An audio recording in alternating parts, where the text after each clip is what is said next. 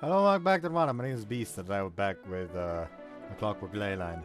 I didn't actually stay at the at the fucking barbecue too long, so I'm here to record today. Yay. Anyways, is there anything I wanted to say? Alright, had a look at the actual scene where... Since someone in the comment section was already like, hey, oh, for some reason the all ages version cut out the fucking scene where Louis is like, hey, oh, make like at least 3 kids because I want to adopt 2 of them. And that turns out that scene is cut out from this, as you've seen. And another thing is that that scene confirms that Louis is a girl, which nice for my hunch to have been confirmed, because I was 100% sure that is not a dude. Anyways, it is the right place. Went to the storage closet hidden deep within the library. While it does have light, it leaves a very gloomy impression, and there's blood. There's dust floating around everywhere. 普段あまり使われていないそうですから。で、ノートか。どの辺にいたんだ、お前。こっちの方だと思います。どんなノート？青い表紙の普通の大学ノートです。Ruled notebook, huh? I don't see it. その辺に積んである本の下敷きになっていませんか? We all try to search for the notebook, moving books around and looking in cardboard boxes containing who knows what. こっちの箱にはないよ。これも白紙のわらばんししか入ってねえな。あの青いのはどうですか? Where? 奥の方で崩れている本の下敷きになってるんですが。Give me one sec. There. すみません。何か大ごとに。大丈夫。ミッチー力仕事得意だから。Since when did finding a notebook require strength? 文句言ってねえで早く放り出せよ。Here, take this bundle of papers in the way. 急に渡すな。Just be a bit more. Just a bit more. Got it. I do indeed find a ruled notebook under a mess of books. それです。よかった。ヨセさんまだ来てないよね。大丈夫です。姿は見えません。ありがとうございました。私一人じゃ掘り出せないところ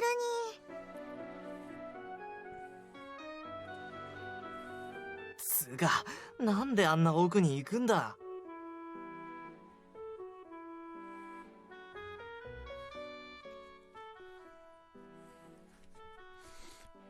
Probably left it on top of some books and then came tumbling down.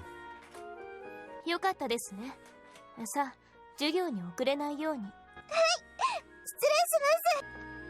She gives us a bow and briskly walks とりあえ on. ず戻しましょう。だいぶ動かしまくったからな。I just saw that apparently got tagged for something. What is it this time? Huh. Color myself surprised. Fucking Scott's streaming. Yes.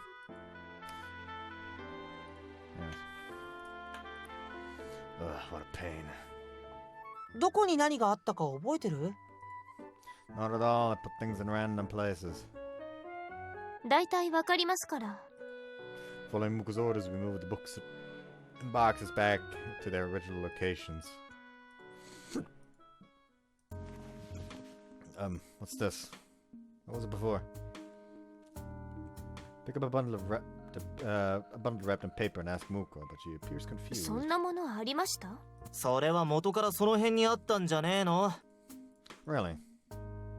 なんなのそれ? Through a hole in the paper wrapping, I can make out the words anthology. Looks like they're old student anthologies. 古い? いつのものですか? もしかしてここになら20年前の何かとか残ってるんじゃ。Hold on, I'm opening this. I removed the contents from the wrapping. There are 10 or so thin booklets, and on the cover, 1972 student anthology.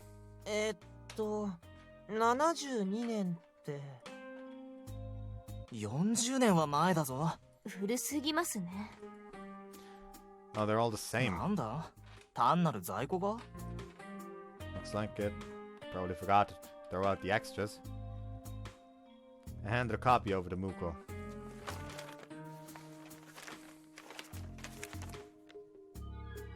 Look of disappointment appears on her face as she flips through the booklet.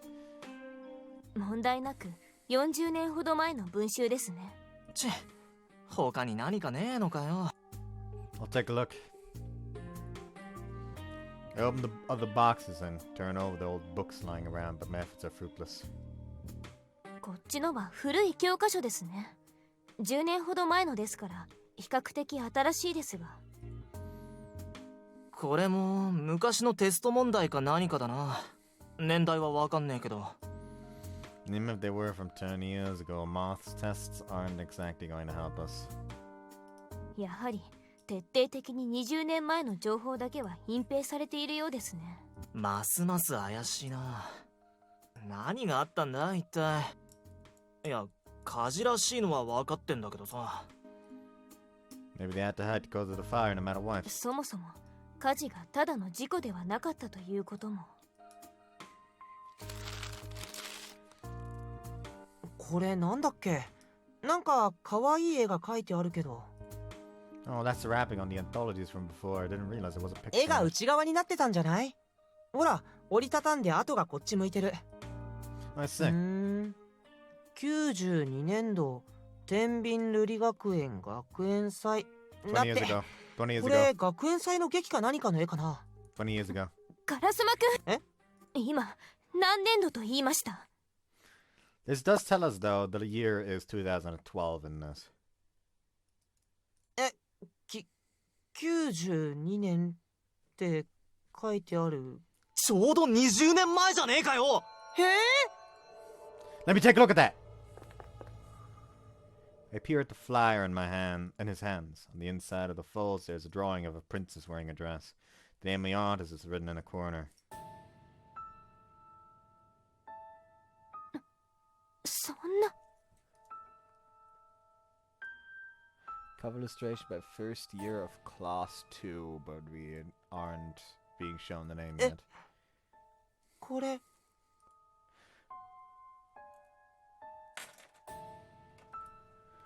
Cover artist class 1-2 Furuyamachi Neko.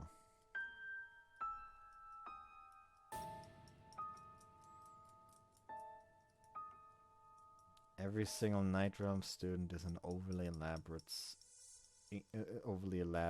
fucking...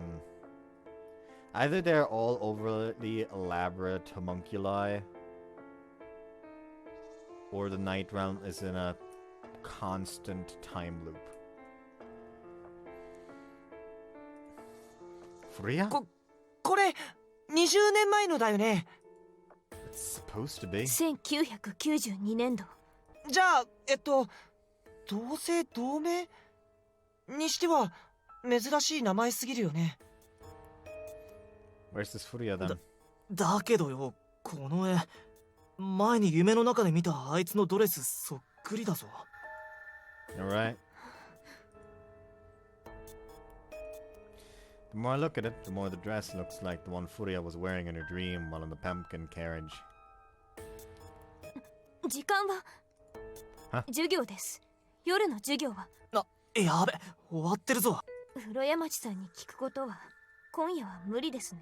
もう寮に戻ってる頃だね。 What should we do? 少し落ち着きましょう。 With a somewhat annoyed face, Muko sighs and says that in an attempt to change the mood. 混乱した頭では何を聞くべきかも正しく考えられません。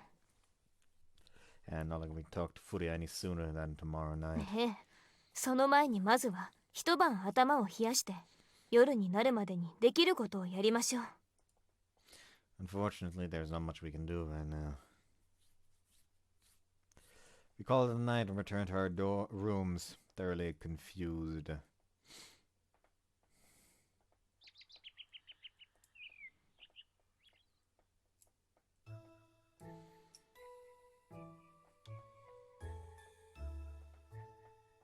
I'm tired.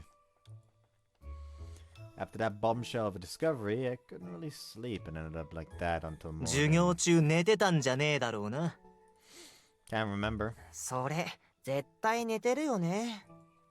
Rather than meeting up briefly during our breaks, we decided to wait until classes were over and assemble in the で basement. はリトさんのところへ。 Muko takes on the role of the leader and shows the flyer we found yesterday to Rito. リトさん、これを見てください。このプリントは20年前のものでしょうか。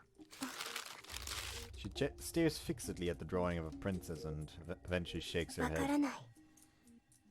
私の中にはこれについての記録がない。 So it was erased. おそらくこれも削除された書類の一部だから答えられないのでしょう。そっか。じゃあわからないね。質問を変えてみましょう。 After a bit of thought, Muko asks Rito in a prudent tone of voice. あなたは20年前にもこの学園にいたのですよね。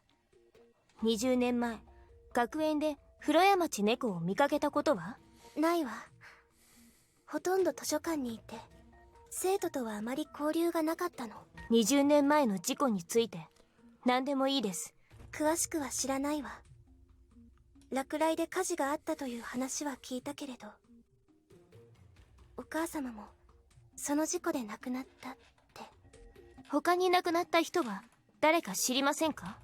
身元の判明した犠牲者のリストなら当時生徒用にと渡されたので持ってるわ。 She then proceeds to indifferently recite the listed names as if she were reading off a sheet. That's the alternative. The realm of night is actually the realm of the dead, and the night students are all the students that died in the accident. 聞いたことない名前ばっかだな。 If you haven't, then that means there aren't any who are. There aren't any who are here now at the school like Freya. 任せろ。今いる生徒の名前なら覚えてる。待ってください。 As soon as Muko says that, Rito stops listing off names and turns to look at her. 身元が判明したということは、身元が判明しなかった犠牲者もいるということですか？ And those are the 現場 students, は night 火の realm students, 勢いが probably. 強すぎて遺体の判別が難しかったそうよ。 She nods in the same indifferent tone as when she listed off names. To her, it's nothing more than information, not memories with emotional 死体 attachment. すら満足に出なかった生徒が多数いて、そういう生徒は行方不明者ということになっていると聞いてるわ。その行方不明者のリストは持っていますか？おそらく犠牲者のリストとともに渡されているかと思いますが。 It looks troubled again when posed with that まさか question. それもインクで塗りつぶされているのですか？ええ、私の中にない。なんだそりゃ。行方不明者のリストだけが。なんか不気味だね。 Yeah. Muko places her slender fingers on her chin and runs them back and forth across her jaw. Understanding that her brain's working at full capacity, I remain quiet as I watch her. 分室へ戻りましょう。 Simply says that and asks Murakumo to pass on a message to 大 Tsubaki. 事な話になりそうなので、ミブさんと村雲さんにもいてほしいのです。あ、わかった。 Murakumo informs Tsubaki and the two girls meet us in the bureau office.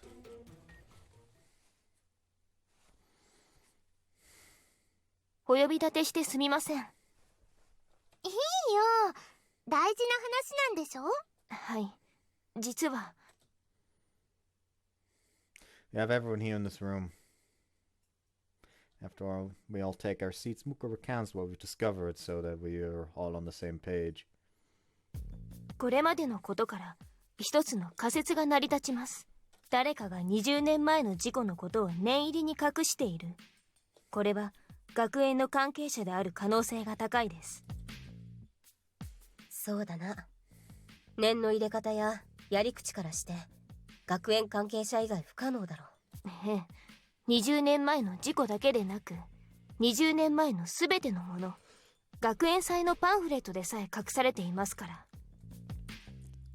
これはつまり生徒の足跡そのものが知られたくない秘密であることを指しています。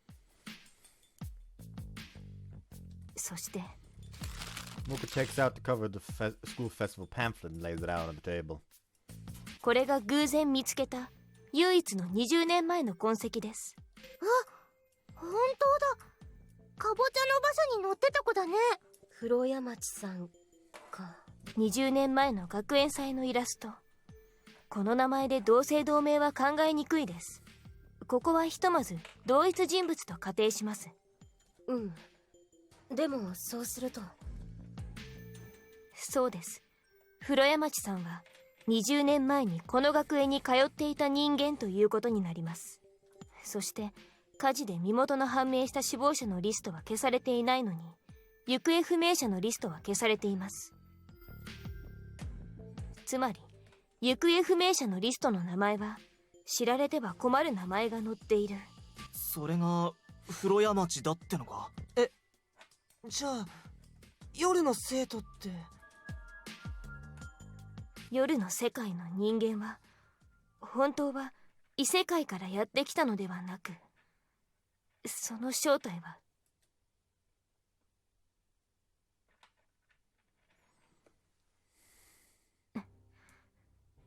20年前の火事で犠牲になった。 All of them, not just Furia. 伊庭先輩やひなさんも。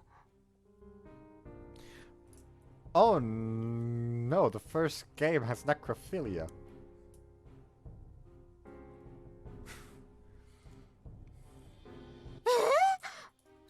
も、なんで火事で行方不明になった人たちがなんで夜の学園に通ってんの？ You start clamoring and asking 少なくとも questions. 私が会った限りでは、夜の生徒には私たちに隠し事をしている気配がある者はいなかったと思うよ。 Maybe because to them they are still だ alive. ったら自分たちが20年前の生徒って知ってて隠してる人はいないってことだね。そもそも夜の世界って学園長が言ってたような異空間を作るために呼び出してるんじゃ。If what Muko says is true, then that probably isn't the only reason.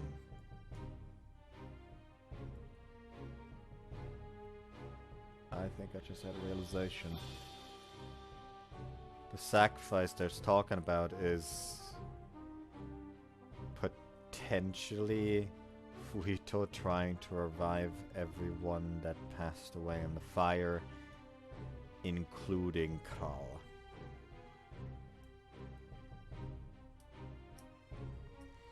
いや、仮に20年前の生徒だとしてタイムスリップとかさせてきてるってことなのか？だとしたら、火事が起きる前の生徒を今の時代に呼んでいるのかな。いえ、それもありえないことではないとは思いますが。Think that's not the case? それならば身元の判明した犠牲者のリストも消すべきでは？死亡者リストが消されていない理由は、夜の生徒の中にそのリストに名前のある人物がいないから。そうだな。火事の前にタイムスリップできるなら死んじゃった生徒も呼べばいいってことになるよね。そうすれば助かるはずだし。あ、そうか。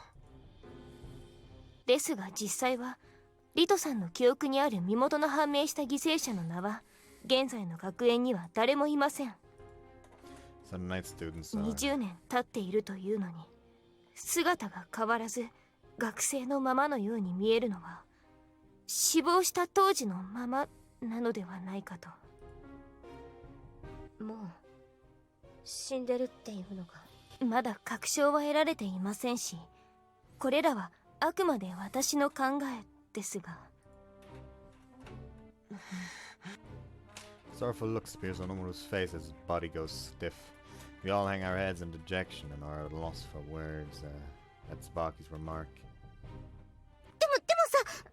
して行方不明の人だけ夜の世界の人間になってるのかな。 Unable to bear the silence, Sumi throws the question out there, speaking a bit faster than usual. 火事で亡くなったのに違いがないなら、夜の人の中に身元の判明した人がいてもおかしくないんじゃない？それはおそらく魔術的な何かの条件があるのではないかと考えられます。魔術的？例えば身元が判明したことによって死という事実が決定してしまったら、その事実を歪めることはできない。事象が確定されていない行方不明者にしか発動できない魔術だってことか。もちろん条件は詳細には分かりませんし、夜の生徒に身元判明者がいないこと自体単に確率上の問題かもしれませんが。Yeah, if Rito named the entire list already, then there weren't that many of them. The room falls silent again. This time Momoru is the first to speak. ちょっと待って。じゃあ夜の人たちが西寮に帰ってるのは結局どういうことなの？どう言うってなんだよ。今の話だと彼らがやってきて帰る異世界っていうのは学園側の嘘ってことだよね。じゃあ異世界じゃなくて20年前に帰ってるの？それはまだ何とも言えませんね。Muko starts thinking ただ aloud. 少なくともあの西寮の警備から考えて、あそこが学園にとって大切な場所であるということは。ってことは Rockwood looks like he's deep in thought and talks as if he were talking to なんと himself. かして西寮に入れれば何かわかるかもしれねえのか。でもあそこの警備は本当に厳重だしな。常に複数の風紀員が見張りに立っているし、何かあればすぐに増援が駆けつける手はずになっているからな。Tsubaki nods in agreement with Murakumo, and both ex-disciplinary committee members look glum. That Muko says なる coolly. ほど。西寮に潜入してみるのはいいかもしれません。今の話聞いてなかったのかよ。警備厳重だっつってん Now だ that ろ。 we have the fucking key of Giannis. そんなものは関係ないです。はあ？西寮にはあの人がいますから。Sua. Not Momo. The answer is Sua. Yes. Sua away, right? From the homunculus incident? そうです。彼女は西寮の生徒です。ならばヤヌスの鍵さえあれば誰にも知られずに入れるではありませんか。そっか。あの鍵ってあの人のいるとこって念じればどこでも行けるんだったね。なるほど。鍵ならここにあるしね。She immediately takes out the key that's hanging from the string around her neck. 待ってください。 She quickly tells Sumi that and has her eyes glued to the 入 door. ってもよろしいかしら。いえ、ここにいてください。いいの？はい。どうぞ。開いています。 The door opens and Heidi enters with her butler. They're still clearly cautious of us, but their antagonizing aura from a few days ago is gone. He glances at everyone in the room. He stops for a moment when he reaches Sumi, but I can't tell what he's thinking. 先 Again, what 日のお she's 返事ですか？まだ完全に信用したわけではありませんからね。 She clears her throat as if to emphasize that. Emphasize that. 情報を交換する前に一つ頼みがあってきたのです。頼みですか？時計塔とは別の件という意味ですか？ええ、もちろん時計塔もですけれど、西寮の方にもどうにかして入りたいの。え？ West そうよ。 dorms. 西寮の前でミスト絡みでも何でもいいから何か騒ぎを起こしてくれない？ To our surprise, they've also set their sides on the West dorms, or we can't help but exchange glances with one another. 奇遇ですね。私たちも今まさに西寮へ入りたいと話し合っていたところです。はあ？ Louis, who was watching us without saying a word, raised an eyebrow slightly. 適当なことを言って私たちを見張るつもりじゃないでしょうね。 If we were going to cause that incident in front of the West dorms for you, we'd be cooperating regardless. それはまあ嘘ではないよ。それに騒ぎに便乗して侵入するというやり方が通用するとは思えないな。風紀の警備網なめんなよ。全員が騒ぎに寄ってくるほどバカじゃねえぞ。ではそちらにはもっと有効な侵入方法があるということですね。He stares at Sumi the entire time he お says 察 that. しの通りです。Seems that she's figured it out after seeing where her butler is なる looking. ほど。それに我々も同行させてもらえると。交換条件としてですよ。後ほどお話を伺わせていただきます。よろしいですね、フラウ。そうね。いいわよ。元からそのつもりで来たのだし。ではもう一つ。西領内ではこちらの行動に従って勝手に動かないと約束してください。うん、そうしてもらえないと風紀の警備網に引っかかって捕まっても助けることもできないよ。分かったわ。勝手に動き回ることはしません。こちらとしても事を荒立てるのは本意ではございませんので。いいでしょう。ならもう少し慎重に行きましょう。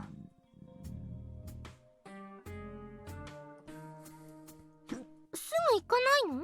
学園側が徹底的に隠そうとしている秘密に踏み込むかもしれないのです。こちらの行動を悟られないように。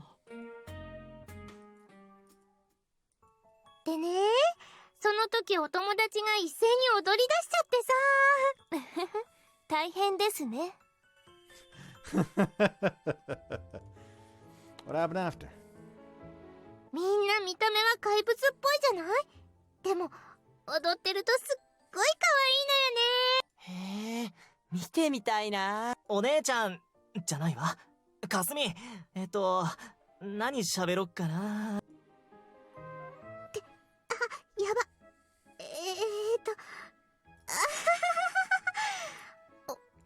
思ったより難しいよ。村雲さん、大丈夫かな。少しの間ならごまかせるでしょう。In order to guard against the administration secretly surveilling us, or the principal paying us an unexpected visit, we pretend to be in the bureau office. That being said, it's only Sumi and some puppets that she's controlling. 言っとくが、あいつ演技力とかねえぞ。スミちゃんは正直だからな。While we're busy preparing, it's almost time for night to fall. It's all because you won't trust us. まだ信用したわけじゃないですと。Because of this, we ended up wasting a lot of time on her testing out the key beyond us and trying to grasp its capabilities. 異世界が嘘だとすれば、西領にいても異世界に取り残されたりはしないはずです。それならば、いっそ夜の世界が来ている最中、どうなっているのか、しっかりとこの目で確認すべきでしょう。それは同意するわ。だけど時計塔の時みたいに偽の場所に連れて行かれても困るから、鍵は私たちに使わせてくださらない？構いませんよ。後できちんと返していただければ。そこは信用していただきたい。窃盗などというバインベルガー家の不名誉にしかならない真似は。Louis courteously states that as he accepts the key from Muko. I thought that she handed it over all too readily, but it seems that it's easier to trust them since their reputation as a distinguished family is on the line. そろそろ夜が来ます。さあ、行きましょう。いや。Louis pictures the person we want to reach as he holds the key in his right hand and turns it into an imaginary 諏 keyhole. 訪葵の部屋へ。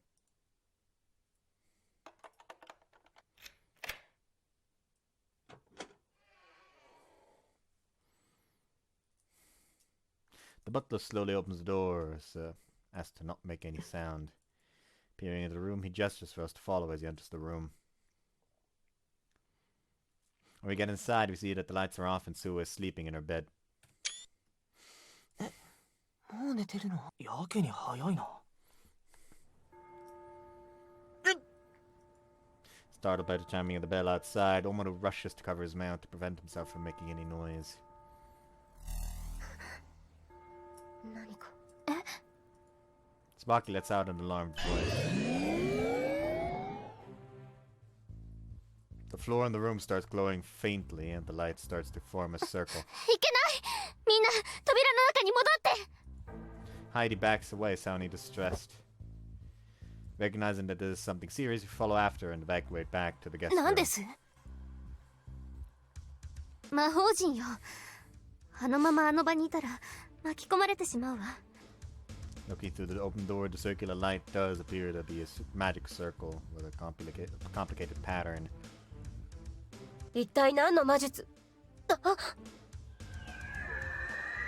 Without warning, the magic circle emits a conspicuously bright light enveloping the bed with that Suaoi is sleeping in. Contours of her body begin to blur. なんか違う。 The light gradually fades and her body's outline grows clearer. However, the person sleeping there is...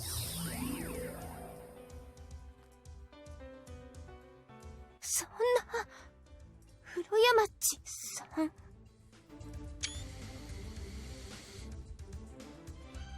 What the hell? The one stretched out in the bed right now is not Suaoi, but rather Furuyamachi Neko. いけない。目を覚ますぞ。扉を閉めて。ああ。 The dumbfounded butler hurries to shut it. おはよう。ねえ、あの課題やってきた？ Still fazed by what we witnessed, we exit the room and are now staring blankly at the night students arriving. So there is actually an Aoi route in the first game. That's fun to know. 普通に。みんな普通に来てるね。 It's a sight we've grown all but accustomed to. The night students cheerfully exchange greetings and chat about whatever topics as they make their way to their classrooms. 黒山地さん。 Yet to say, Furia is among them. Spots us and gives a friendly wave of her hand as she runs over. おはようございます。風呂山地さん。はい、なんでしょう。 Her bright and cheerful smile makes it hard for Muko to keep her cool. 変なことを聞きますけれど、今って西暦何年でしたっけ？はい？西暦？ You can almost see a question mark appear above Furia's head. It's like she never heard of a calendar before. では、あなたは何年度入学ですか？何年度？年度って、いえ、年度ではなく、何年にこの学園に入学しましたか？はあ、今年ですよ。それは、何年です？だから今ですけど。無駄よ。You already tried? Heidi mumbles that with a bitter look on her face as she watches Muko question 暗示 Furia. をかけられているの。何年だとか、今がいつかだとか、そういった概念がわからないのよ。そのような魔術の痕跡は何重にも学園内にあった。So that's what you two were investigating. 暗示の魔術の気配。相当に厳重で複雑なものよ。Muko realizes that it's a wasted effort and sends Furia off to her classroom so that she's not late. Honestly, it would have been much easier to show her the drawing and be like, did you draw this year? Because I feel like that's a loophole. Because they clearly don't know that this flyer exists anymore, so they wouldn't be able to respond to something like that by hypnotizing her into not saying it. And since she can clearly answer something like this year to when did she start school, she should still be able to respond to the flyer with this year. Which would implicate that it is, to her, the year 1992.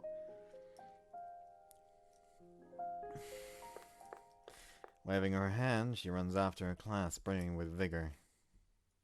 やはり間違いない。夜の生徒は実体を持たない魂だけの存在で、西寮の昼の生徒を媒体に降ろされているんだ。That's what the magic circle we saw earlier was doing, huh? そういうことに。では、夜の生徒たちは獅子ヶ谷さんの推理通り20年前に火事で死んだ生徒たち。 They're no longer supposed to be in this world. None of us are able to move from where we're standing, and we listlessly gaze at school at night.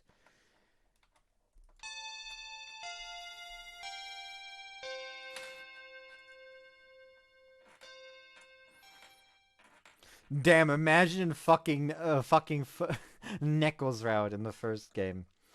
Eventually, Aoi fucking graduates. And she hasn't figured out a way to stay with Neko because, well, she's fucking dead. So, Aoi graduates. Someone new is put into that dorm room. Aoi eventually gets her first lover, tries to have her first time with the lover, and it's like, what the fuck? It's not your first time. It's supposed to be, though. What? That's gotta be horrifying. That has got to be extremely fucking horrifying if that actually happened. So the bell signaling the start of classes chimes as usual.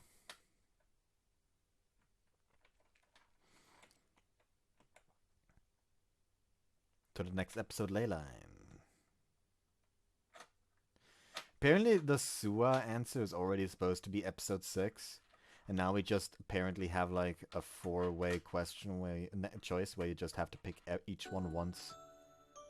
Like the fucking ask about graduation album, ask about schools past, ask about alumni, and well, you have to just pick all of the options once. We return to the East Door, unable to digest what we witnessed. The guest room is dead silent despite all of us being here along with Sumi. もしかして Heidi's the first to break the silence. あなた方知らなかったの？西寮の生徒に夜の生徒が降ろされていたの。知りませんでしたよ。 That was our first time seeing it, and even now I still can't believe my eyes. Heidi and Louis exchanged glances after hearing our responses. They both have calm looks on their faces. Looks like they understand that we're not lying. そちらの言っていた誰かを犠牲にとは。もちろんよ。それであんなに怒ってたんだ。 Heidi goes beet red and waves her hand furiously. あれはそりゃあんなことに加担してると思ったら。 Her voice trails off apparently because she feels bad about how she treated us. してねえよ。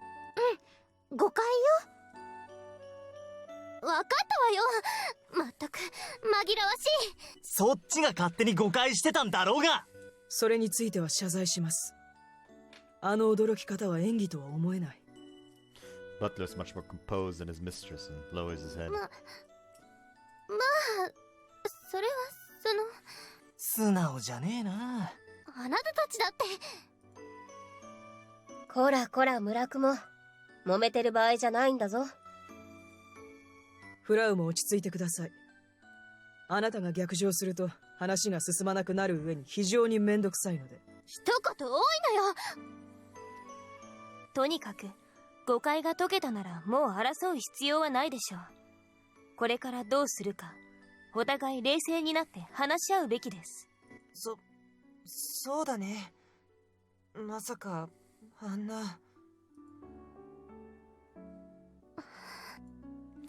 There's a pause in our discourse as we remember the reality we saw. 確認なんだけど、 Woman timidly speaks あの up. 時床に浮かび上がった魔法陣が黒江町さんを諏訪さんの体に下ろしてる魔術ってことなの？そういうことなのですよね。When Muko looks over at Heidi for affirmation, she nods and explains further. 私たちが調べた限りでは、あの生徒たちには少なくとも4つの魔術が重ねてかけられているわ。4つ？どういうものです？魂の召喚と意識の占拠、外見の偽装、そ Summoning し for て summoning souls, 暗示といっ possession. たところね。You have summoning for summoning the souls, possession for actually making the souls possess the body, camouflage to make them look like the body of the original student from before they died, and hypnosis to make them think it's still that year. while also making sure that they can't say anything that would give away that it's that year now. Could you give us some more details about him? どうぞ。何から説明しましょう。Summoning. What do you mean by summoning? どこからか魂のみを呼び出しているのよ。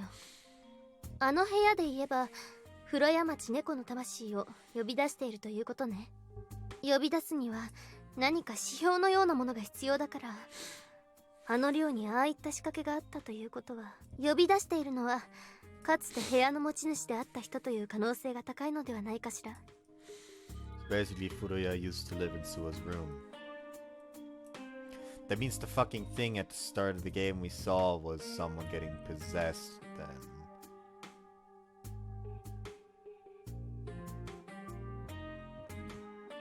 Is someone possessing... like, did the magic somehow break and someone is possessing Mutsuki, but it can't be reversed or something? Who knows? So basically, Furuya used to live in Sua's room. おそらくね。I should also ask about possession. What do you mean by あ possession? なたは一度体験しているでしょう。私の香水で。 Oh, that.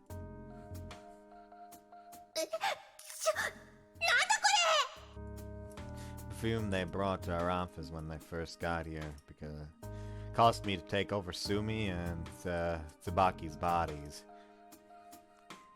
つまりああいう状態で昼の生徒には夜の生徒が降りている間、意識が全くなくなっているはずよ。なるほど。確かに私もミークになってた時のこと全く何にも覚えてないな。うん、私もだ。I should also ask about camouflage. What do you mean by camouflage? そのままの意味よ。外見を魂の持ち主の姿に変えているの。私たちの見た例で言うと、諏訪さんの姿を風呂屋町さんの外見に偽装しているのですね。そういうことね。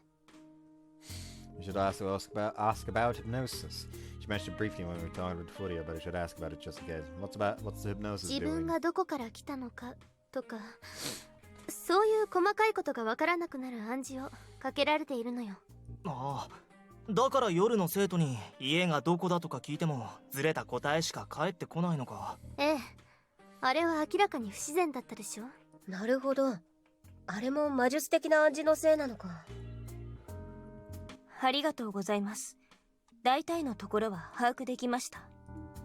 She puts her hand on her chin as she silently processes the information. It's gonna take some time before all this sinks in. Even if my brain did make sense of all this. Never get used to the fact that Furia exists only as a soul. The body actually belongs to Suwa. ねえ、もうそろそろ仕事の時間だけど、どうする？ Sumi suddenly says that as she looks through the window into the dark of the night. え？ああ、そうだな。Surprisingly, Tsubaki is inarticulate, though it's obvious as to why. 仕事？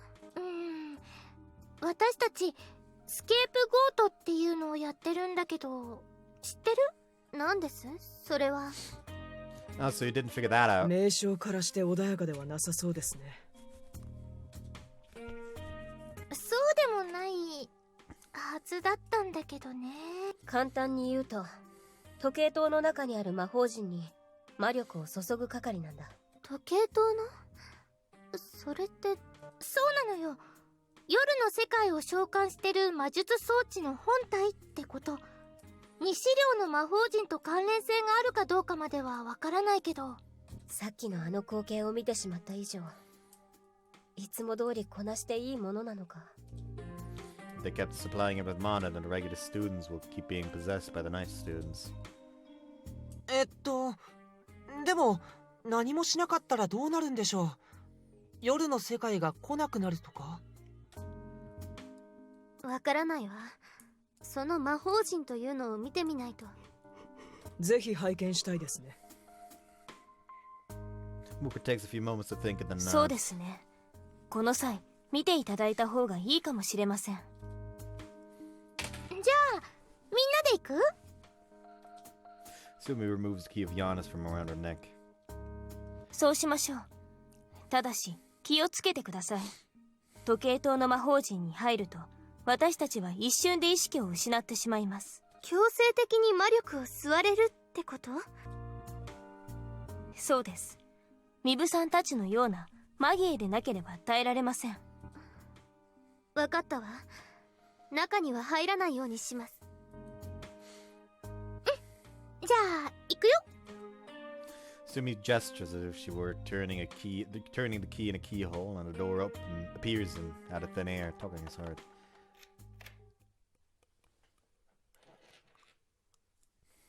Episode 6. What's the fucking principal waiting fucking line fucking wait there?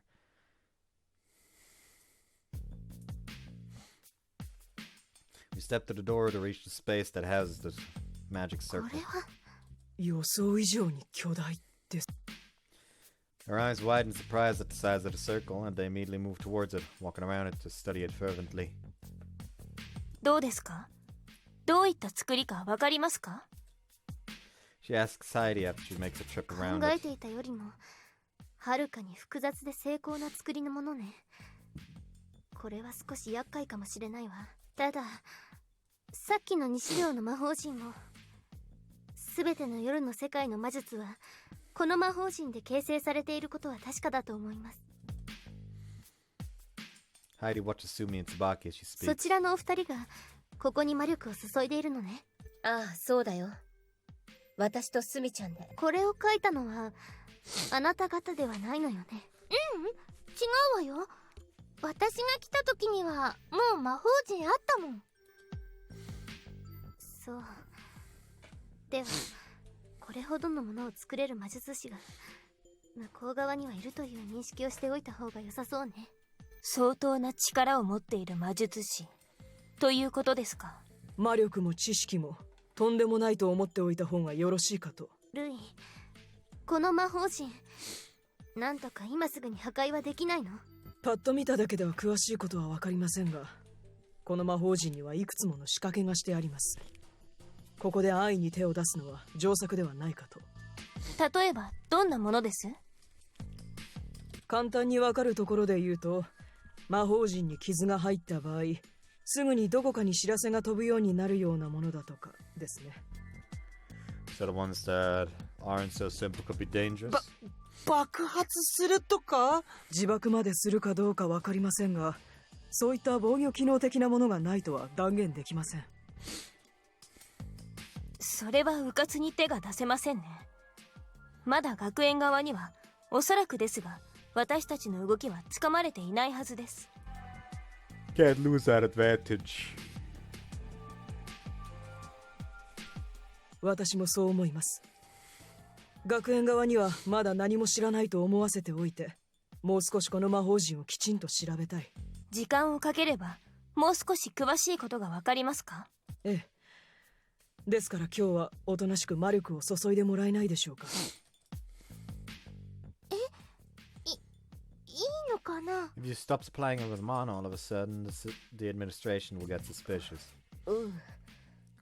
いや、理屈はわかるんだが。 The two Magia hesitate, looking at us for advice. ずっと夜の間乗っ取られてて、昼の人たちはそれで大丈夫なのかな？体調を悪くしたりとか、あと例えば魔術が解けなくてずっと眠りっぱなしになっちゃうとかは？そうなんだよね。実際何するものか知っちゃうと心配で。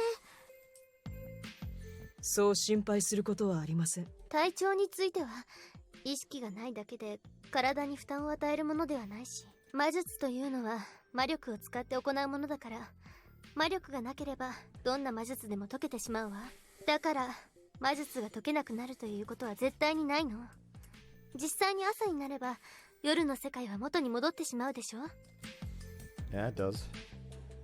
まあ魔力が永久に尽きない仕掛けでもあれば話は別だけれど。それがあればどうな。 Muku instantly gasps and poses the question. 魔力が半永久的に尽きない石がこの学園にはあります。 Oh, right, those stones. そういえばあったね。それはラズリット・ブロッドストーンのことね。ご存知なのですか？ええ、もちろん。クラール・ラズリットの作った魔石でしょ。ラズリットの名前やその功績を知らない魔術師なんていないわ。I've heard a name from time to time, but what kind of person was she? クラール・ラズリットは赤い目のマギエよ。Red eyes. 赤い目のマギエというのはマギエの中でもすごく強力な力を持ったマギエのことなの。物理法則もねじ曲げられるようなね。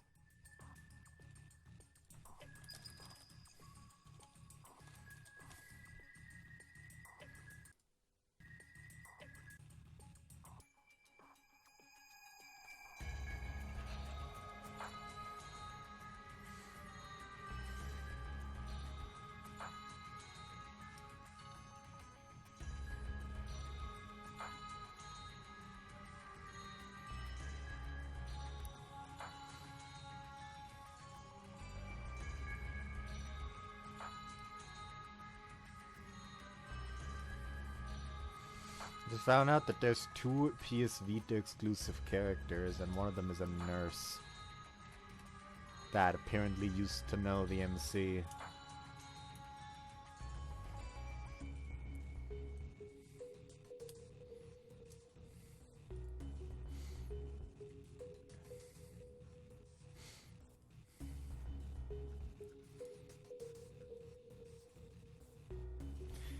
Fuito does have a strange gradient to her eye, so maybe she's using like contact or something.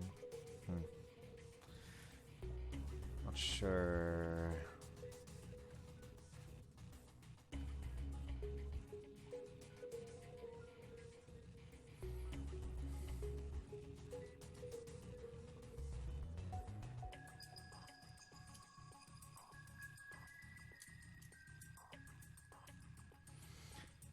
That was a fucking random ass message I just got. You could definitely tell Ghost Trick Place Detector or whatever it's fucking called.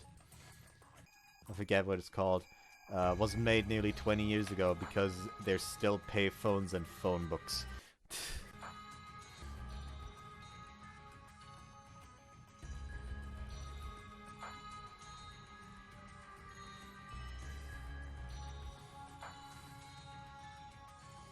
Yes.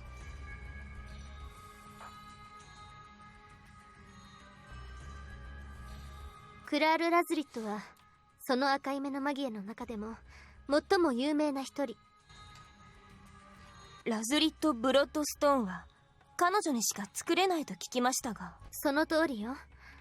彼女は時間を操作することができたから、その能力でね。で、あの石があればずっと魔術をかけたままにすることってできるんですか？確かに可能だわ。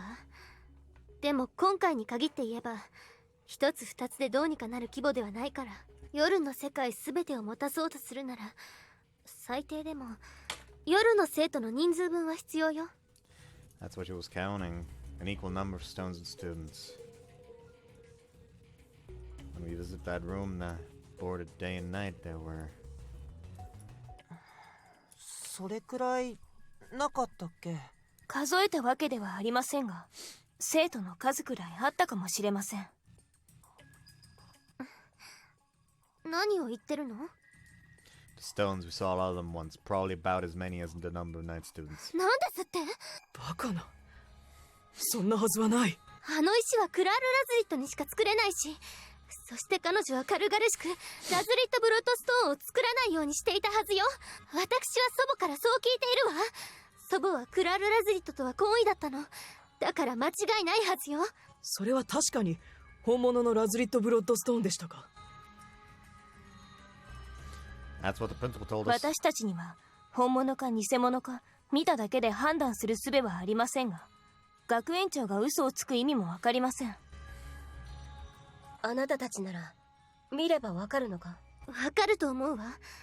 本物なら魔力が尋常ではないはずだし。その石があった場所は？今行くのは無理よ。夜と昼の狭間にしか入れない異空間にあるの。なるほど。夜の世界の召喚を兼ねた隠し部屋といったところですか。なら明日なら入れる？ I wonder. 多分いけると思う。なら明日案内してくださる？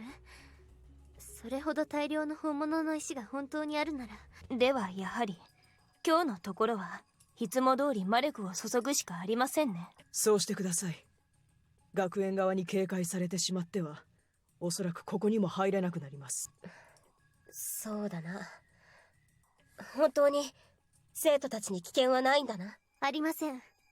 それは信じてください。However, 分かった。 the harm to the students スミちゃん。 comes if the fucking magic circle is being kept up indefinitely. Which seems to be the goal here. At the moment, there are enough Lazulite bloodstones to where it matches the number of night students. The implication is that it would cause the night realm of night to be active permanently, even during the day. Meaning the daytime students would never regain control. And that's likely the plan. そうだね。危険がないなら今のところは仕方ないね。よろしくお願いします。 Still hesitant, the two girls enter the magic circle as usual. 私たちは明日から魔法陣の仕組みを詳しく調べてみます。We'll leave that to you. Appreciate the help. All we can do now is keep up the facade that there's something wrong, that there's nothing wrong, so that the school doesn't get suspicious. Oh, it's easier said than done. Feel like I won't be able to keep a straight face if I run into Suwa. Try to spend most of my time in the classroom, whether it be your office, so that doesn't happen.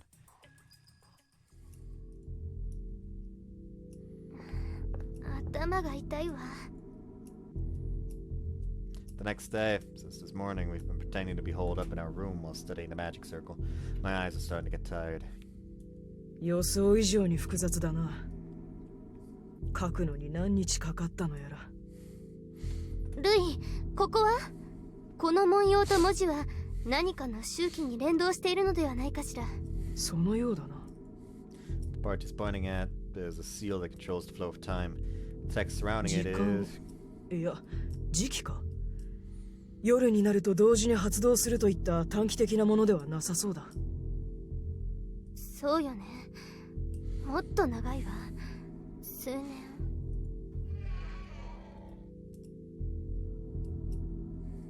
As we're discussing it, I hear the sound of a door and turn towards the direction. So Almagi Murakumo Kasumi pokes her head through it. おーい、そろそろ夕方だよ。もう？半日ここにいたのか。目が疲れるわけだ。行きましょう。石を確かめなければ。いや。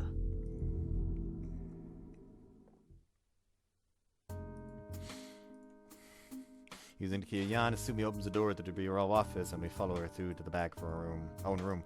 Heidi and Louie are already there.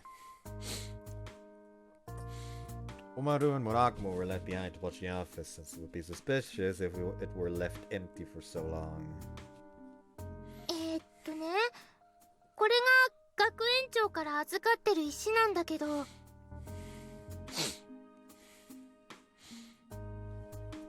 Principal gave it to her in case she felt unwell again. She shows it to Heidi and これ Louie. は確かに本物だわ。間違いありませんね。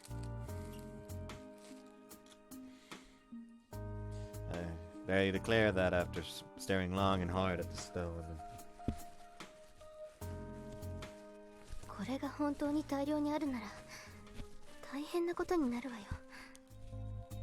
Her eyes don't leave the stone as she says that. もうじき鐘が鳴ります。村雲さん、用意を。オッケー。じゃあ行くよ。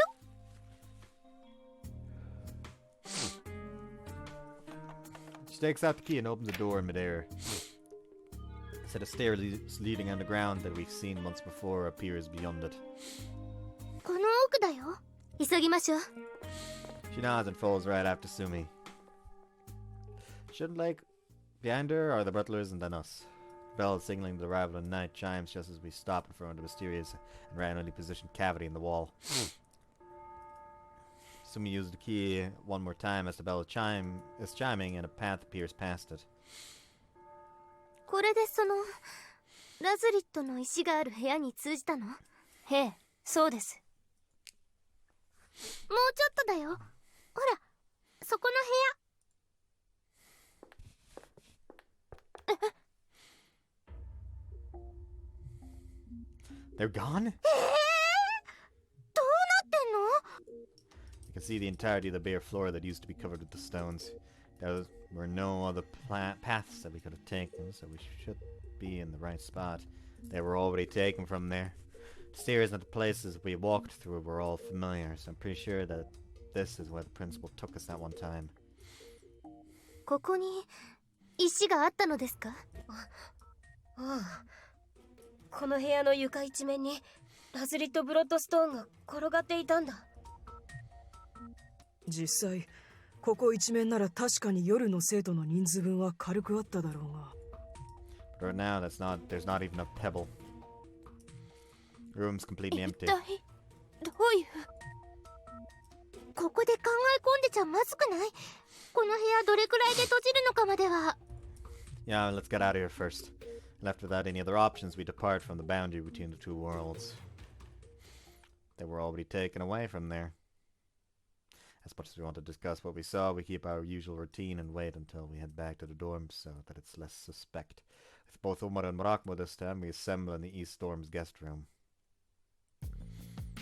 So how come the stones are gone? Did they move them because they figured out what we were up to? いえ、そうではないと思います。それならば魔法陣に近づくことも阻止しようとするはず。So it's not that they found out, it's that they are about to do 私た what ちは they 今 need 日 to 一 do 日 with it. 中魔法陣のそばにいて調べていたんだもの。See, they wouldn't have stopped at the stones if the cat was out of the bag. つまり学園側は葉の石が必要だったから持ち出したのではない。必要って何のためにだ？ If they need them, then that means they're using them. Using them for what? To prevent their night realm spell from being broken, like I said.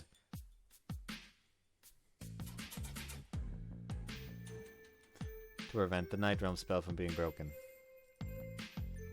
My guess is that they want to prevent the spell that's summoning the night realm from being broken. 私もそうだと思います。無限に魔力を生み出すラズリットブロッドストーンを使い、夜の世界の魔術をずっと継続させたままにする。すると朝になっても魔術は解けない。昼の間も夜の生徒がそのまま現れるようになります。つまり死亡した20年前の生徒は西寮の生徒の体を使って現代に復活することになる。西寮の生徒の。学園の狙いはそれか。The scene we saw in Sua's room plays in my head. If they bring the Night Realm students back to life, then the day students will cease to exist. I wish I wouldn't have to fucking reattach this stupid thing in the middle of... Oh, I turned off the web... I still haven't turned the webcam back on.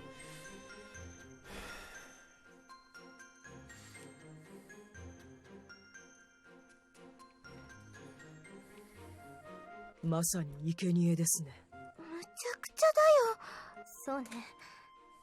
でもそんなこともラズリットブロッドストーンであれば可能となってしまう。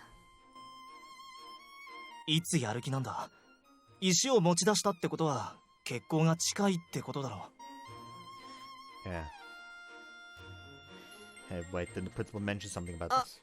の The day. 魔力が強くなるとかなんとかいう日？食の日ですね。実はな、もうしばらくすると食の日というものが訪れるのだ。その日は数年に一度訪れるのだが、魔術や魔術道具の力が非常に強まるのだよ。前に少しリトさんに聞いたのですが、食の日というのは専門の観測道具などで周知を知ることになっているようなのです。専門の観測道具？じゃあこっちでは調べられないの？ええ、私たちには今知る手段がありません。けどよ、ミストの封印も弱まるから気をつけろとか言ってたんだから、徳さんに知らせないままってことはないんじゃねえか？このまま学園側にこちらの動きがバレなければ。その必要はありません。今から4日後よ。間違いないわ。Heidi confidently says that as we're talking amongst ourselves. どうしてわかったの？ Do you have those いい tools? え、今日一日あの魔法陣を調べたらいろいろなことが分かったの。詳しく教えてください。She nods and strengthens her まず posture. あの魔法陣は床に書かれているのではなく彫り込まれていて、簡単に消せないようになっているわ。さらに何か魔法陣に異常があるとすぐに知らせが飛ぶ警報のような仕組みもあった。Figures.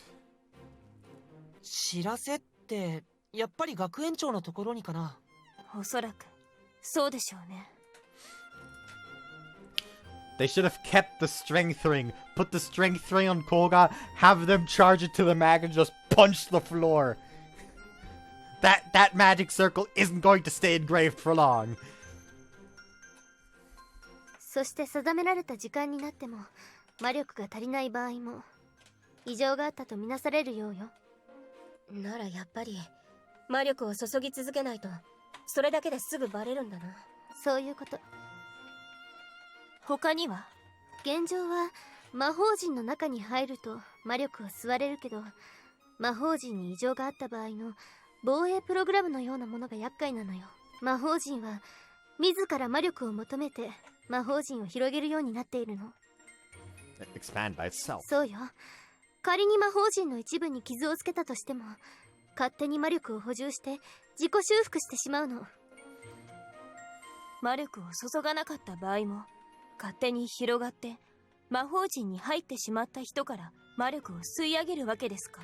そんなことになったら何人ぶっ倒れるかわかんねえぞ。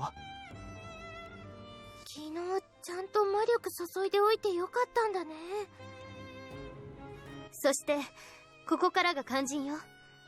その防衛プログラムは3日後の夜の世界召喚後に停止する設定になっていたわ。停止？防衛プログラム停止後、今度は別の魔術式が動き出すの。4日後の0時ちょうどに。その日が食の日ですか？ Well, that spell caused the Night students to permanently possess the West Dorm students. おそらくだけど、夜の生徒一人一人にラズリットの石を埋め込み、石に魔術式を書き込んで永久稼働させるというところではないかしら。やはり学園の目的はラズリットブロッドストーンを使って夜の生徒を朝になっても元に戻さず完全に現代に復活させることなのでしょう。 Daybreak of Remnants shadow, the remnants shadow, meaning the souls of the students that died in the fire. Makes sense. そんなこと。ええ、許されないわ。そのためには何も知らない西寮の生徒たちが犠牲にならなくてはならない。うん、そうだよね。まあな。けど夜の生徒の方もあれは多分何も知らねえんだよな。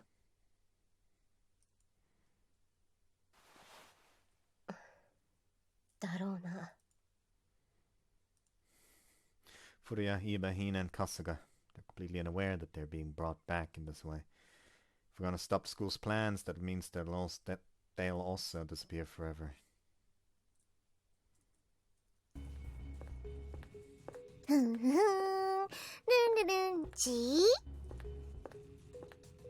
なんだい二の舞くんち。 How the fuck have I not noticed? Ninamai has red eyes. Is Ninamani a fucking transfigured Kral? そうだよ。これはミストを封じるための札。徳佐の諸君がい That's how you get in. つも使っているあれだね。今からこの封印の札をすべてのミストに貼っていくのだよ。応急処置に過ぎないが、これで3、4日はミストもおとなしくしてくれるだろう。そうだ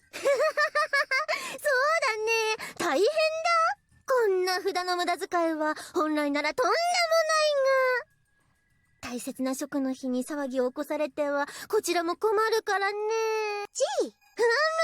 今日は深夜まで残業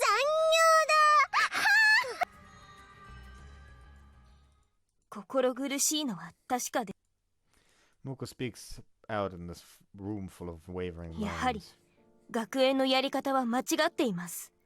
阻止しなければならないと思います。 Yeah, we already knew that, but after getting to know the night students, it was tough for us to admit it. うん。真実を知ってしまった以上、放っておくわけにはいかないよ。止めないと生きてるはずの昼の生徒が消えちゃうことになるんだもんね。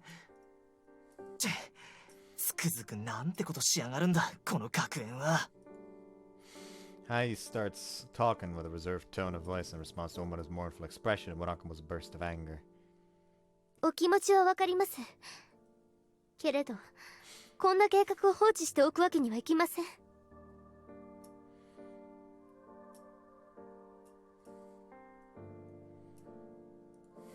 Yeah, I hear you. The more I think about it, the more wrong it feels. Omora and the others look at Heidi and nod, albeit still depressed. 止めましょう。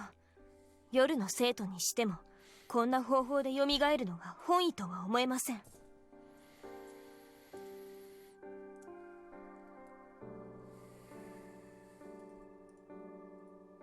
そうだよ。他の誰かを犠牲にしなきゃいけない計画なんておかしいよ。 You've made a decision. なら具体的な手段を考えなければなりません。 Louis, who was quietly listening to us the entire time, speaks up. Hearing that, Muko returns to her usual composed demeanor. そうですね。どうやってあの魔法陣を止めればいいのか。まず防衛プログラムの動いている現時点で魔法陣に手を出すのは得策ではありません。おそらく傷つけられた魔法陣がすぐに魔力を吸う範囲を広げて自己修復されてしまうでしょう。破壊しようとするならば、その防衛プログラムが停止して0時に魔術が発動するまでのわずかな間に破壊するしかないでしょうね。けど壊すって言ってもどうやって壊すの？ああ、防衛プログラムとやらが止まってても普通の人間は魔法陣の中に手を入れただけで失神することには違いねえんだろ。 Not if they have a stone. 魔法陣の外から破壊のための魔法陣を書くのが一番無難かと思います。それは誰にでも書けるものですか？図面通りきちんと書けば誰が書いても問題はありません。ただその破壊の魔法陣は0時の魔術発動の力を逆流させるようなものになるの。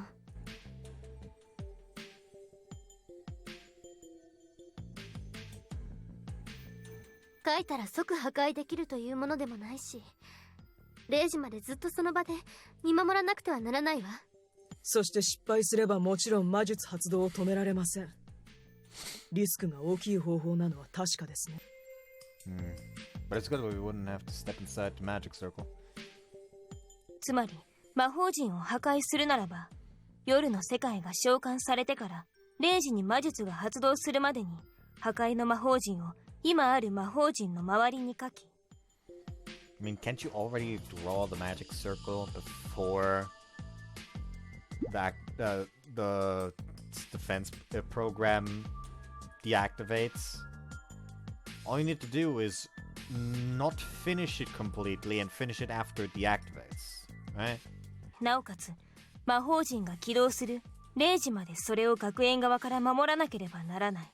チャンスは1回きりで、失敗したら乗っ取り魔術発動を止めることは不可能。ええ、そうなるわね。Aren't there any simpler methods? これでも必死に解読して攻略法を探したのよ。Heidi gets mad at my uneducated question. I guess there aren't any options that would be less risky. But okay, no need to get angry. あの魔法陣はあなた方が思ってるよりはるかに恐ろしいものよ。覚えておきなさい。Her anger is backed by reason, as I apologize, Mukun interjects. 一番簡単な方法は肝心の食の日に昼の生徒たちをどうにか起業させず夜になるまでとどまらせることでは？はい。 The enraged Heidi stares at Mukun in blank amazement. 乗っ取るべき体が帰ってこなければどんな魔術が発動しても不発に終わるはずでしょう。そりゃそうですけれど、どうやって返さないというの？ Blizzard 放課後 disciplinary になった committee. ら絶対帰るってのが校則だからな。校則に反しても問題ないような理由がないと難しいな。なんかイベントがあることにしてさ、特別に放課後も残っていい日だってことにしちゃえばどうかな。イベントって学園祭みたいな？それじゃあこちらの動きが学園側にバレないかしら。 I'm sure it would, but given how many students there are, they might not be able to do anything about it. 確かに生徒たちを残らせることができれば魔法陣破壊より確実性は高いですね。そうね。魔法陣の前で見張ってる間に学園側の人間が誰も来ないとは思えないし。学園側も魔法陣が正常に作動するかは一番気になるところだろうから一度も見に来ないとは思えないな。ただイベントといっても何を？実際生徒たちに残ってもらうんなら何かしらやらねえとまずいぞ。どうせならドーンと派手にやっちゃおうよ。花火とか打ち上げちゃう？あ、花火大会なら夜にやるイベントだから理由としてはいいかも。花火はどっから調達するんだよ。Couldn't we have the two magies set off some fake ones? どうだろう。そういうのはやったことないんだが。花火っぽい光を出すとか？ちょっとできないかな。魔力に反応して光る薬ならば作れなくはないですけど。じゃあそれでいいじゃん。それハイジちゃんに作ってもらって私と姫ちゃんで打ち上げよう。 Heidi blushes for a moment at the affectionate address. それならできそうだな。じゃあ花火大会があるよってみんなに言って回って残ってもらう？その前にどう考えても風紀に協力してもらわないと無理だぞ。風紀委員長に相談しよう。ある程度の事情を話せば彼女なら協力してくれるよ。大丈夫なの？かなり学園の規律に厳しい人ですけれど。大丈夫だと思うよ。聖護院先輩は正義感の強い人だ。生徒を犠牲にする計画なんて許すはずがない。念のためミブさんも同行して聖護院先輩と話してみましょう。そっか、協力するふりして学園にばらそうとか思ってたら姫ちゃんにはわかるもんね。なるほど。それなら完全に全て話して大丈夫かどうか判断してから話せそうですね。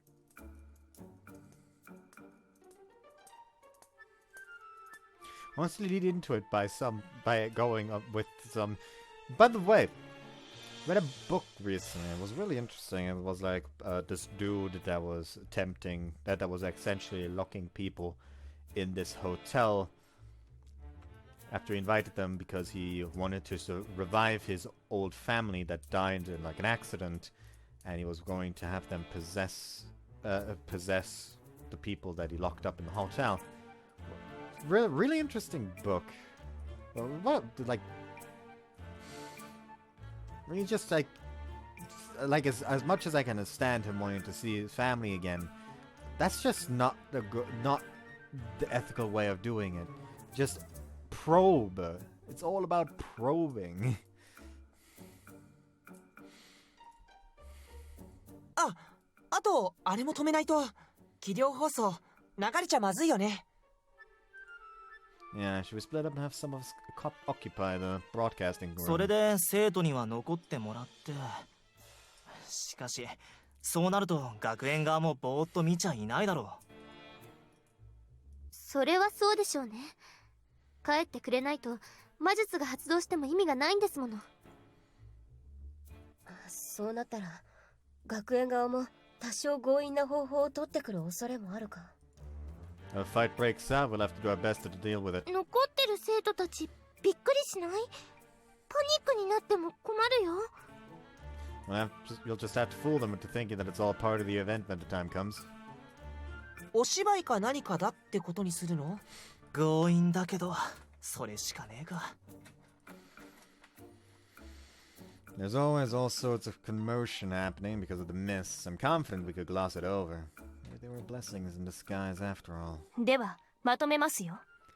3日後までに花火大会があるので放課後も残っていいと生徒たちに触れ回る。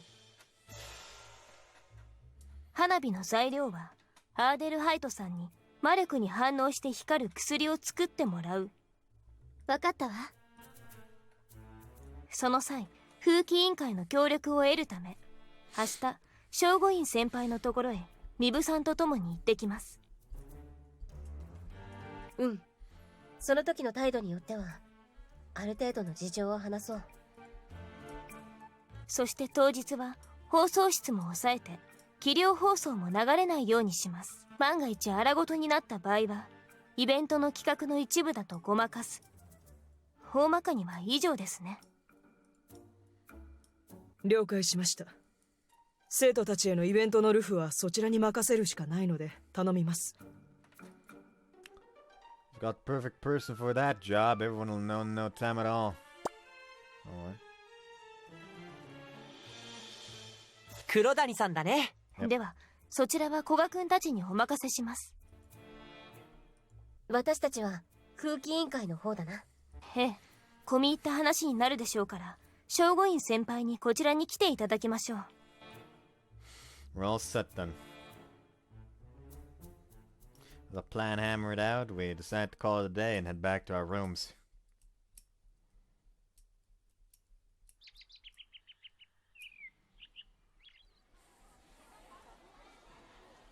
The next day, upon arriving at my classroom, I see that Kurodani and Yoshida are already here, and I instantly go talk to them. Hey, Kurodani, Yoshida! Fucking plot twist, Kurodani is actually evil. Look at her red eyes. よ、コガ。どうしたの？嫌にテンション高いじゃない。What, you haven't heard about it yet? あ、何かあったの？ Wrong tense. Something's going to happen, right, Omaru? うん。なんかあさっての放課後にイベントがあるらしいよ。学園で？放課後ってことは寮で？ No, there's talk that it's special and that we can stay here. 嘘！マジで？本当に？残ってていいの？ As expected, the two of them are taking the bait and their eyes are sparkling. いいらしいよ。すごい！初めてじゃん、そんなの！何があるんだろう？楽しみだね。あ、他の子にも知らせないと。Spreading the word is fine, but it's a somewhat secret event, so make sure the teachers don't find わ out. かった。任せといてよ。ねえ、聞いた？待ってよ、マーヤちゃん。 The excited Kurodani tells all her friends who are entering the classroom one by one. At this rate, it'll be all over school in no time at all. All according to plan. でもあんなに喜んでるんだもん。花火ちゃんとやらないとね。 Yeah. If fireworks don't go up when they're supposed to, then all of the students living in the West Dorms are going to disappear. Mibu and I arranged for Shoguin to come to the bureau office for an important discussion. お邪魔します。 She gives a polite bow and greets us as she お呼び立てして申し訳ありません。いいの。生徒からの相談ならいつでも大歓迎だよ。ありがとうございます。それじゃあ。Mibu gives me a look. In order for her to concentrate on Shoguin's true intentions, I'm going to be the one doing the talking. 最初はまだ下手に確信は話せない。If her loyalty lies with the school, then we'll be revealing our hand to them. Have to be cautious. 実は村雲くんのお姉さんが聖護院先輩にお会いしたいと言っているのですが。村雲のお姉さん。あ、スケープゴートの？そうです。聖護院先輩はスケープゴートのこともご存知なんですね。では魔石の部屋のことも？もちろん。学園長から聞いたので。学園長から聞いたのはそれだけですか？では、夜の世界の生徒たちが異世界から来ているという話は？それも一番初めに聞いたよ。他には何も？ I glance over at Mibu from the corner of my eye. She gives a slight shake of her head, signifying that she hasn't detected anything out of place so far. どうやら聖護院先輩も学園側がやっていることは知らないようですね。The principal told her the same superficial story that we heard, yet another person was made to believe that that was the truth. それで村雲のお姉さんがモモに何のご用なのかな？すみません。実は非常に恐ろしいことをお話ししなければなりません。恐ろしい？夜の生徒たちの真実です。真実？夜の生徒たちがどうかしたの？ She flinches at the word terrifying, but her expression quickly changes to a serious one filled with worry. I feel relieved that there shouldn't be any problems with telling her. She totally does try to prioritize the safety of the students here. Beside me, Mibu heaves a small sigh of relief. I start talking, having made up a mind. 彼らは I explained to her that they were most likely the victims of the fire 20 years ago who perished in it. Shoguin's face soon goes pale. Once I mentioned that the school wants to revive them for some unknown reason, she's practically in tears. つまり西寮の生徒たちの体に憑依させた状態で定着させることによって復活させるつもりのようなのです。だってそれじゃ西寮の昼の子たちは？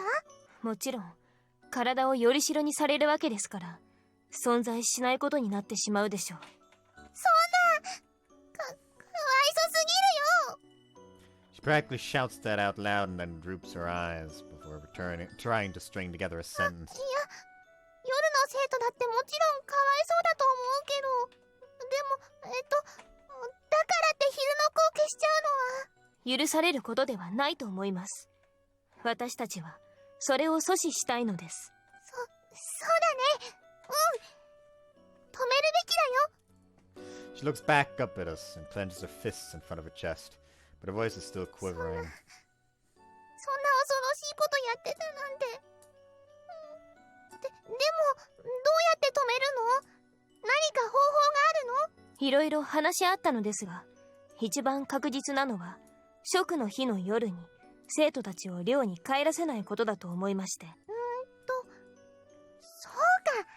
よりしろが帰ってこないと魔術が発動しても意味ないってことだね。そうです。なのでその日花火大会を開催するので放課後も残っていいということにしたいのです。I can see some sun shining through her cloudy expression. She leans forward and nods in response to my ですか plan. ら風紀委員会にも協力していただきたいのです。その日生徒たちを返さないように。そっか、わかったよ。もちろん協力するよ。モモたちはいつも通り起量させずに残ってていいよって。へえ、その通りです。ありがとうございます。よかった。風紀が味方についてくれれば格段に楽になる。協力してそんな恐ろしいこと絶対に止めよう。夜の生徒たちはかわいそうだけど。 Seeing her melancholic face brings pain to my heart. He's known the night students for longer than we have. へえ、ですが仕方がありません。私たちの推測が正しければ彼らはすでに生きていない人たちなのです。じゃあ成仏できなくて迷ってるっていうことでもあるのかな。そうとも言えるでしょうね。それもダメだよね。やっぱり止めなきゃ。止めましょう。必ず。こんな恐ろしいこと。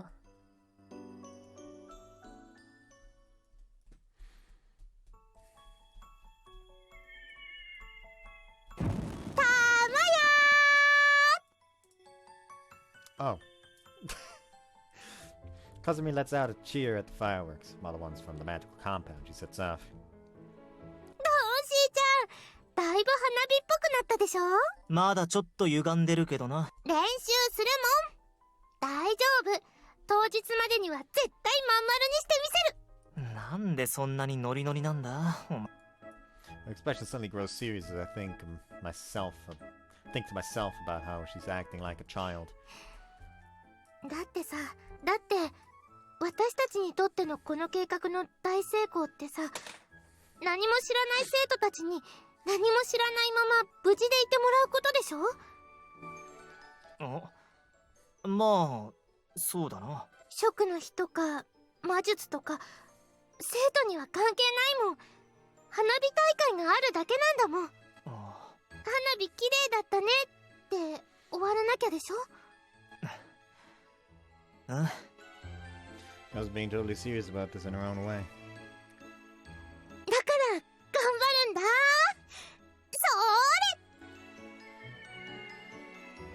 そ生徒には関係ないか。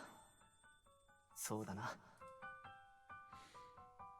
I turned to look at the mark on my left hand, which I unconsciously started touching. いざとなったらと思ってたけど。Things seem to be progressing smoothly for now. 最悪。花火大会が失敗しそうだったら、こいつの力を借りるのもありか。I have to keep the students from going back to the dorms no matter what. Based on what it said, Mortifish should have the power to do that. ちょっとしーちゃん、見てる？ああ、見てる見てる。まだ楕円形になってるぞ。もうちょいなんだけどな。I'm hoping that it doesn't come to that. It's not because I'm afraid of using its power, though. 見て見て、今の綺麗じゃない？悪くないんじゃないか。やったねー。いけるいける。頑張れ私。 Hopefully all the effort she's putting into this doesn't go to waste.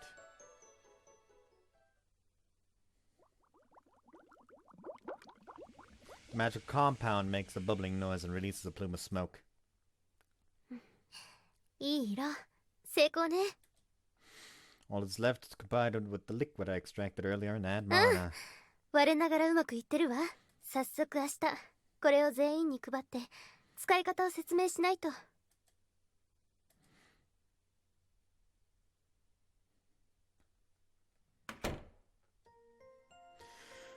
Beat. I have to take care of all the loose ends. By the time I get back to my room, it's already dark outside.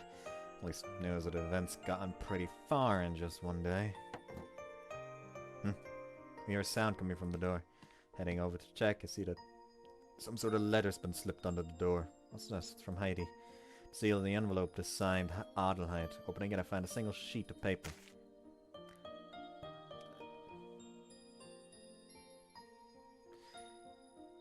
I have something I want to discuss with the members of the... Let's see. I have something I want to discuss with the members of the Bureau. So could you please assemble in the breezeway tomorrow morning at 7 AM? That's damn early. Well, she probably doesn't want us to be seen by the students. But she's calling us out to the school. She figured something else out. So then, maybe there's some new development. Quickly dive under the covers of my bed so I don't oversleep tomorrow. I don't know why, I don't trust it. That's a fake letter. I feel like, and I don't know why. ミッチー、おはよう。 Hey. With my tired eyes, I come to the breezeway early in the morning to see that Muko and Umaru and Tsubaki are さ already すが here. に古賀くんも眠そうだな。I can barely keep my eyes open.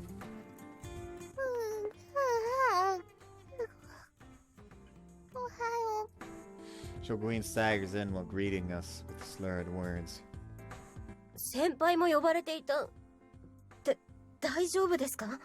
ふらついてますけど。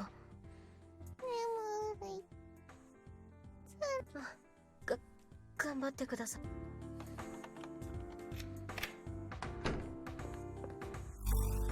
Hearing the familiar sound of a door, the Murakumo siblings make their entrance using the key yawns. 村雲さんまで？スミちゃんも呼び出されたのか？手紙にこいつも連れてくるように書いてあったんですよ。全員呼び出すなんて何かあったのかな。 She can't talk about it in the door. Maybe they discovered someone wanted to perform some sort of いず experiment. れにせよ重大事項でしょうね。 As they're trying to figure out what we've gathered here for, the people in question appear. おはようございます。Look, we finally decided to show up. 時間通りじゃないの。それより皆さん揃って Fucking こん knew な it. 朝早くから Was a 一 trap. 体何の用なの？ Why, huh? そりゃこっちのセリフだぞ。He looks at us with a looks at all of us with a dubious look on her face. 何よそれ。そっちが呼び出したんでしょ？え？私の部屋に来た手紙はあなたの署名入りだったんだが。何のことです？こちらの手紙は徳さからでしたけれど。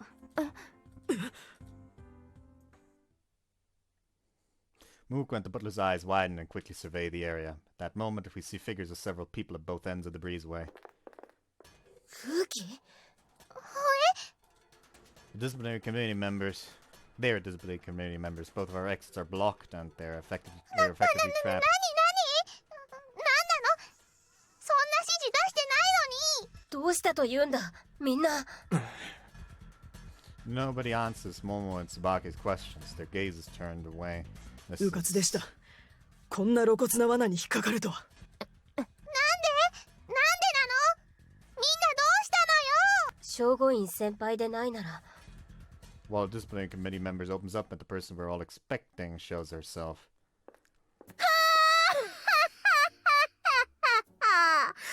ちろん私が指示したのだよ。 The principal walks towards us while giving his usual thunderous laugh. やっぱ君たちは完全に包囲されている。 Why did you say like she's on a police helicopter? じい。 Thanks, Captain Obvious. やはり学園長はあの計画を実行する側の人間なのですね。ご推察の通りだよ。まさか夜の世界の秘密を解き明かされてしまうとは思わなかった。そこで物は相談なのだがね、何も見なかったことにしてもらえないかな。 What kind of sick joke is that? 私は大真面目だよ。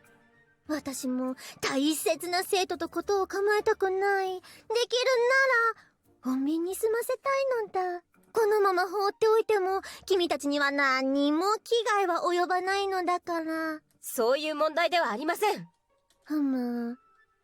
もしそれか後ろめたいというのなら、君たちは見聞きしたことを何もかも忘れさせてあげることができるから安心したまえ。 I'll ask you again. What kind of sick joke is that? こちらこそ大真面目なのだよ。ちい。はあ、その通りだよ、二の前くん。我々はこの時を20年間も待ったのだ。この儀式は学園にとってとても大切な儀式なのだよ。それでは今の西寮の生徒はどうなりますか？夜の生徒をずっと下ろしたままということは、逆に西寮の昼の生徒たちは消えてしまうでしょう。そこを突かれると困るな。困るなあじゃねえよ。やっぱ消えちまうってことなんだろ。 Actually, that is a bit of foreshadowing with why this is the way they do it, since there is the entire Louis try and figure out if you can transpose your soul into a homunculus, so we know that this is not a solution they could have gone for. そんなの私たちだけ黙ってたって西寮の生徒の家族になんて説明するのよ。残念だけど事故があって西寮大爆発とかするしかないかな。そんな無茶な。何しろ夜の生徒は魂だけで肉体がない。西寮の生徒の体はどうしても必要なのだよ。そんなことが認められるわけがありません。それは人間としても魔術師としてもあまりに道を外した行為です。彼女の言う通りですよ。どれだけ待ち望もうが大切な儀式であろうが、見て見ぬふりはできません。そうです。誰かの犠牲の上にしか成し得ない方法なんて間違っている。君たちの言いたいことはわかる。正論だと思う。しかし優先度の問題なのだよ。西寮の生徒全員の存在より我々にとっては夜の世界の方が大事だったという。そんな、どっちも同じ生徒でしょ。もちろんそうだと思う。なのに夜の生徒の方が大事だってのか。その通りだよ。どういう理屈でそうなるのよ。理屈も何も、私にとって夜の生徒たちの方が大事ですから何を根拠に夜の生徒の方が大事だという結論になるのです？どちらが大事か優先順位を考えた結果だが。 We're missing the point. What criteria are prioritizing them with? そちらこそ何度同じことを言わせるのかな。私には夜の生徒の方が大切なだけだと言っているだろう。いや、昼の生徒は大事じゃないんですか。大事に決まってるだろう。生徒はみんな学園の宝だよ。じゃあなんで優先順位とか決めちゃうの？大事なのに昼の生徒は消えちゃっていいの？ He's too far gone. 仕方がないだろう。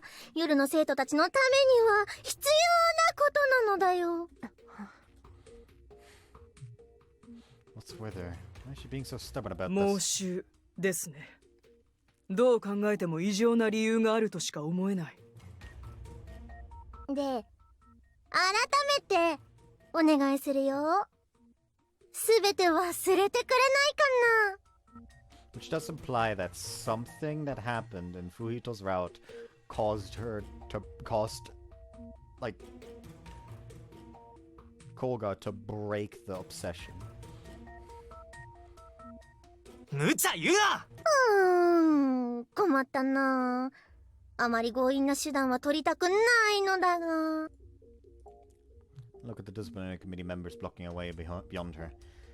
There aren't actually that many of them, and we've got quite a few on our side, so it might be possible to break through. We've got Heidi's perfume too. どうだい？最後にもう一度だけ聞くが、おとなしく引き下がってくれないかな。お断りします。 It seems that Mook has come to the same conclusion, and she gives a definite rejection. 仕方がないな。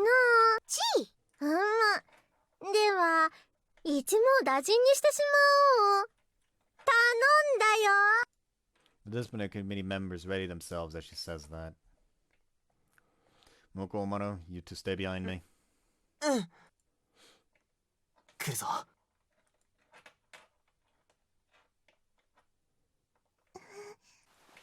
You all prepare yourselves. Heidi places his hand on a perfume bottle in her pocket, and Momo removes a long object from under her coat. それはみんな逃げて。 What?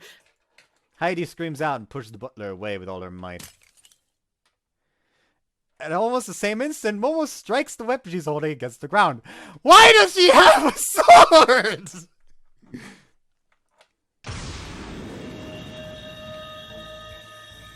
It's the mist they were looking for. It's a tuning fork. It's not a sword. Oh my fucking god. Ripples of light radiate from the prongs. I feel some sort of shockwave, and a bright flash of light blinds my eyes for a brief moment. He doesn't have manas, or it doesn't work on him. Yep. It's not that the disciplinary committee members are alright with this. Something about, I assume, their coats makes it so they cannot disobey. Omano groans behind me and staggers before falling on his behind. Tsubaki, Tay! Tsubaki and Sumi collapse face first onto the floor without uttering a sound. Murakumo and Muko are in a similar position as Omaro, tottering around before falling to their knees. The butler was sent flying as dangling from the railing on the other side. Hey, are you alright? 逃げて。早く。アーデルハイト。ルイ、逃げなさい。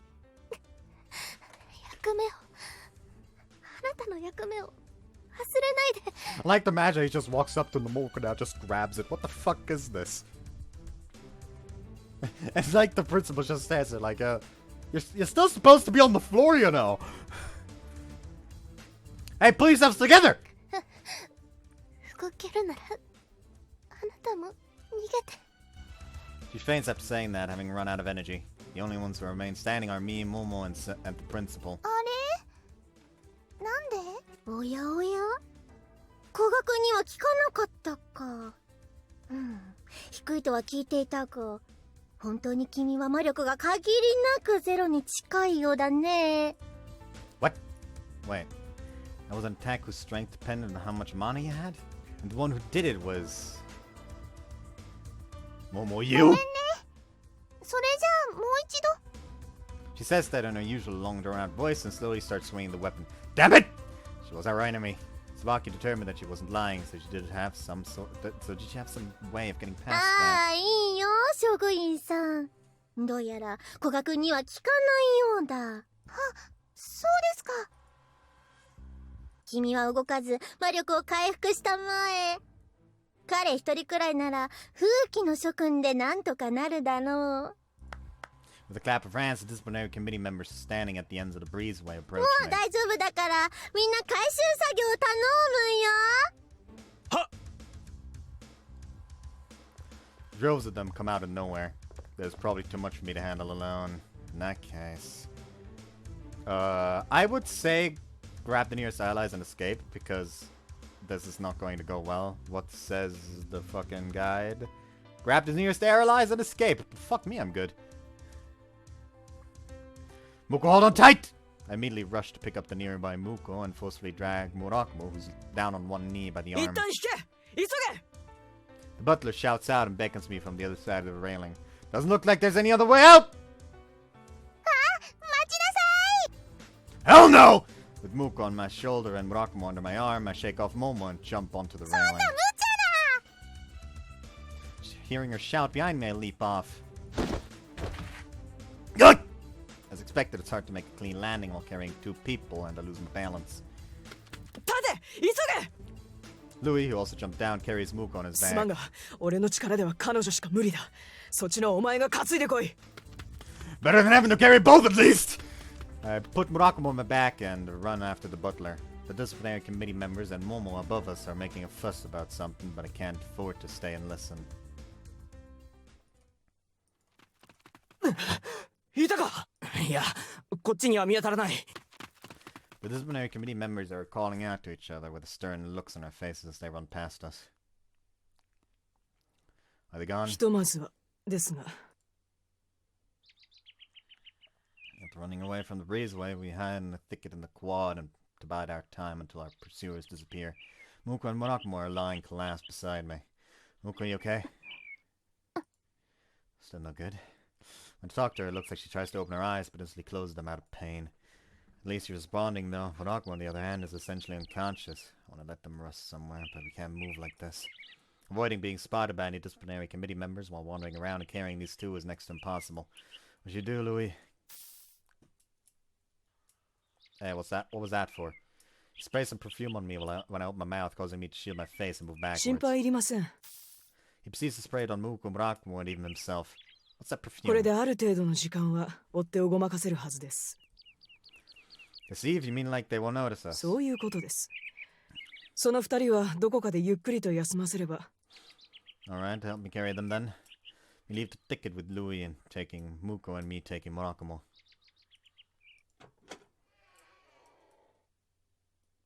Okay, coast is clear. Finding an empty classroom, we quickly enter and shut the door. That perfume's amazing. We've passed by so many students, but nobody even turned to look at us. Carrying two limp people around in broad daylight would have been enough to make anyone do a double take. Nobody questions us at all, almost as if we were そう invisible. いう魔術薬ですから Louis responds indifferently as he lays Muko down on the floor. It's okay, Muko, just rest.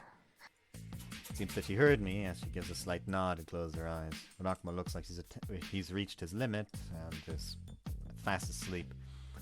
Hey, was that perfume the same one that Heidi used to reduce her presence い before? えベースはそれですが昨日フラウが改良して調合し直したものです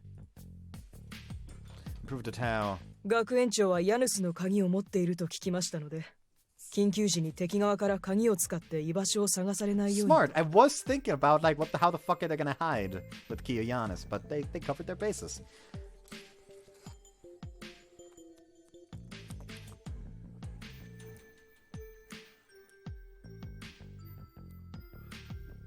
I say that could easily reach us using. それを阻止するべく感知阻止の効果を持たせてあります。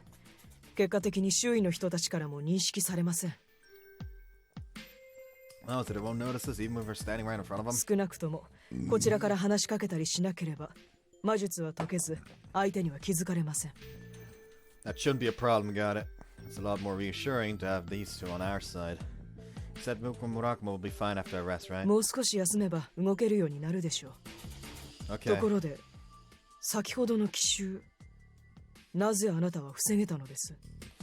私は立っていた位置がたまたまよくフラウンがとっさに有効範囲外に突き飛ばしてくれたおかげですが、あなたはそうではないでしょう。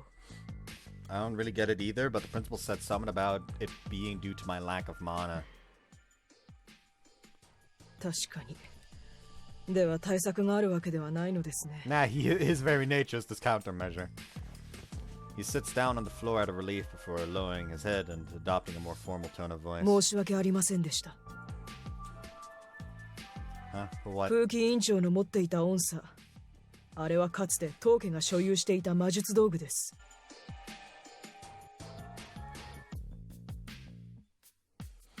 Tuning fork. So that's what that was. That was the mist you were looking for. はい。ラグエスティアという音波兵器のようなものです。 I think Edita mentioned that before. Deals damage using sound. 光の波紋のようなものが走ったでしょう。あれは範囲内にいるすべての生物の魔力を振動させる音の衝撃波のようなものです。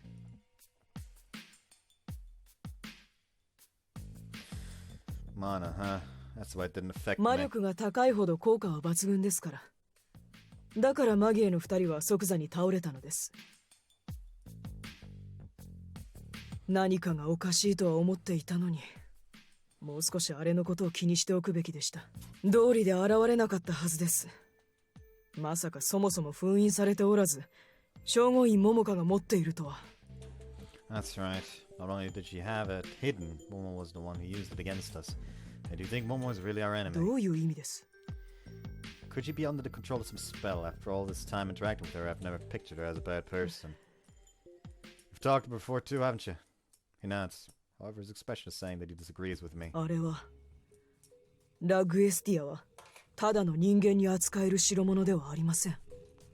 は？ですから最初に現れた風紀委員たちはこちらに近寄らず遠巻きに包囲していたのです。 Right, so? それは使用者さえ例外ではないのです。あれを食らって平気な人間は理論的には魔力が限りなくゼロに近い人間だけです。と言ってもそんな人間、私も今日初めて見ましたが。 He looks a bit amazed as he looks at me. Huh? I meant that. まあそれはイレギュラーとして、もう一つだけあれが無効になる場合が考えられます。 Homunculus. あなたもすでにそれを一度目にしているはずですが。 The chairwoman is a homunculus. And I'm right. Yep. Chairwoman is a homunculus. That's why Tsubaki didn't notice anything. No soul to read from. Chairwoman is a homunculus. You've seen one before. Don't mean a homunculus, do you? その通りです。ホムンクルスには魂がありません。魔力は魂そのものの力ですから、ホムンクルスには魔力もない。よって、ラグエスティアの攻撃はホムンクルスには無効となります。But doesn't activating it require mana, though? 必要ですが、それはラズリットブロッドストーンがあれば問題ありません。Ah, those あなた方の目 stones. 撃情報によれば、学園側は大量に所有しているはずでしょう。Yeah, but Momo's a homunculus. That's pretty hard to believe. 彼女がホムンクルスではないかと思われる根拠はもう一つあります。 And that is? 私が呼び出してしまったミストのランプです。ずっとなぜ私の前に現れたのかが不思議だったのですが。 You mean the one that shrunk the principal and Momo? あの時私はホムンクルスについていろいろと考え込んでいました。ホムンクルスならラグエスティアを使用できるが、どうやってそのホムンクルスを見分けるかといったことで。 So the lamp appeared as a solution to your problem. Mists are attracted to one's troubles and desires. What he's saying fulfills their おそらくそうだ requirement. ったのでしょう。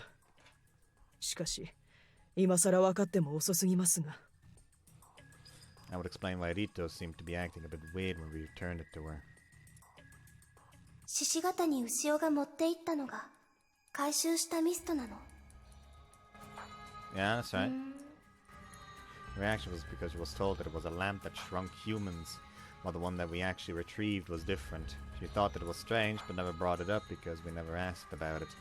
In other words, the lamp wasn't one that shrunk humans. According to what Louis said, it was probably one that shrunk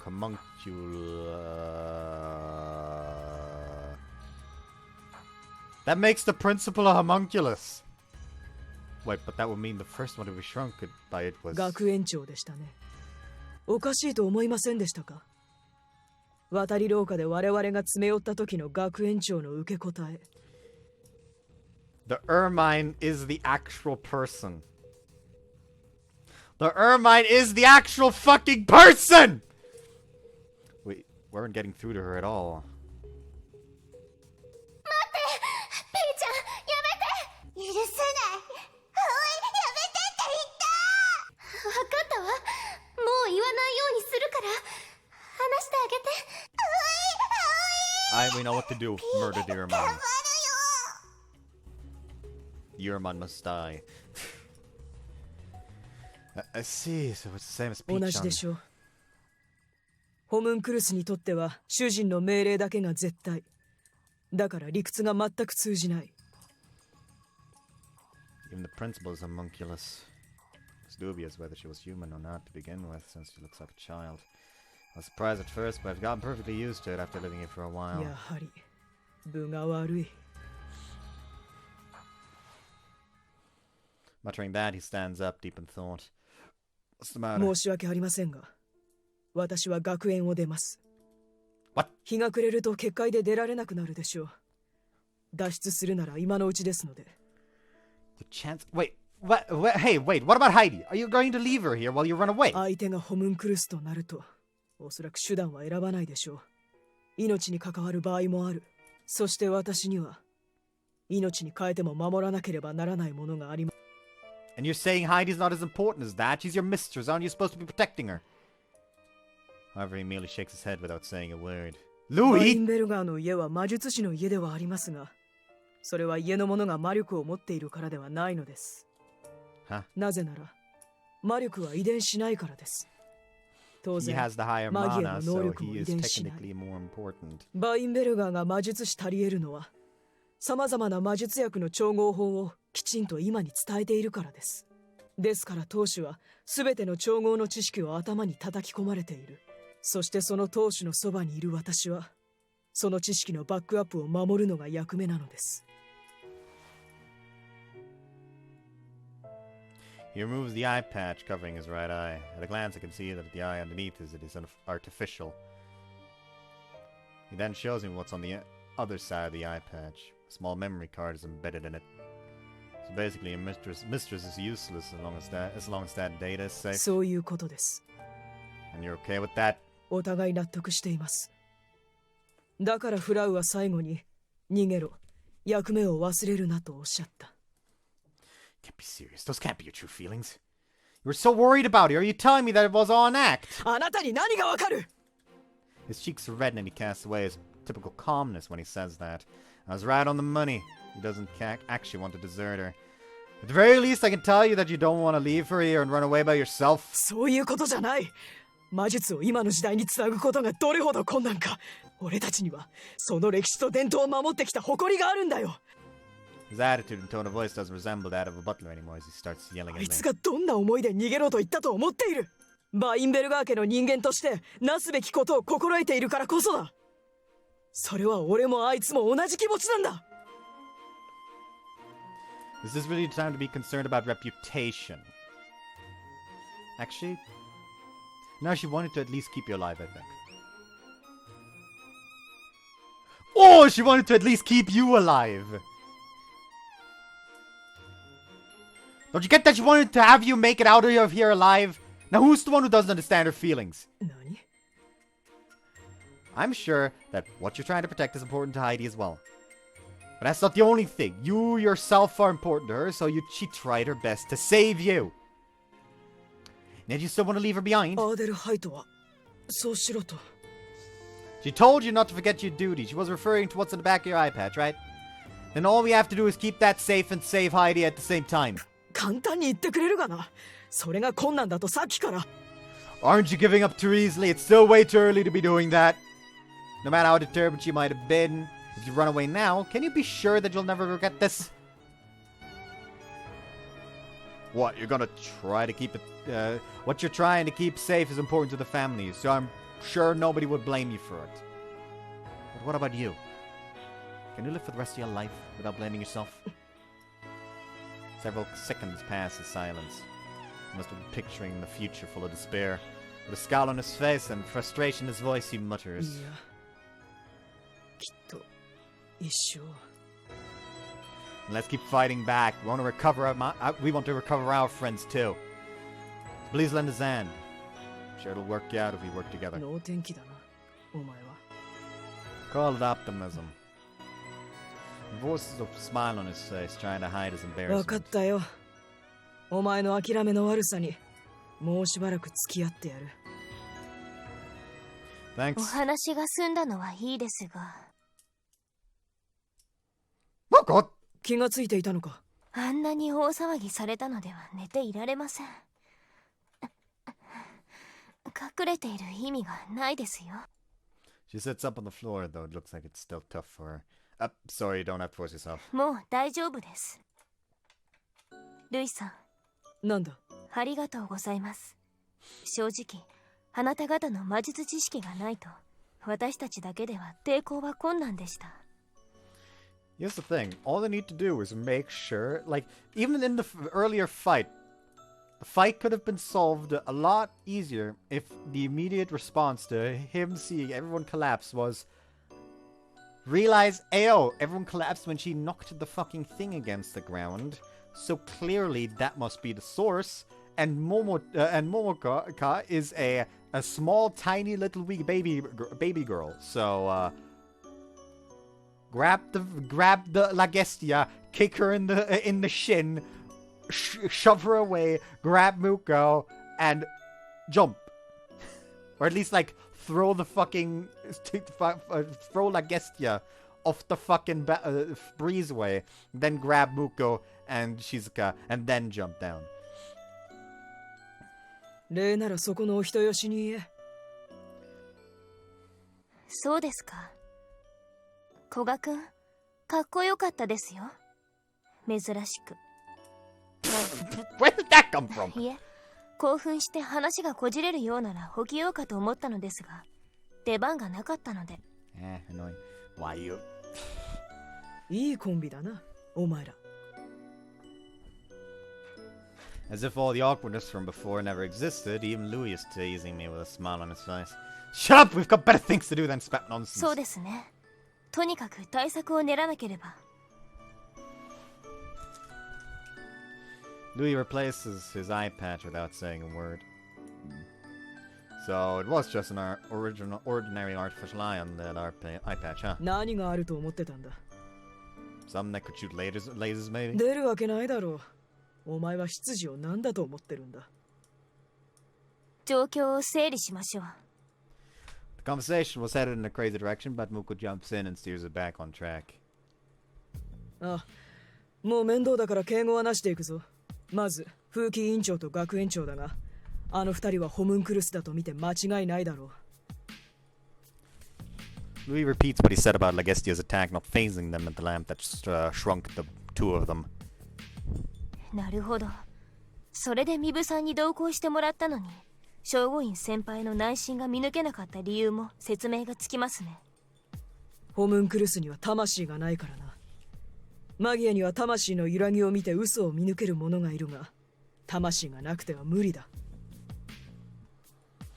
Speaking of which, didn't you mention at some point that you couldn't read the principal's true intentions either? そもそも魂がないからだったのですね。How are we supposed to stop them? 一番早いのは魔力が切れることだが、あの二人はミストを使っている以上、ラズリットブロッドストーンを持っている。もしくは最初から体内に埋め込まれている可能性もある。では物理的に抑えなければ半永久的に稼働できるのかもしれませんね。That's annoying. 聖護院先輩の持っているミストは近づくことすら困難ですからね。Is making people faint its only ability? 私は今のところそれ以上の不調はないようですが。基本的にそれだけだ。そもそもマギアを憤りにするための道具だからな。捕まった連中も今頃はまだ気を失ったままかもしれん。No, there's no way moment the principal left them in the breezeway. They probably took them somewhere. どこにいるのか気にはなりますが、闇雲に探し回るのは危険でしょうね。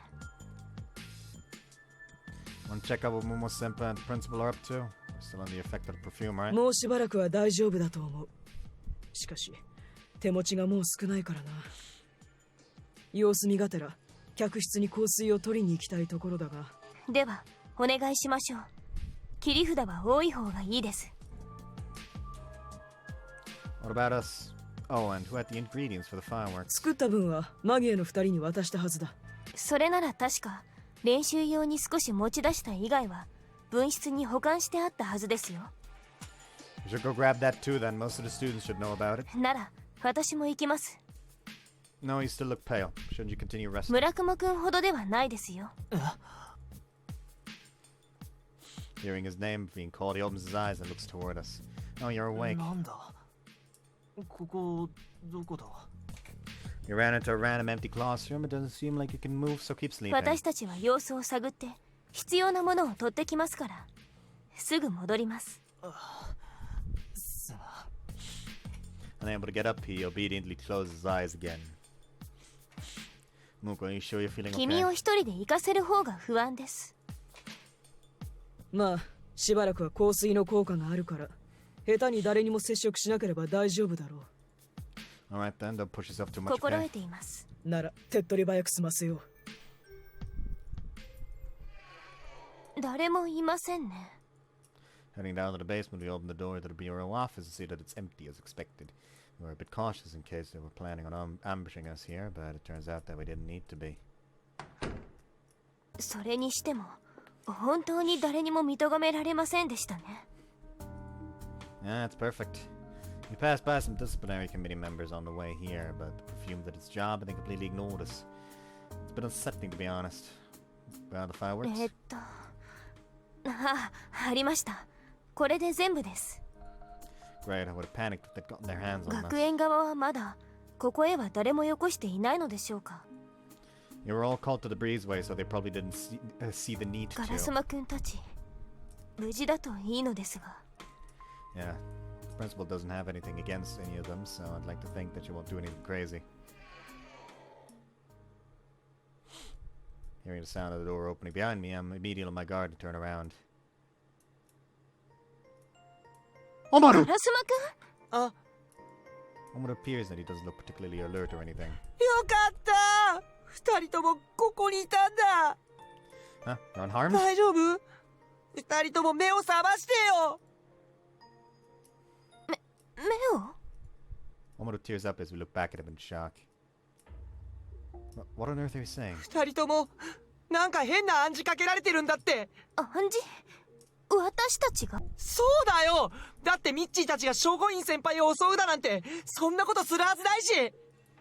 Hold on, you're... お願いだから正気に戻ってよ。ねえ、いつもの二人に戻ってよ。You know, it's not like... だから二人がおかしくなってるのは変な暗示のせいなんだってば。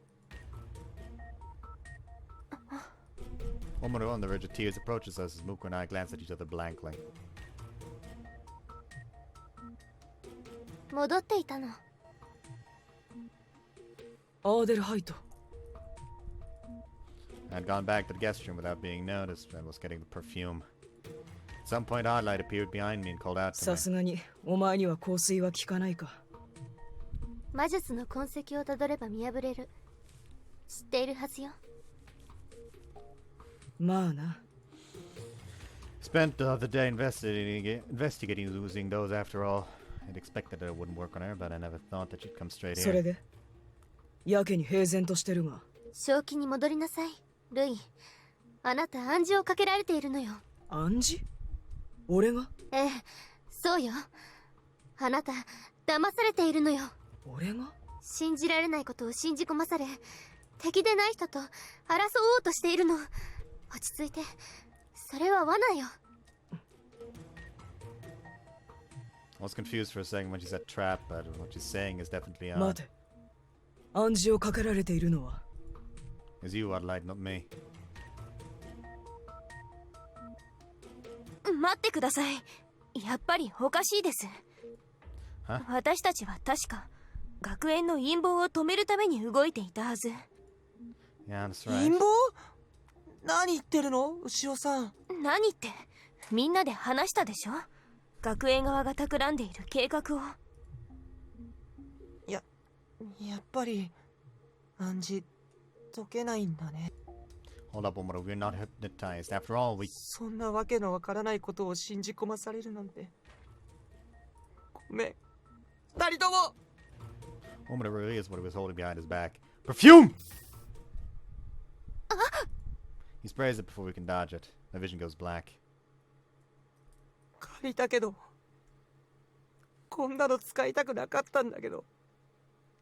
ごめん。I can hear Omura's voice mixed with sobs as my consciousness fades. もう、予想以上に暗示が強いみたいね。それはこちらのセリフだ。I take out a perfume bottle from my pocket. However, Adelaide does a split second faster and sprays a bottle of some magical compound at me. ごめんなさい。止めるにはこうするしかないわ。はい。My hands lose their strength and drop the perfume bottle that I was holding.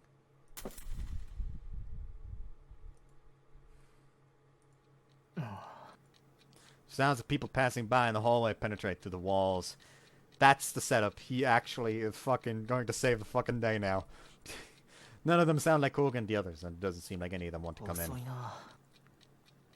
They said that they'd be back soon, but it's already been quite some time. Still a little dizzy, but it's not bad enough to prevent me from getting up, which means that it must have been laying down for a while. There's something happened to them. If that's the case, staying here isn't going to do anything. They said something about a perfume that stops other people from noticing me, right? It should be enough to scout out the situation. So get up and leave the classroom. With all the students in the dorms, the hallway is empty. The sounds I heard earlier were probably them heading back. Should have been obvious, but there are still disciplinary committee members everywhere. They're probably on the lookout for us. I can't tell if it's safe to walk out there since I don't know the effects of the perfume. I don't have the guts to test it out right now and hide behind a corner to wait for them to pass.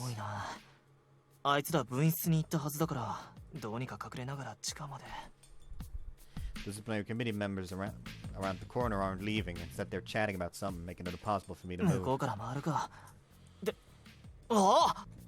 Turning around to see the two familiar faces at the other end of the hall. Kasumi! Mibu-san!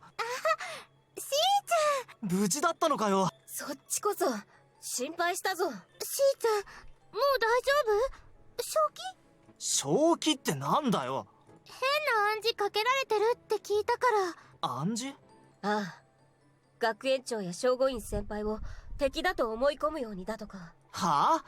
思い込むも何も敵だったでしょ。They look at me blankly. 姫ちゃん、これって。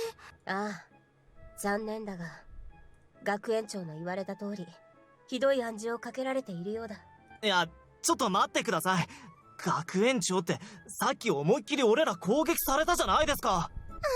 もう、なんなのその妄想。妄想？落ち着いてくれ村雲。それが暗示なんだ。そんなこと起きてない。ね、起きてない？そうだよ。そう思い込まされてる暗示にかけられてるんだよ。あれが暗示？ You're stupid. いや違う。どう考えてもあれが夢だとか幻だとかそんなわけねえよ。村雲、仕方ないね。強力な暗示だとは聞いてたけど、これほどなんだ。待てよ、暗示なんかじゃ。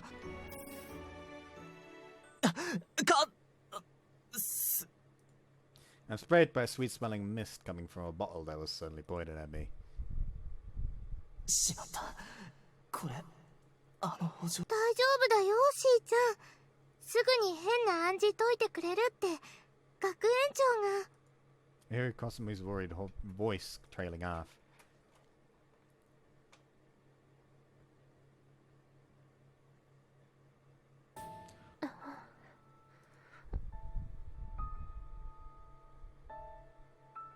Well, what the fuck is that? Where am I?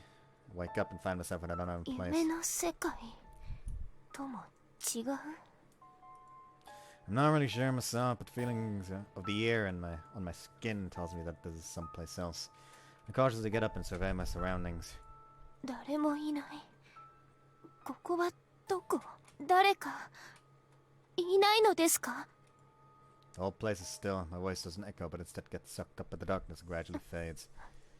I voluntarily hug my own body out of loneliness and fear. As 誰？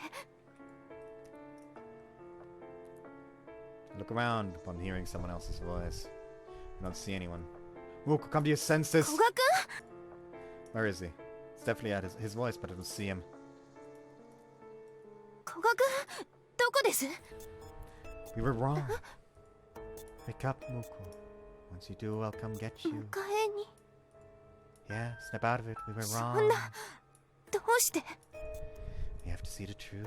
You understand, right, Moko? 私たちが抵抗しようとした私たちが間違っていたというのですか？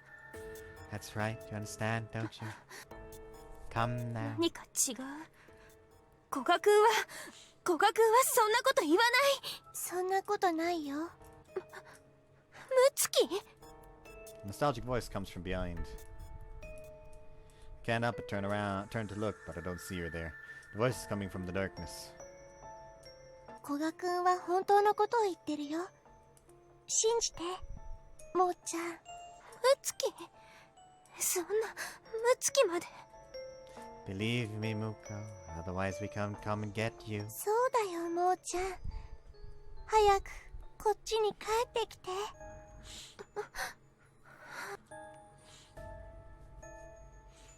I can't go back. I'll have to stay here 古 forever. 賀君、ムツキ。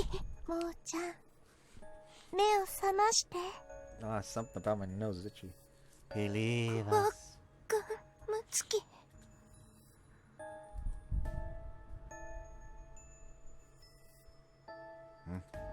What's this place? Before I knew it, I was standing in this unfamiliar place. ミッチー。ねえ、ミッチー。Where are you? 古賀君。ミッチー。目を覚ましてよ。Muko? Where are you guys? You can see faint silhouettes of them in a short distance away. 何をしてるんですか、古賀君。早く正気に戻ってください。そうだよ。ミッチー。目を覚まして。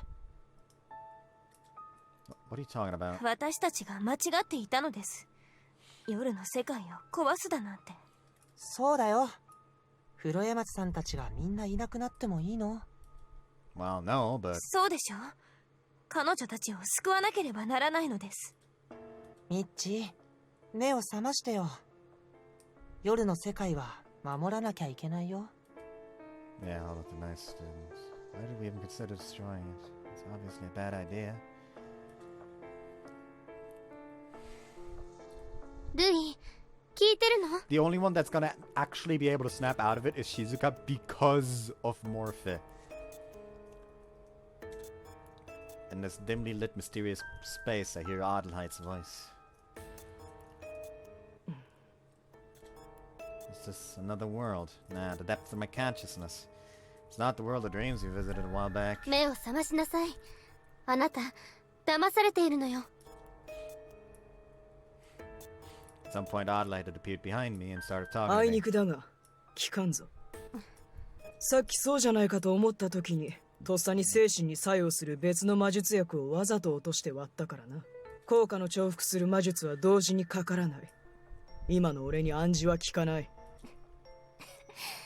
何を言ってるの？正気に戻って、ルイ。うせろ、幻影。My figure vanishes at the sound of my clear declaration.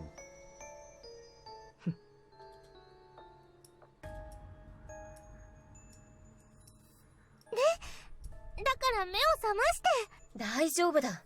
暗示さえ解ければ元に戻る。落ち着いてくれ村雲。そう。 So, immediately my guess is wrong because, Louis is just that much of a Chad, apparently. I thought I fainted for a moment, but the next thing I know, I'm being told by these two to return to my senses. どこだ。聞いてるの？しーちゃん？正気に戻ってくれ。お前は騙されていただけなんだ。え、ああ。Was I really being tricked? ねえ、何してるの？ Yep, Morphe. A voice that is neither Cosme nor Mibu's そ but こ in. どこ？変な場所だね。モルフィが。うん。何これ？なんか変な幻がいる。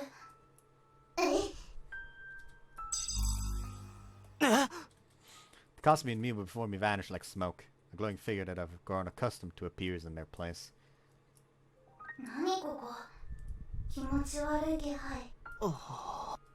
Unable to grasp the situation, I stare at Morphe blankly. ダメだよ。ダメ。あなたを騙そうとしている嘘があちこちに飛んでる。嘘。うん。こんなところ早く出た方がいいよ。そうか。俺も捕まったんじゃねえか。捕まった？ああ、香水で。いや、最初から説明しないとダメか。信じられねえ話かもしれねえけどな。実はこの学園って。I give a quick summary of what's happened up until now, the school's evil scheme. で、俺たちはとにかくそれを阻止しようとしてたんだけどな。みんな捕まったの？多分な。古賀の野郎も帰ってこねえし。全員同じように捕まってんだろう。参ったな。If that's the case, isn't this when I should be making use of Morphe's power? I'm not confident I can maintain my sanity right now without its help. なあ、モルフィ。お前の力が必要になるかもしれないから、手を貸してくれないか？モルフィ。約束はしたから。でも。もちろんこれからだってお前の夢には付き合うから頼む。手を貸すのが嫌なんじゃないよ。ただ不安なんだ。不安？何が？本当に役に立つと思う？僕。何言ってんだ？まさか今さら自信がないとか言う気か？お前な、封印されてるのに俺の夢に影響できるだけの力があるんだから、どう考えてもお前はすげえんだよ。すごいかな？ああ、役に立つに決まってる。だから頼む。分かった。でもまだあと少し魔力が足りないんだ。何か壁のようなものがあって、夢の外でうまく静かを見つけられない。壁のようなもの。It's a mist, or maybe a barrier or seal. Seal on the treasury. じゃあ、俺の魔力を高めるようなものがあればいいってことか。Suddenly the world shakes and the scenery warps as if it is rapidly engulfed by darkness. I think Morphe said something at the very end, but I couldn't catch it. のか？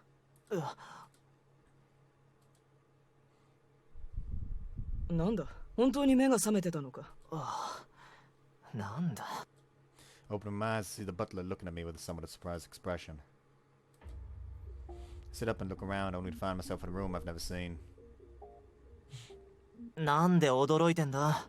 意外に早く起きたからだ。何か暗示への対策を？いや、よくわかんねえけど。I feel a sharp pain in my head. I think I had some sort of dream. I feel like I had an important conversation. ダメだ。いまいち思い出せねえ。 Maybe it was because I was forcibly woken up, but despite being positive that I had a dream, I can't recall its contents. まあいい。あとは残りの2人を起こさなければ。残り？ Following his line of sight, I see the Koga and Shijitani are fast asleep on top of separate magic circles. さあ、こちらへ、古賀君。目を覚まして一緒に行こう。Alright, something must have been wrong with my... those are illusions. Huh. Suddenly hear a voice that I don't recognize coming from right behind my ear. 古賀くんミッチどうしたの？ Evil magic, hypnosis magic, evil magic. 古賀くんダメこっちへ来て早く Muko, don't listen to them. They're gone? As if driven away by the mysterious voice, Muko's figures disappear in an instant. What was that? Who are you? Tried asking it out, but the voice doesn't answer. Felt so close, yet I can't sense it at all anymore. What in the... My mind is preoccupied with that. My body feels like it's floating, and my consciousness is being aroused.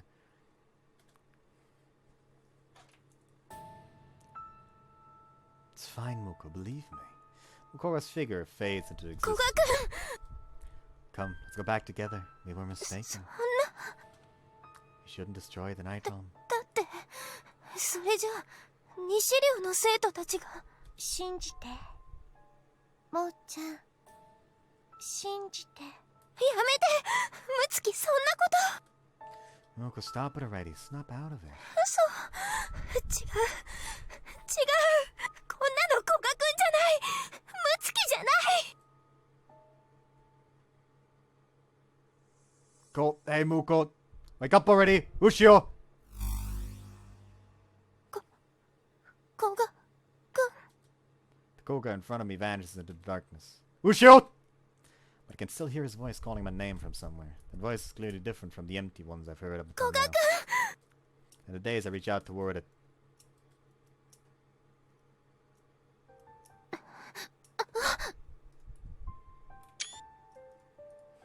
Oh, you're awake. How are you feeling? 古賀くん When I come to, I notice that I'm being supported by him and propped up in his arms.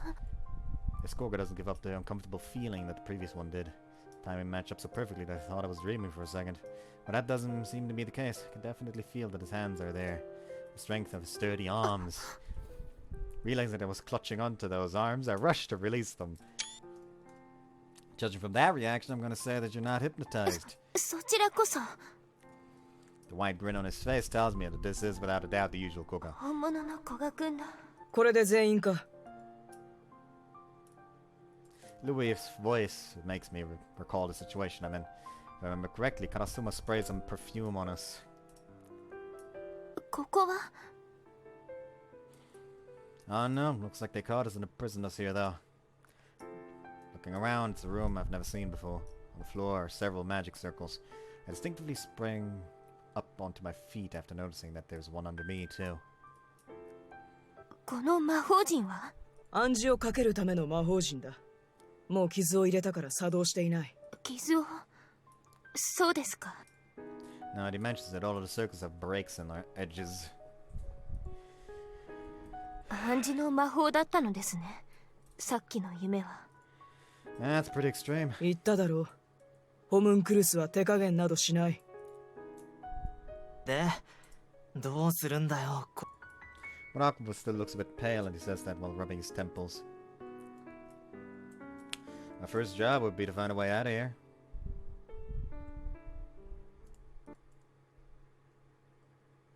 すまんが少し待ってくれ。 What's up? 暗示の魔法陣は仲間の暗示を逆に解くのに使えるかもしれないから手帳にメモしておきたい。では少し状況を整理しましょうルイさんはメモしながら聞いてくださいああ。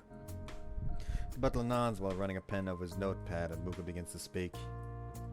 私たちは仲間に混沌させられここに連れてこられたようです仲間たちは私たちが今されたような暗示をかけられているのはまず間違いないでしょう Yeah, they were saying that they were the ones that we were the ones hypnotized and 一 all. つだけ安心なのは暗示をかけられているということは彼らが危害を加えられることはなさそうです心配には違いありませんが人質に使われるといった懸念はないのではないかと These inmates hostages would immediately cause a fucking error in the perceptive thing because if they were actually the ones in the right, there would be no reason to threaten them to make the other party stop.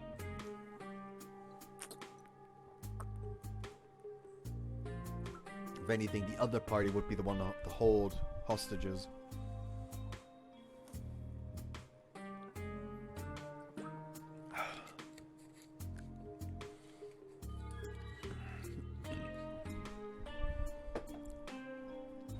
まあ手駒に使ってるくらいだからな。そういう意味では安全か。では最優先で私たちがしなければならないことはやはり明日の夜西寮の生徒を寮に帰らせないことだと思います。異論はないな。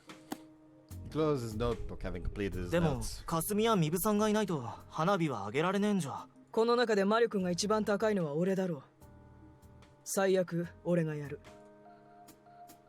ではひとまずしなければならないことは花火のための薬の確保でしょうか。 Then you have it. ええ、ですが無事とは。いえ、ありました。あんのかよ。ポケットに入ったままでした。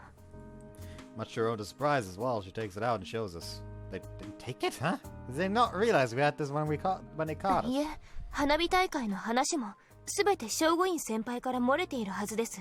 だよな。じゃあなんで取り上げもしないでNobody thought it'd be fine since we'd be hypnotized anyway. それほどまでに暗示魔術に絶対の自信があったのでしょうか。 It's more so that at that moment we hear the sound of the clock tower chiming from above.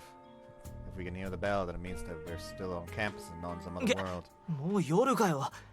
ってことは花火作戦決行まで残りはちょうどProbably 24 mainly 時 that 間 they か。 didn't take the fireworks materials because the entirety of the disciplinary committee is under the control of the principal. Even if they spread some information that, oh hey, apparently there's going to be a fireworks display on the day, the disciplinary committee isn't going to play along. It's going to still see the students and tell them to fuck off back to their dorms. And a regular student is more likely to believe that instead of risking getting into trouble.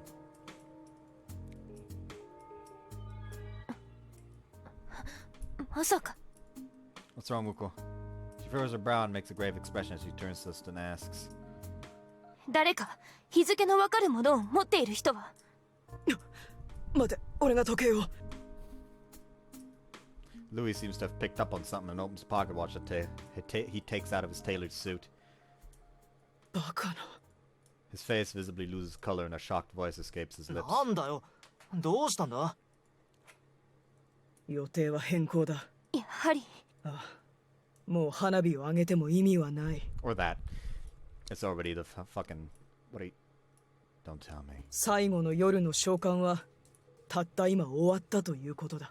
The chains of his pocket watch clink as he turns it to show us. The corner of its face shows not only time but also the date. The date displayed there 明 is... 日が食の日だ。俺たちは丸一日ここで眠らされていたんだ。なんだ。 Stare at the watch intently, unable to accept that as truth. However, the date is undoubtedly one day past when we were last away. つまり今夜0時までに魔法陣を破壊しなければ。そう。すべて終わりだ。Our only choice now is to destroy the magic circle 他に directly. は方法も時間もないな。どうすんだよ。 We all become dispirited after discovering that the administration had outwitted us. My brain's not functioning properly from the anxiety, but Muko calmly takes the 落 lead. ち着きましょう。まず問題の防衛プログラムは時間的に言ってもう停止しているはずです。ああ、それは確かだ。Right, the defense program. But that's one problem gone, even though it wasn't through anything we did. It's a load up of では mine. 例の魔法陣の外に破壊の魔法陣を書き、それを0時まで守りきればいいわけですね。守りきれればな。しかし他に方法はないか。壊す方の魔法陣ってお前がかけるのか。なあ、しかし俺がいけないと失敗する作戦じゃ心もとないだろう。Louis jots something in his notepad as he says that. 写しを渡しておく。この通りに書けば誰が書いても構わない。了解しました。それとあくまで時計塔の魔法陣が優先だが、途中で仲間に遭遇することもあるだろうから、あいつらの暗示についてはさっき書いた暗示の魔法陣を反転させればなんとかなるかもしれん。どっかに書いて誘い込むのか？いや、敷物か何か持ち運べるものの方が使い勝手がいいだろう。床でなくてもいいのですね。それなら時間の余裕があるようなら途中で用意してもいいかもしれません。 It'd be best if you had some sort of countermeasure against them. ただ一つ問題があります。時計塔の魔法陣の前へ行くにはヤヌスの鍵が必要でしょう。 Alright, assume we sympathize right now, so all the keys are with the 他に enemy. 通路はないのか？以前学園長がどこからか村雲さんの部屋に来ていたことからどこかに通路があるかもしれませんが。霞の部屋への通路だったら学園長室の地下だぞ。 You know about it? 最近使ってねえから忘れてたんだよ。村雲くんはそこを使ったことは？前に何度か取って霞の部屋へ行ってる。さすがに入り口は変わってないと思う。ならまずは学園長室ですね。 Going straight into the enemy base, それから学園側は私たちを暗示にかけたと思っているはずです。少しの間は暗示にかかったふりをしてやり過ごすという手も使えると思います。 I'll say it's not like they'll attack us on sight, so it doesn't じゃあ matter. 行くか。とりあえずここを出ようぜ。出られそうなところはあの階段しかなさそうですね。壁も一応調べたが扉はないようだった。Left no choice, we walk up the stairs to a trapdoor in the ceiling only to find it blocked off. Oh, we can't open this though. 押し上げようぜ。 It's the altar. You take that side, she's got 1, 2. ちゃん言うなっつってんだろ。 What's directly above us is too heavy for us to raise up, but shifting it to one side should be manageable. Monarch and I gradually create an opening that way. 仲がいいのか悪いのか。ご自分たちと照らし合わせればわかるのではないですか？そのセリフそっくり返させてもらう。What are you sitting around for? It's open, you know. Altar. Altar. After forcing my way through, I see that we're in the chapel. Ah, there's the altar that Sumi accidentally moved before. 触るなっつってたのは地下にあんな部屋があったからかよ。ミッチー Yeah. When I crawl out of the floor, Omaru and Heidi spring up from the bench that they were sitting ミッチ on. ー暗示は解けたの？解けましたよ。ご迷惑をおかけしました。 Muko pushes me aside as she comes out and plays ま along. ったく人騒がせな。心配させないでよ。いや、 He seems somewhat displeased, but he also goes along with the conversation and gives an apologetic bow. Still, I never expected them to be waiting for us right at the exit. Yeah, what do we do now? Can we use the magic circle that you drew on your notepad? そもそもあれはそのまま写し取っただけだから反転しないと使えん。Muko takes a step forward to hide out whispering and starts talking to Omaru. 村雲さんとミブさんはどこです？時計塔だよ。魔法陣に魔力を注ぎに行ってる。時計塔ですか？うん。今日の12時まで魔法陣を守れば夜の世界の人たちを助けることができるんだって。そうですか。 She drops her gaze as Omaru says that with a smile on his 大丈 face. 夫牛尾さん。まだちょっとしんどそうだね。ええ、少し。 She casually takes a seat on the nearby bench. She glances at me and sit down next to her in the same manner. やはり人格自体が変わったわけではなく、本人にとってそれがいいと思わされているだけのようですね。 Probably the same thing we went through. ルイさん、 Muko turns and calls to the あな butler. たのお嬢様は正義感の強い人ですか？ああ、バカがつくくらいな。ではそれにかけてみます。何を内緒話してるの？ちょっとお聞きしても？何かしら？夜の世界の生徒を助けるために昼の西寮の生徒が犠牲になることに対してはどう思いますか？犠牲？ They look confused, almost as if they don't understand the question. It's the same as when we asked night students where they lived. The hypnosis is preventing them from thinking deeply about that matter. 何を言っているのかわからないわ。どうしてそうなるの？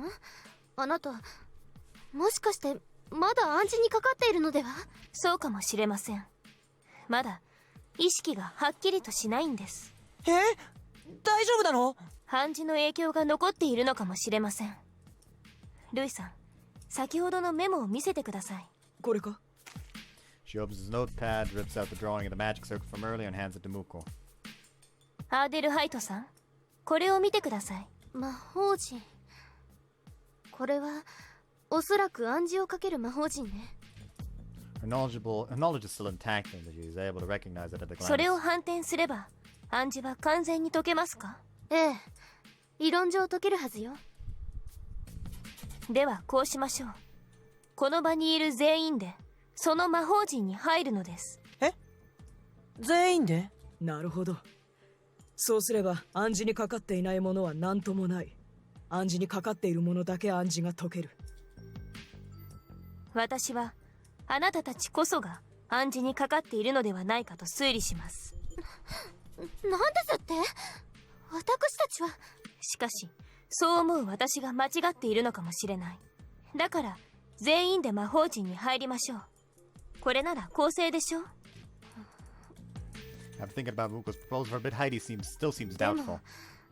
あなたたちが魔法陣を書いている最中に何か細工をするかもしれないわ。自分たちが何かしないかそいつに見張らせればいいだろう。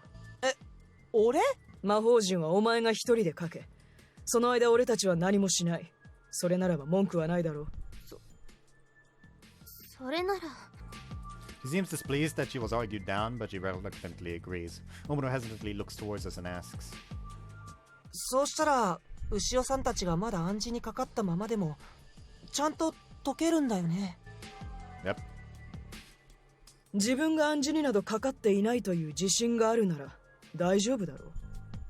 He takes a piece of chalk out of his pocket and thrusts it at Heidi. わかったわよ。書けばいいんでしょ。 With a she turns the other way as she snatches the chalk out of Louis' hand.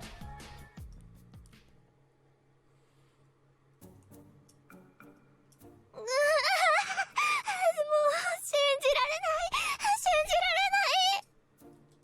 ない。 Acting very unladylike, Heidi holds her head, messing up her hair.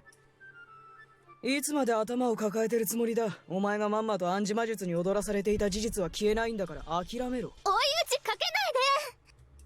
The magic circle she drew produced immediate results. The instant we all set foot in it, she was overcome with despair. 最悪だわ。覚えてなさい。絶対許さないから。いいから落ち着け。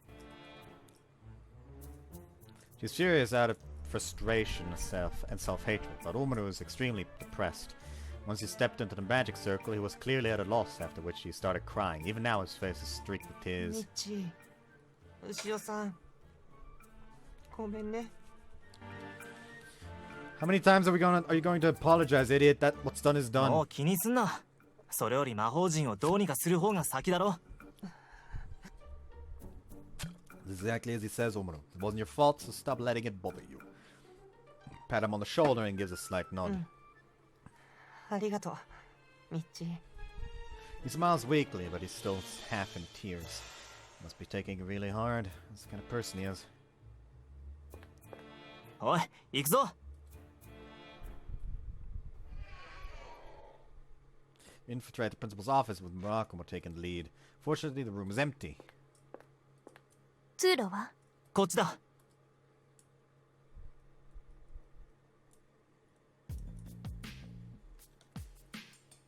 Muraku leads us through the underground passageway and we arrive at Sumi's room. ここから上がれば異空間への扉があるはずです。 Sumi and Tsubaki should be there, え right? え、魔力を注いでいるはずよ。村雲くん、ここのシーツを拝借してもよろしいでしょうか。村雲くん、あ、なんだ。暗示を解く反転魔法陣を作ってから行くべきではないかと思うのです。ですからシーツを。ああ、いいんじゃねえか。 What are you spacing out い for? や、確か俺ここで何か探さないとと思ってた気が。あ、わかった。でもまだあと少し魔力が足りないんだ。じゃあ俺の魔力を高めるようなものがあればいいってことか。 What do you need? 思い出した。石、かすみが預かってたやつ、前に俺が使った。ラズリットブロッドストーンか。確かこの辺に。もうどこだよ。ねえな。あれがあれば確かに戦力強化には有効ですが。ですが学園側の儀式にはラズリットブロッドストーンが必要ですから。くそ、そうか。ねえちょっとみんな You hear almost panic shouts coming from above. みんなちょっと来て。扉が繋がってないよ。 What? We all rush up the stairs and stand before the door that's supposed to lead to the clock tower. 壁? Beyond the door is not the world where the magic circle lies, but what appears to be the wall of the clock tower. あの空間とこの扉をつないでいた魔術が切られているわ。Heidi reports that to us after closely inspecting it. それでは時計塔の内部へ行く方法がありませんよ。くそ、ここまで来てかよ。We break down this wall somehow. 位置的にあの空間にそのままつながっているとは思えん。壁を物理的に壊してどうにかなるものではないだろう。そんな。待って、まだ切断されてそんなに時間が経っていないわ。何か手があるのですか？復元してみせます。 That's possible. 元の魔術の基礎が分かれば可能よ。そしてここには魔術書はあるはずよね。 The library! 確かに以前調べた時あったな。 Alright, I'll go grab it. お前だけ言ってどの魔術書かわかるのかよ。 Sorry, I don't. 一緒に行くわ。どうせここにいても魔術書がないと何もできないもの。俺も行く。敵ももう全力で止めに来るだろうから戦力は固めていった方がいい。俺も。 No, you should stay here and help Muko out. 牛尾さんを。 He's throwing the magic circle on the sheets, right? そうですね。もし相手側と争う事態になったら私たちは足手まといでしょう。そうだね。分かった。 Let's go then.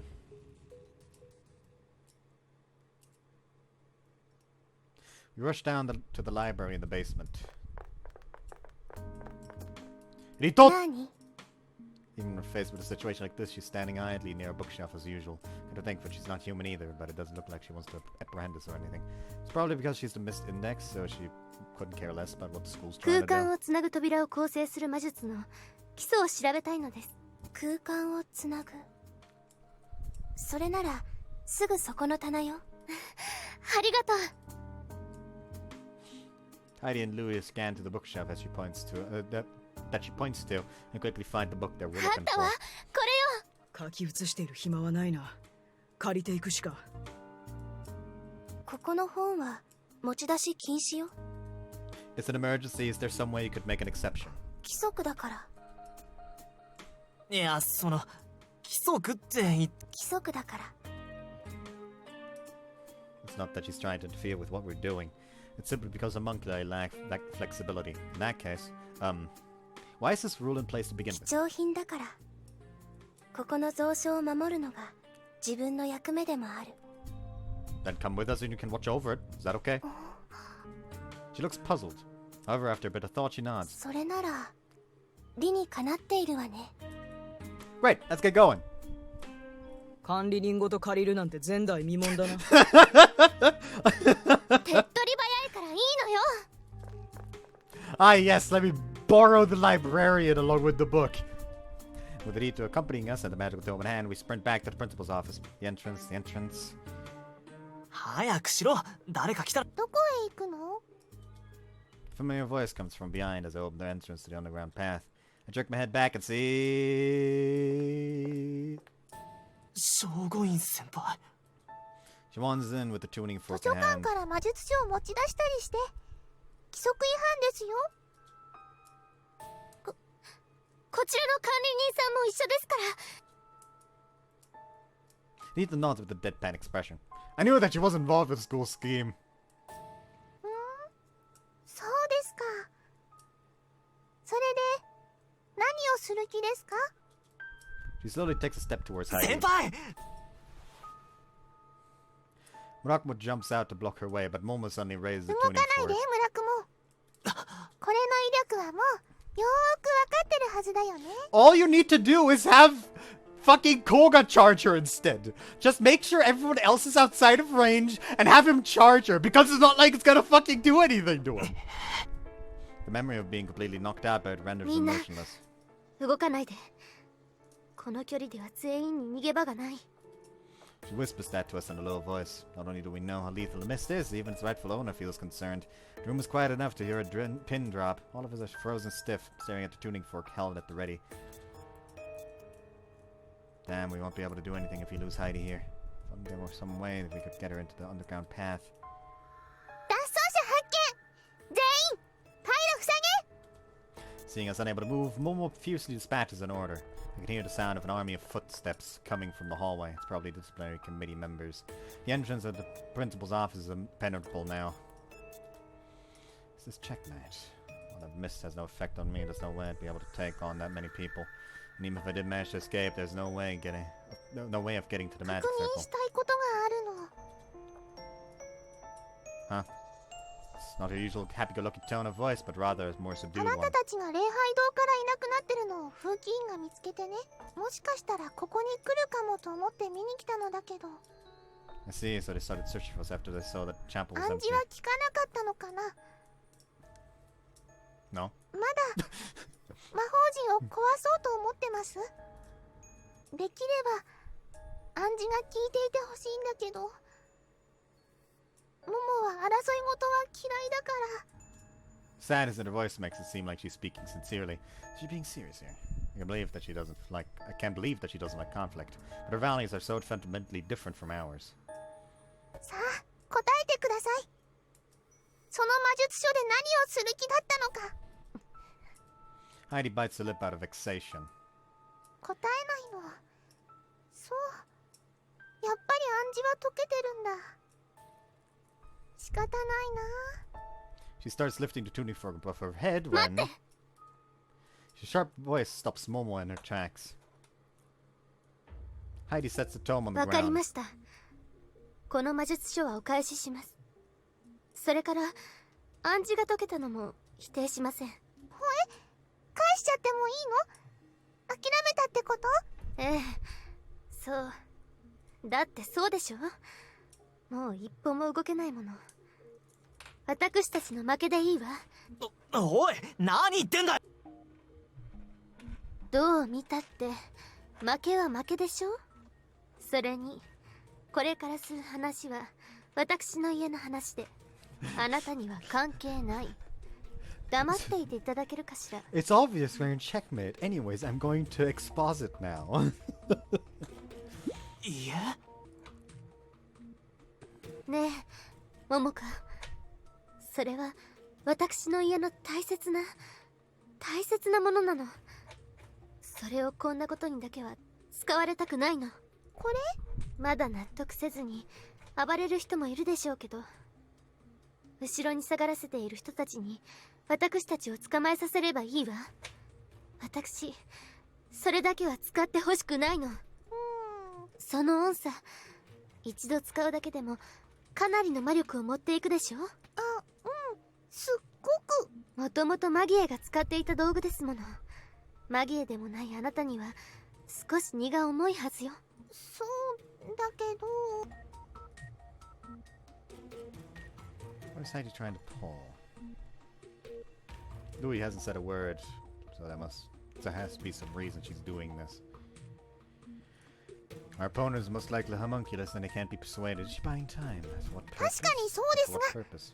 今日さえ終わればなんとかなるので、ご心配には及びません。それに風紀委員たちをこっちに来させたら何かあった時に巻き込んでしまうし。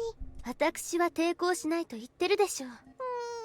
でも他の人はまだ抵抗しそうだし、やっぱり全員このまま気絶してもらうのが一番合理的だと。わかったわ。それならせめてその音差には私のおばあ様の大切な品がしまわれているはずなの。あ、そうでした。そういえばあなた方はその品を引き取りに来られたんでしたね。ええ、そうよ。柄のところが取り外しできるようになっていて、その中に入っているはずなの。探してみてくださらない？わかりました。そうならそこに置いて。ダメですよ、まだ動かないで。モモにどうしてもこの音叉を使わせたくないのはわかりました。まだそちらに何か対抗策があるということで。それは誤解よ。待ちません。大丈夫。後できちんと探しておきますよ。だから今は少しだけ眠っていてくださいね。Ignoring Heidi was about to extend her arm, Momo raises the tuning fork in the air and thrusts it into the ground. I see the same shockwaves as we saw in the breezeway run across the floor. これで安心。Damn it, will I be able to do something by myself?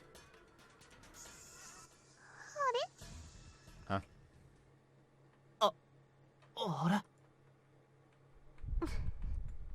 Shining ripples are already gone. However, everyone is still standing.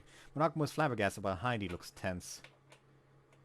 And Rito is expressionless as always. あれなんで？間に合ったのね。ギリギリだがな。 Heidi breathes a sigh of relief and Louis walks forward.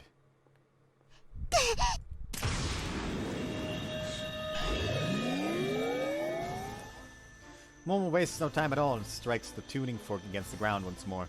On closer inspection, the ripples seem to be avoiding us. We're basically being protected by something 無駄 invisible. だ。もう聞かん。知らなかったのか、ホムンクルス。ラグエスティアを真に扱えるのはバインベルガーの当主のみ。だからそれはバインベルガーには決して牙を向かない。He removes his eye patch, revealing a glass eye. It's a vivid red. We can see some sort of arcane script floating inside it. その目。うせろ。 Without saying a word, Momo is blown into the air by something before crashing to the floor. Seeming unconscious, she doesn't move at all. なんだ今のは。くそ、取り押さえろ。 Crap! The disciplinary committee members outside the door come rushing in after seeing their leader collapse, and instinctively stand there ready to fight, but Louis shouts. 構うな。全員その場から一歩も動くな。 He takes the tuning fork from Momo's lifeless hands, raises it towards the disciplinary committee members, and brings it down effortlessly. お前らも暗示にかかってるんだろうが、向こうの手駒は一人でも削らせてもらう。Light released by the tuning fork is not in the shape of ripples, but rather rays aimed directly at our opponents. Committee members hit by it fall like dominoes. Wow. あれって一方にだけ出せたのか。ルイならね。 He releases a second shot, wiping out the ones who were on the other side of the これ door. で全員か。ルイ？ The butler staggers. Whoa there! I leap out and support his back. Takes faint breaths as he entrusts Heidi with the mist. You're right. すまんが、俺はしばらく使い物にならんぞ。 He says that with difficulty, and his breathing is rough. There's also a large amount of sweat on his forehead. こんなところで切り札を使う羽目になるとは。分かってるわ。もう無理しないで。 The trump card. ルイは音を操るマギエなの。ラ・クエスティアが効かなかったのも音の指向性を操れるからよ。でもいつも力が使えるわけじゃなくて。よくわかんねえけど、いっぺんに魔力を使ったってことか。かなりの超高速で無理やり右目の魔力を通したからな。オーバーヒートみたいなものだ。 Your right eye. His eye, which was glowing with an intense red, is now a much less vibrant color. Speaking of which, Heidi mentioned that Magi with red eyes hold a tremendous amount of これ power. でしばらく力は使えんし、正直立ってるのも辛い。腎臓のマギエは全く不便だ。 Artificial. 時間がない。俺はここに置いていけ。正直足手まといにしかならん。バカ言わないで。あなたを守るのが私の役目なのに置いていけるわけないでしょ。アーデルハイト、これは命令だ。It's actually the other way around. 命令。待てよ。 The entire 逆じゃないのか。 setup is a fucking way of deceiving people, giving them the wrong target. The actual head of the family is Louis. それは表向きの話よ。本当のバインベルガーの当主は、 Yep.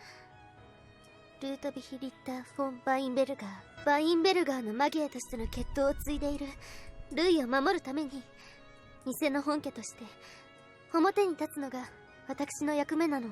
いいから早く行け。すべて手遅れにする気か。でもしょうがねえな。じゃ、俺が一緒に残っててやるよ。 Rakuma proposes a solution to the hesitant 誰もいな Heidi. いよりはマシだろ。扉はあんたじゃなきゃ直せないんだ。早く行ってくれ。 Please, Heidi. 分かったわ。 Whoops. She reluctantly leaves Louis' side, and we finally resume our way down the underground passage.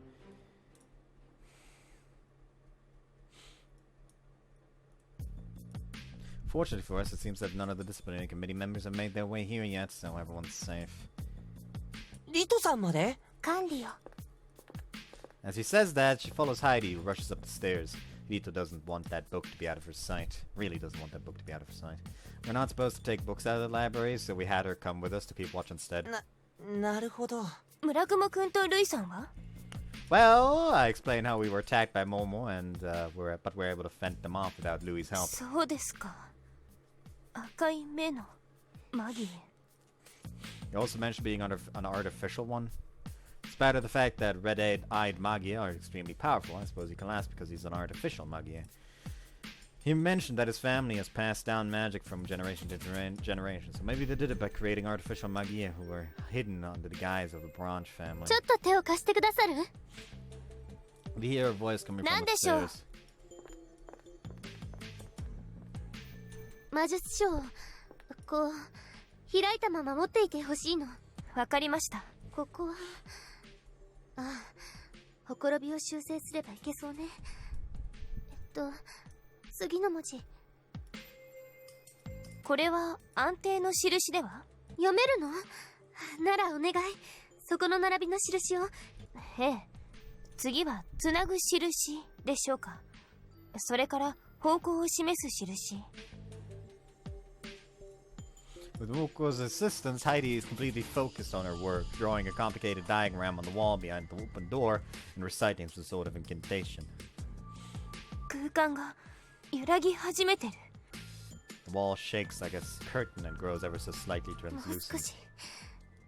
ページをめくって。空間をつなぐ呪文があるはずなの。はい。 She flips the page. Heidi's eyes run through the text there. She takes a deep breath and says the spell aloud in a dignified voice. つなぐものの印を知る者が命ず。彼方はここへ。ここは彼方へ。教会を退け。 With a pleasant, high-pitched sound, those words don't fit together. The wavering space shatters into bits and pieces. やったわ。つながったわよ。 The stone wall vanishes. We can see the other world on the other side of the door. ああ、本当だ。間違いありません。時計塔の中です。 Great job, Heidi. You saved the day. 任せなさいよ。 As much as he's trying to give an energetic response, the relief she feels turns into a feeble one. 済んだの？ Heidi peeks over Heidi's shoulder. Yeah, Rito peeks over Heidi's shoulder. Yeah, thanks, Rito. Fucking Heidi's just over here, just like. はい。魔術書。無茶言って持ち出させてごめんなさい。役に立ってよかったわ。 Rito smiles upon receiving the returned そ book. れじゃあ私はこれで戻ってもいいかしら。ええ。ありがとうございました。 Alright, let's get going.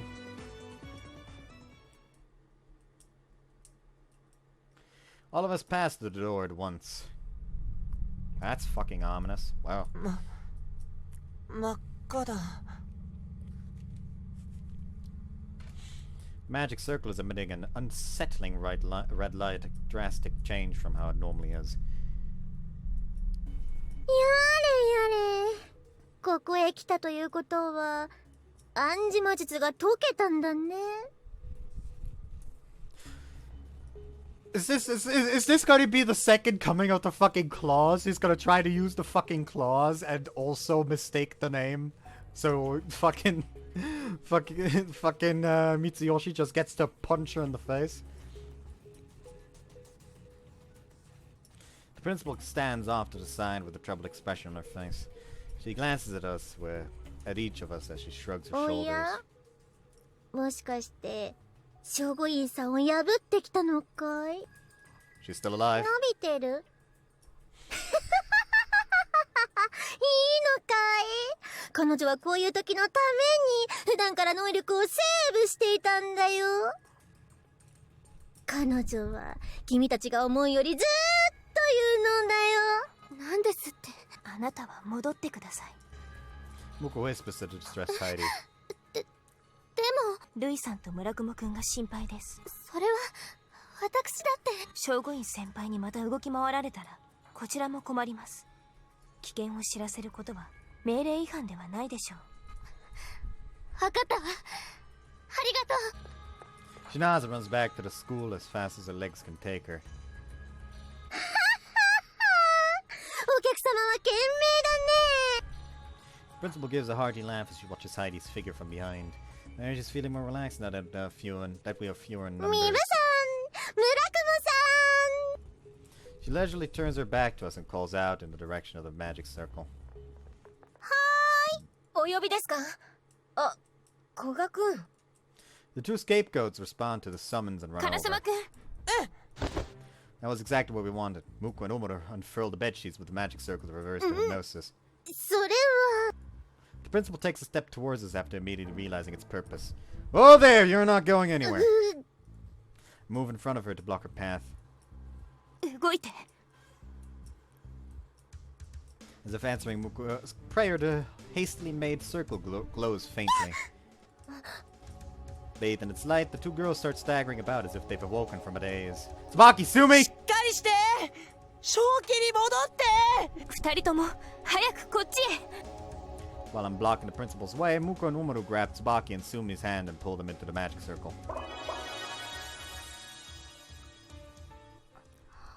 あれ？なんだ？やだ。何してたの私。これはこんな。 You two were hypnotized. How are you feeling? おお。すまない。なんてことだ。そんなものまで用意していたとはね。 She seems surprised that naturally her voice is lacking its usual laid-back tones, instead filled with bitterness. You know the last one? Move one step forward and she takes half a step back. She knows the odds aren't in her favor. 学園長ねえもうやめましょうよ。烏丸くん、 He pleads desperately. 思い直してくれませんか？こんなこともうやめましょう。俺は間違ってると思います。こんな間違った方法で生き返っても嬉しくなんかない。きっとみんなそうですよ。風呂山地さんだって春日さんだってみんな昼の生徒たちを犠牲にしてまで生き返ったって嬉しくないですよ。そうだね。君の言うことはまさに真実なのだろう。 Despite what she says, she slowly shakes her head. それでも夜の生徒を復活させることが我が主の望みなのだよ。それならば私は従うのみ。学園長たとえどんな手段をとってもね。 She places a hand on the magic circle and mumbles something. A symbol from the middle of the circle floats into the air, solidifies and flies into the principal's hand. The magic circle makes a roaring noise and starts flickering as if it was broken. What did you do? あの印は確か暗転を意味する。 She sent it out of control. 暴走してる。魔力が。ダメ。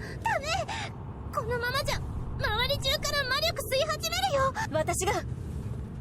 Without a moment's hesitation, Tsubaki sprints towards the unrestrained magic circle. Sumi quickly follows after her. Tsubaki, Sumi! 頑張って。私も。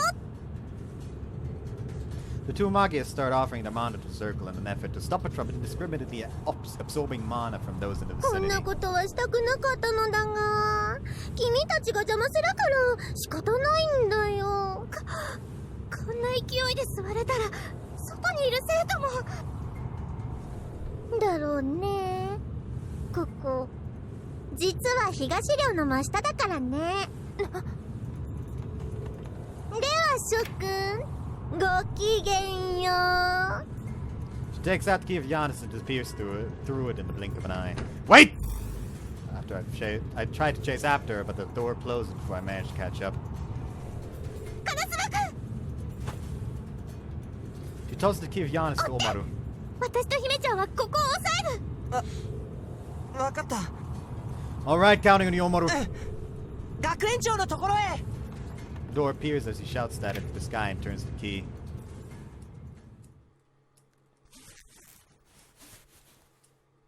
I tie up the unconscious Shoguin and disciplinary committee members with rope to be on the safe side. とりあえず全員縛り上げたぜ。おい、大丈夫か？ He should remember that he needs a Lazulid Bloodstone, and apparently Momo has one.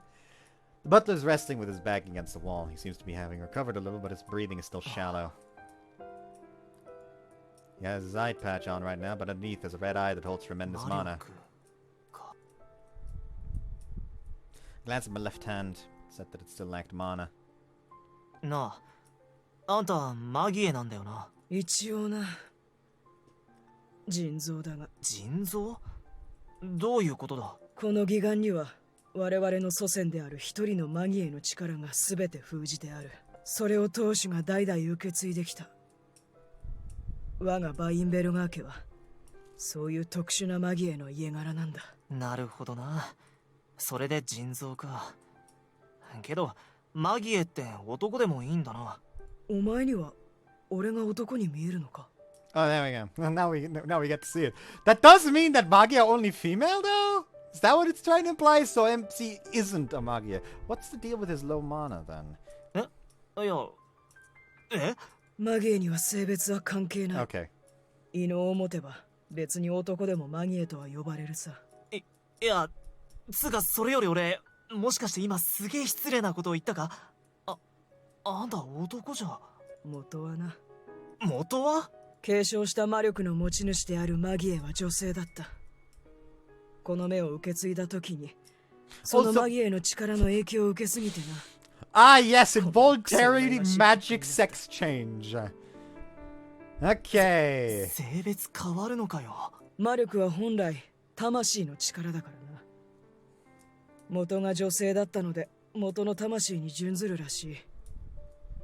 まあ俺が器として優秀すぎたってのもあるらしいが。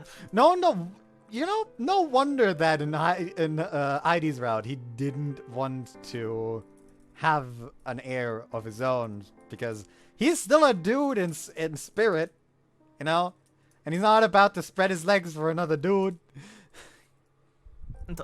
大変だな。 Unless he's gay, but clearly he isn't, based on what he said. Well, I'm not in any position to say anything about it, so I'll just move away from that. More importantly. つまり、さっき使った力はその義眼の魔力ってことだよな。そうだ。本来持っている力ではないから、義眼から全身に魔力を通すにも時間がかかる。ああ、それでお嬢様が時間稼いでたのか。分家が表に立っているのもそのためだ。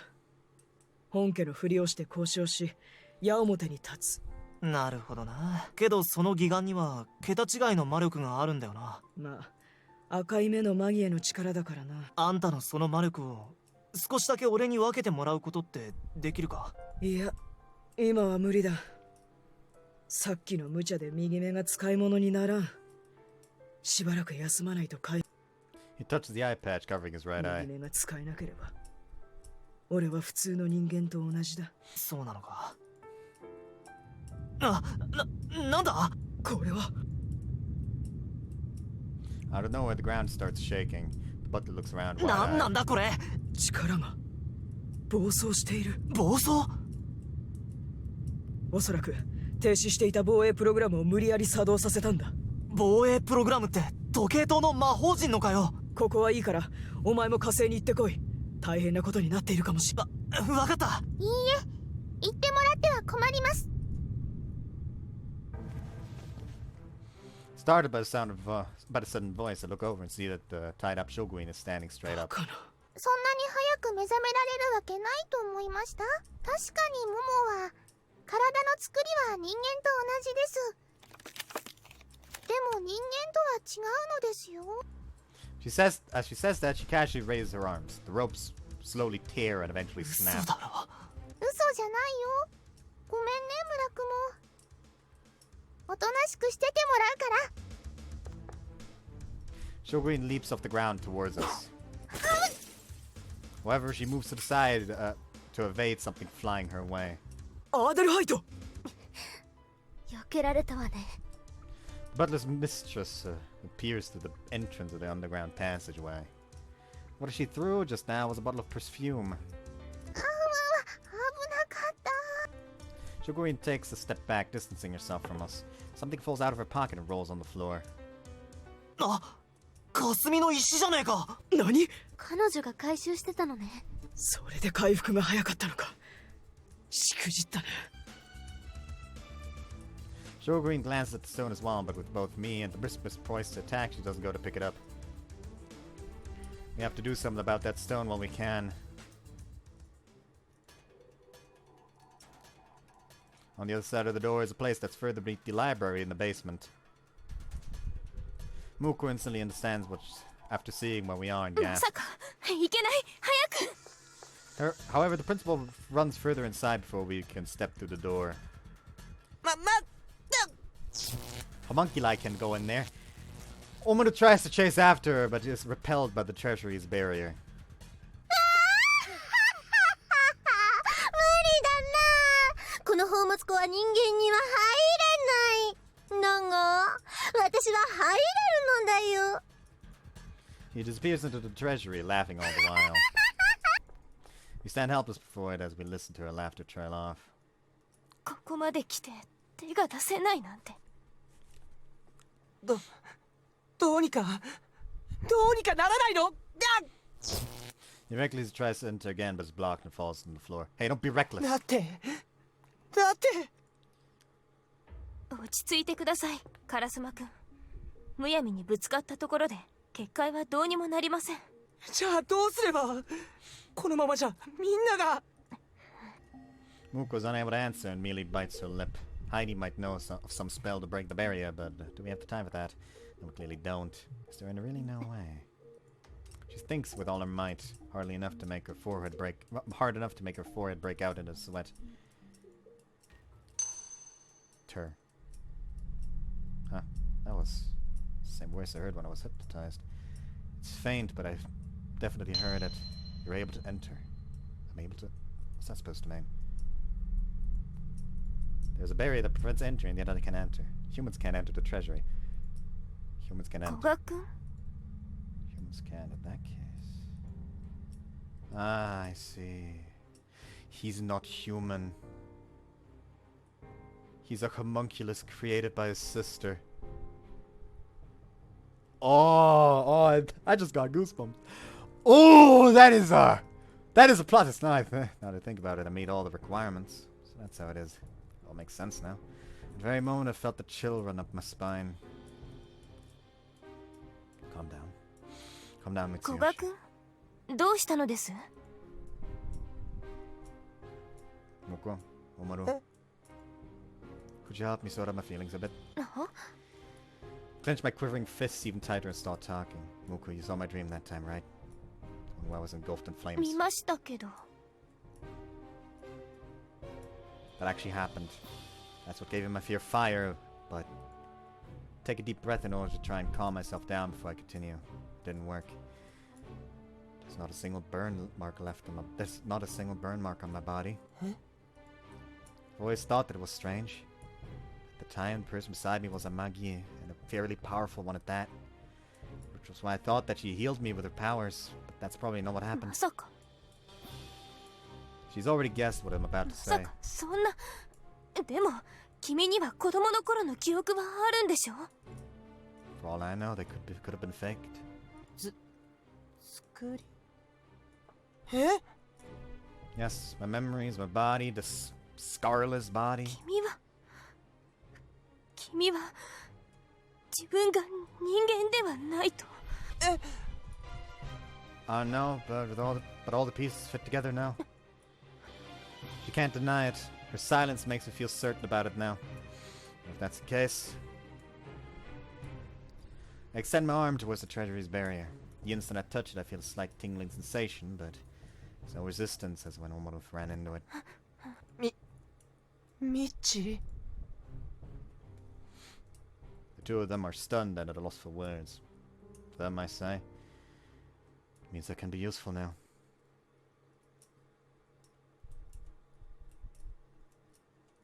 聞こえるかい二の前くん、二の前くん。まだダメかい。まあいい。このまま魔法陣が壊されなければ、復活はやり遂げられる。しかし、このパーツを抜くのに魔力を使いすぎてしまったかな。少し疲れた。The principal tosses the solidified magic circle symbol aside as if it were a toy that she'd gotten bored of. It rolls around on the floor. I'll be taking this. こが Her eyes open wide as she takes a couple steps back after seeing me pick up the object that had landed at, at バカ my な feet.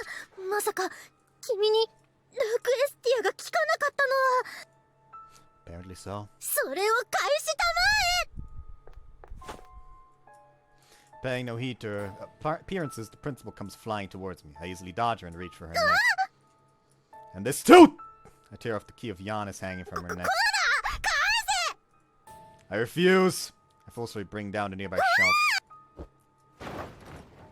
She hastily distances herself from me to avoid getting hit. I take that chance to bring down another opposite to it. You stay there and behave yourself for a while!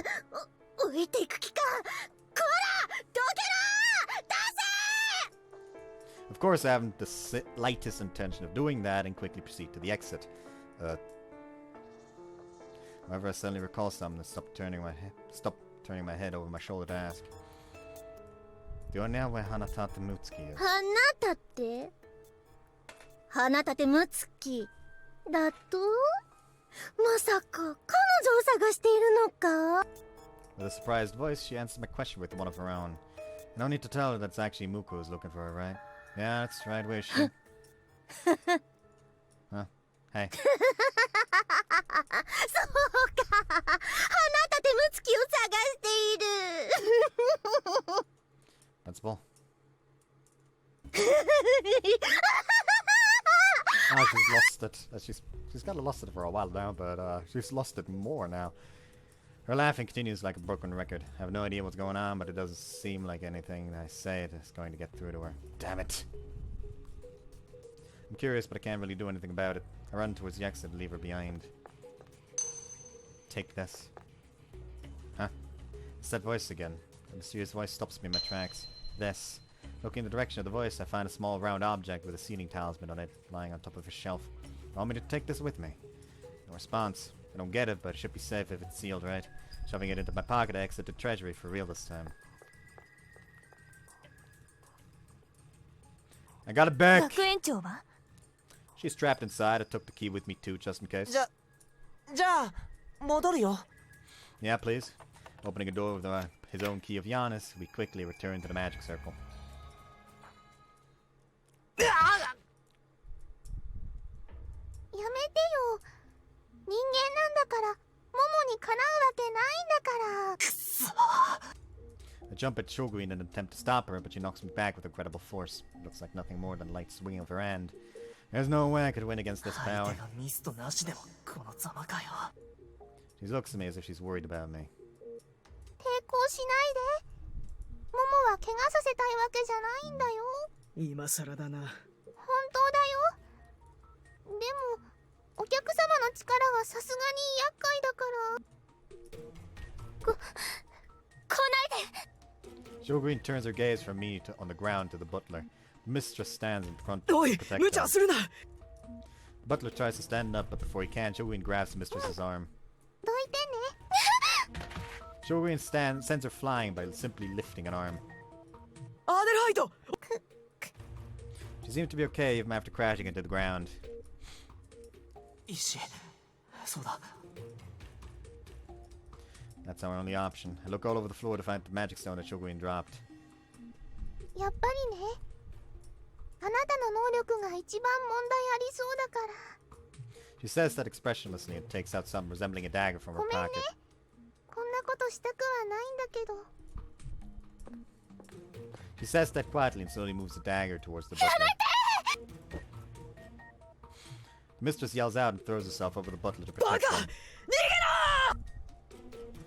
ごめんね。 Sound of Shogun running. Odd light streak. あった。 Locating the stone which had rolled to a wall at some point, and I reach out and grab 頼む。 it. 来てくれ。 The lazulite bloodstone in my hand releases a flash of light. I'm momentarily blinded and avert my eyes. Sensing that the light has faded, I turn back to look and see, and I see... It's the mass of light that I'm used to seeing.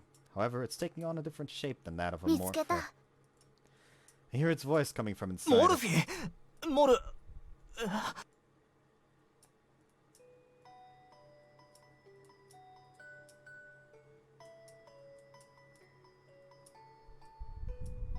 The light disperses, making me think that Morpheus disappeared, but instead I see an unfamiliar girl standing there.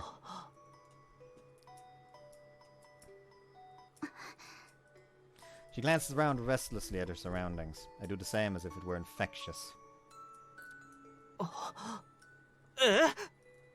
I notice that nobody else beside us is moving, as if time has completely stopped for them. Is that Kral, then? Shogun is frozen in her attacking pose. The two visitors are like a statue, with the mistress covering the butler. なんで？ While I'm taken aback, the girl walks up to Shogun and peers into her face. あ、お前。この人をどうにかすればいいんだね。眠らせたらいい？ああ。おう。 I nod for now, still thoroughly confused. She's supposed to be Morphe? Her voice and way of talking make it seem that way, but... あれ、魂が見えない。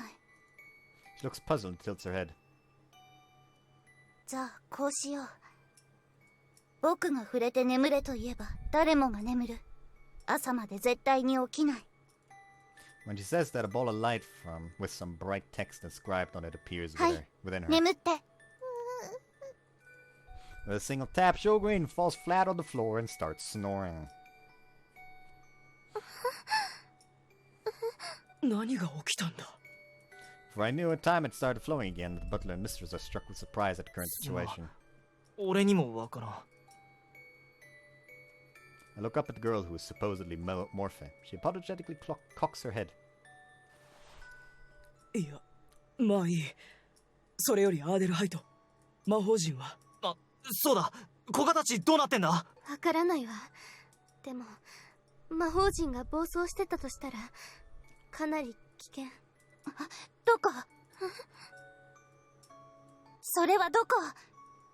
I might be imagining it, but she looks a bit そうか flustered.。来てくれ。お前なら何とかできるかも。思い浮かべて。 She approaches me and takes あ my なた hand. が思い浮かべてくれたら、そこへ飛べる。 Fly, you fools! ミブさん、村雲さん。早く止めて。もう持たない。メイク、頼む。 As I run back with the piece of the circle, the two Magia look to be reaching their limit, steady on their feet as they keep the rampaging magic circle in check. Hold on, I'll... あ、待って。俺たちじゃ倒れちゃうよ。 No, he won't. He's a fucking homunculus. I forgot. This magic circle calls anyone who enters it to faint unless they're a Magi. 誰か、ルイさんは無理でしょうか。 He's still exhausted. Even if we brought him here, he wouldn't have the energy to put this back in. そうか。マギエがやるしか。わかった。私がやる。 She struggles as she gets up to her knees to try and come over to us. However, she seems completely drained and can't walk without stumbling. Tsubaki, don't force yourself! でも Suddenly, I hear the sound of something 何 tearing. です。なんか避けてる。 Looking back, see a rift in space behind us. お兄ちゃん Oh! Oh, it's a... Oh! I didn't see that coming, but which I mean I did see it coming because I accidentally looked at the fucking DNDB page of the next game and saw her listed as Koga. So I did know that the moment you showed up, oh, that's his sister. But, I'm still surprised! Because I still did not expect Morphin to be his sister. What the fuck? I hear the voice of someone who shouldn't be here and see that same person tumbling out of it. お兄ちゃん For some reason, Murakumo appears behind her. お兄ちゃん無事なの？ What? Why the hell are you here? だってマギエが必要。 Even so, Michiru, how did you... はあみちるってへえ。本物の。 Moko and Omura look back and forth between me and Michiru running towards me, their mouths agape with astonishment. 力があれ本当だなんか負担が軽くなった Yeah, because apparently the power that Michiru has is just, yes, let me rewrite the universe based on what we've seen. There's fucking pyromancy because she apparently set her fucking house on fire. She created a fucking homunculus. So realistic, it is essentially a person. She has weird dream powers, I guess? Somehow? She literally is like, yes, I'm like, because she implied that she would be able to put them to sleep if they had a soul, so she can ability just put people to sleep by manipulating their soul. And even then, she's just like, yes, anyone that I tell sleeps until the next morning. Now, sleep. And she just fucking drops. That is just straight up manipulation of the laws of manipulation of the laws of the world. What the fuck is Michiru? I'm scared of her. Two girls standing in the center of the circle turn to look at Michiru, shocked by what's going on. Just by her being here, the magic circle's starting to behave. Seeing that, Mutsuko lets out a shout and snatches from me the piece I'm holding. これをあの魔法陣のかけた中に入れてください。はい。 She accepts the task and runs into the center of it all. The two Magia are stunned by the fact that Michiru doesn't even flinch after entering the circle. ここ She easily pushes the piece into the place the principal removed it from.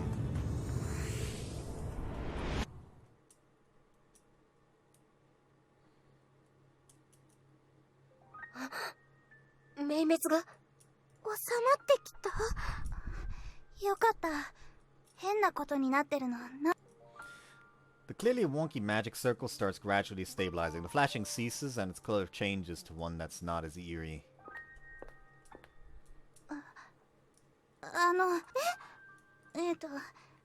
ずいぶん疲れちゃってるもう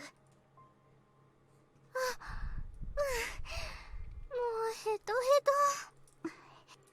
She approaches the two Magi, who have slumped to the ground, and places a hand on each of their foreheads. これはあなたの魔力？分けてくれるの大丈夫うん僕は平気 The shy Michiru was going up and talking to strangers of her own accord. She probably couldn't overlook how drained they were. Must have been more than we normal people could have imagined. ありがとう。これで立てる。ありがとうねあなたは Just then, her face goes red and she furiously shakes her head. I guess she hasn't been cured of her shyness after all. 行こう。魔法陣はもう大丈夫だ。 They look unsteady, but Tsubaki and Tsumi manage to walk out of it. Michiru follows behind them. まだ時間はある。これから破壊の魔法陣を書きます。It takes out she takes out Louis' drawing of it and a piece of chalk from her pocket. そうだね。牛尾さん、俺そのメモ持つよ。お願いします。君はマギー2人の介抱を村雲さんの部屋に連れて帰って休ませてあげてください。Okay. Tsubaki and Sumi are sitting outside the circle, catching their breaths.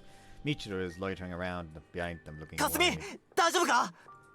I follow Murakumo's lead and go up to them. 大丈夫。その子のおかげで助かった。Sumi says that as she looks up at the person standing behind her. Michiru's blushing again. まったくだ。彼女は古賀君の？ Yeah, I'll explain it later. Can you stand? You should go back and... ありがとう、古賀君。Land her my shoulder and look towards Michiru. She looks back at me with a complicated expression that's a mix of awkwardness and embarrassment. She seems fine for now, but Michiru, why did you come here? Didn't I tell you to stay at home? She casts her eyes down. My eyes might be playing tricks on me, but she seems to be quivering.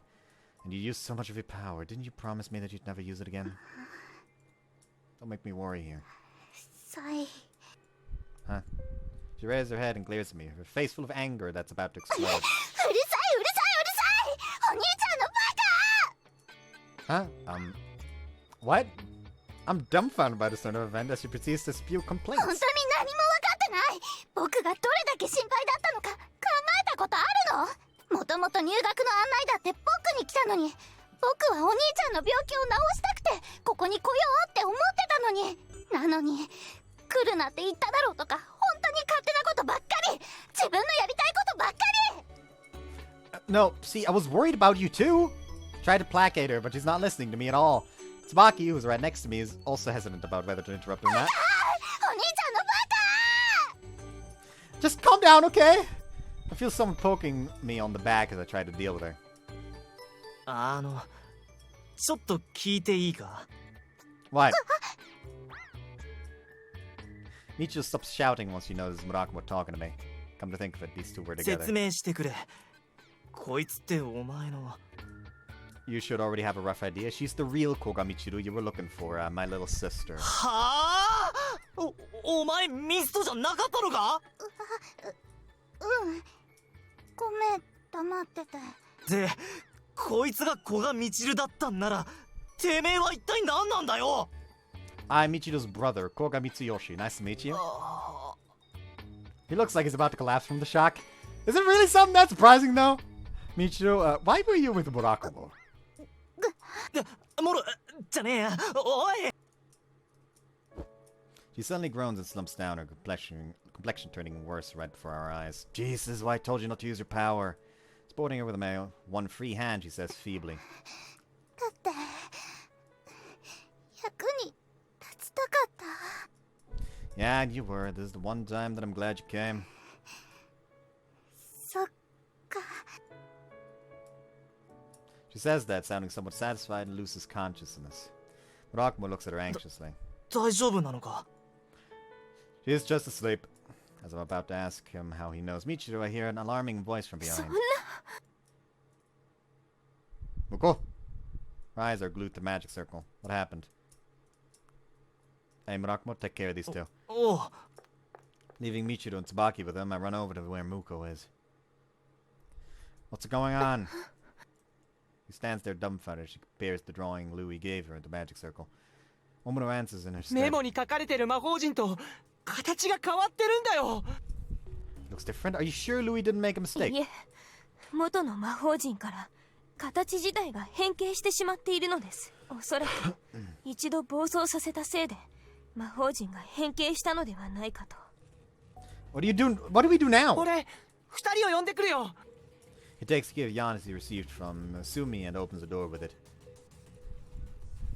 Before long, Heidi appears through the door, pale as a ghost, followed by Louis, leaning on Omaro's shoulder. これは変形していますよね。防衛プログラムを無理やり作動させると魔法陣の蘇生が変わるようになっていたんだわ。用意していた破壊の魔法陣ではこれは破壊できない。だからといってこれをまた一から解読していたのでは。12時にはとても間に合わない。こんな手まで用意していたなんて。 Damn, is there really no other way of stopping it? Kick the ground and heat of the moment. Something falls out of my pocket due to the impact. Oh, that was from the treasury. I did what the mysterious voice told me to and brought this with me. I wonder what this is. Throwing off the talisman that's sealing it, I uncover a small familiar ring. Yes! He... Oh... He gets to do the fucking Wario Land shake thing where he hits the fucking ground.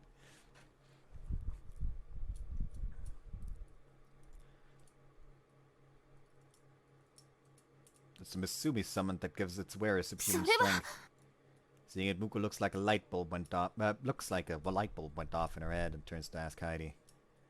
魔法陣ごとこの床を破壊すれば不可能ではないけど、魔法陣全体、このフロアすべて崩れ落ちるくらいの破壊の規模が必要なのよ。 Not like we have a choice at this point. I put the ring on one of my fingers. It fits snugly, almost as if it were adjusting to match the size of my finger. Does this work even if I don't have any mana? 私たちで込めれば大丈夫なはずです。 She takes my hand without a moment's hesitation and starts pouring her mana into it. ダメ、私では弱すぎる。 See a faint glow coming from a gem in the ring, but it soon fades. できるだけ多くの魔力が必要です。協力してください。魔力を込めればいいのね。残り少ないがな。The three of them come up to me and place their hands on mine. It's finally starting to glow steadily, but it's still lacking. やはりまだ回復してない。あなたは無理しないで。 It still isn't enough. おそらくはいくら古賀君でもこの床を丸ごと破壊するには。 It's not going to cut it without all three of these gems lit. Michiru. Accompanied by Murakumo and Michiru is lying down a short distance away from the others. Tsubaki and Sumi are finally able to walk again. The only one left is Michiru. Guess I'll have to wake her up and ask her to give some mana. 待って。もう一度やってみるから。 He takes my hand. He shuts his eyes and prays. Is he gonna open his eyes and they're gonna be red? He's gonna open his eyes and they're gonna be 俺 red. の力まだもっとあるはずだ。 Or not. Whoa! The stone is rapidly lighting up. Faint glow it had before is now blindingly bright. That was だっ amazing. て助けないとみんないなくなっちゃう。 Second stone begins to ダ glow. メだよそんなの。そんなことさせない。 And so the third stone starts to も shine. う少し全部光れ。 And not quite. 光った。全部光りましたよ、ガラスマくん。 Seeing that this goal was reached, Wataru relaxes and pants heavily. 大丈夫？これでいける？大丈夫なはずよ。すごい魔力がこもっているの。 Alright, everybody stand back. I'm blowing this to smithereens! Stand at the edge of the magic circle and take a deep breath, watching as everyone moves towards the 古賀君、 stairs. もう0時前です。 Got it! Here I go! I raised hand with a ring high above my head. まゆみそこ違うって友達に突っ込まれて慌てて出たんでした。そうだろ、焼肉はいいよ、最高の食べ物だよ。ひなもたくさん食べるのは良いことだと思います。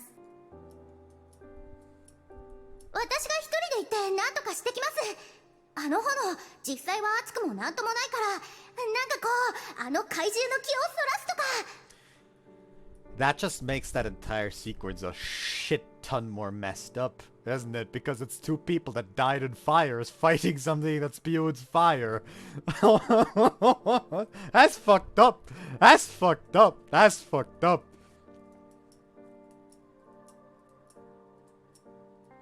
They're all... やめちゃダメ。My memories of the night students briefly flashed through my head and my fists frozen. ミッチ、ダメなんだよ。壊さなきゃ。 Omaru, he's crying. His face is wet with tears. His face wet with tears, he runs up to me and clings to me from behind. やりましょう。私たちも一緒に背負いますから。 This looks like he's about to... Like, out of context, this looks like he's about to murder someone and they're desperately trying to stop him. For I know Muko's beside me 魔法 as 陣 well. ごと破壊できるほどの力を出せるのは君しかいないけれど、その辛さは私たちみんなで背負っていきましょう。 She plays a hand on my 誰 back. かを犠牲にして蘇ったって嬉しくないよ。そんなの間違ってるよ。 Yeah. Furuya, Kasuga, Iba, Hina, and the rest of the night students. I'm sorry! I bring my fist down as I shout. I hear a deafening roar from the violent impact. A crack runs from my fist to the center of the circle. That better be CG for this. Honestly, God, it would have been so much sicker if he actually just stood in the fucking middle and just like... There was a CG of him just planting the fucking fist into the ground as this crack spread all around. That would have fucking looked sick as shit. Grab Muko and Omoto and leap backwards. Whoa! See light overflowing from the fissure that engulfs the entire 崩れ circle. ていく。 With that, as the catalyst, the magic circle starts crumbling away. The cracks grow wider and wider, and before long, the entire floor has fallen apart. Jesus Christ. He fucking did a number on that thing. Light subside, and all that remains is a gaping abyss. ね。ええ、終わりました。 So anyways, Neko's dead now. 今なんか変な音しなかった？え、そう？うわ、おい、どうしたの？誰か倒れたみたいだよ。あ、こっちもだ。どうしたん？まゆみちゃん、どうした？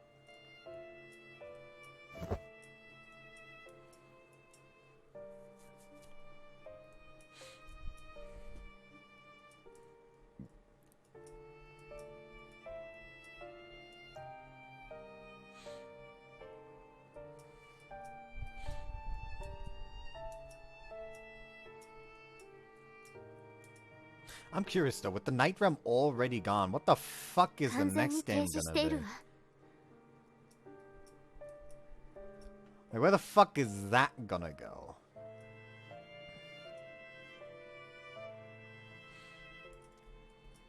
Heidi takes a fragment of the magic circle's remnants to confirm.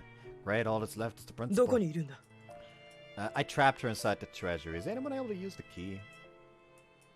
私がやろう。カラスマくんはさっき力を出し切っただろうし。大丈夫？イネちゃん。ああ、少し休んだから。 She takes the key of Giannis from Omaru and opens the door. あれ？おかしいな。宝物庫には結界があって入れないからでしょうか。かもしれないな。その手前でもいいか？ Yeah, it's fine. I'll be right back. She opens the door to the library and I walk to the treasury from there.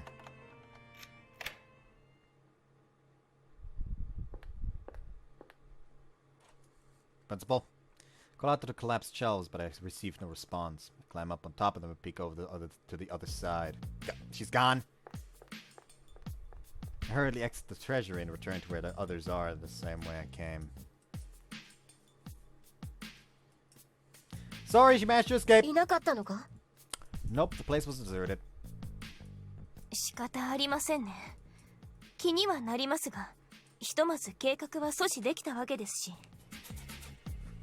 ええ、向こうもすぐには動けないと思うわ。Anyone know what happened to the night students? そちらも気になりますね。学園に戻りましょう。With the help of Tsubaki using the key, we all return to the school building. I carry the unconscious Michiro on my back, and Louis manages to walk with Heidi's support.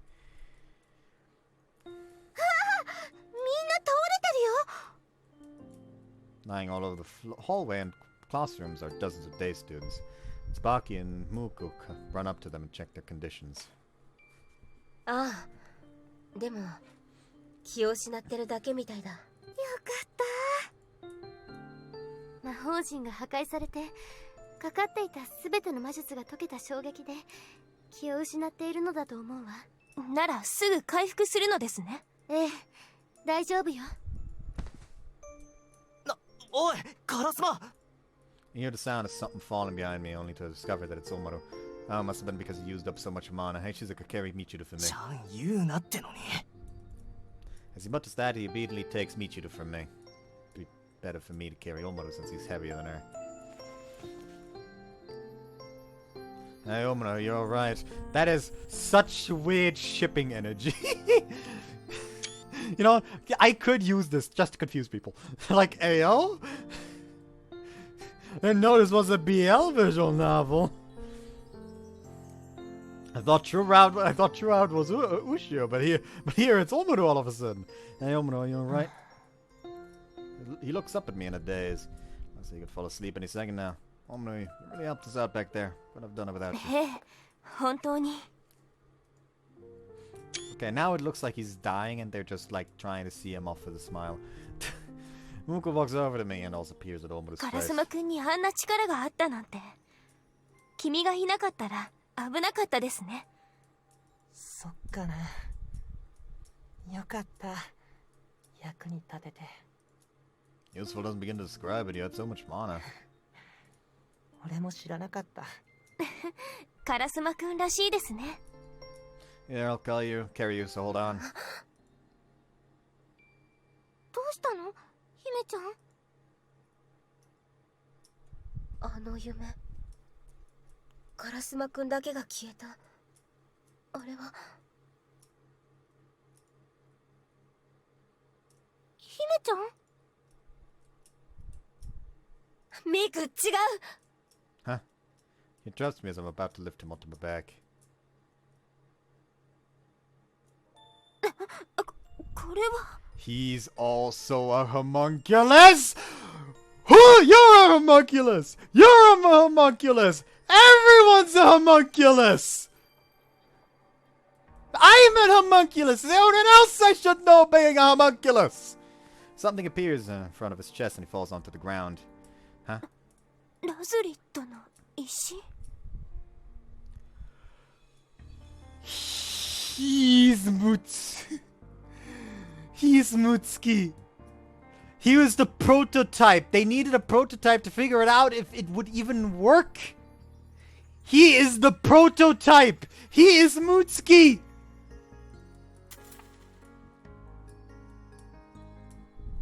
After rolling for a while, the stone disintegrates into specks of light that scatter into the air. Seeing that Tsubaki's expression stiffens as if she realized something terrible. What is it? What's happening? I'm getting a bad feeling about this and I feel Omaru's body temperature dropping. He then whispers. ごめん。でも、もう行かなきゃ。What are you talking about? 俺もね。もう、本当はもう、ここに、いなかったんだ。いなかった。思い出しちゃったんだ。暗示解ける魔法陣に乗った時、全部。Right! 俺も20年前の生徒だったって。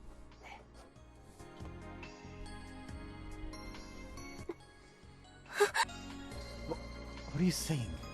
20 years ago, the same as the night students. And that means Omaru is... カラスマ。 The others behind me are speechless after hearing his confession.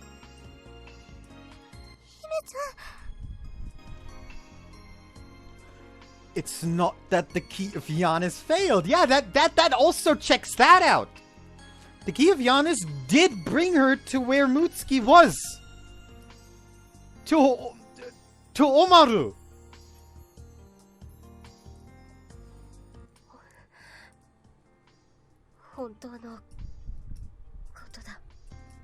He's not lying. Magi's is saying that his confession is true. カラスマくん。カラスマくん。どうして。ごめんね、黙ってて。なんかそれどころじゃないと思って。But this doesn't make sense. You were around during the day too. If you were a night student, then how? さっきの石、ラスリット・ブロッドストーン、カラスマくんの体の中にあった。それが魔術を固定していたのだとしたら、カラスマくんは復活の実証試験のために。うん、多分そうだと思う。そんな、じゃあ魔力を使い切らなければ助かったかもしれない。ダメだよ、言ったじゃん。こんなの止めないとって。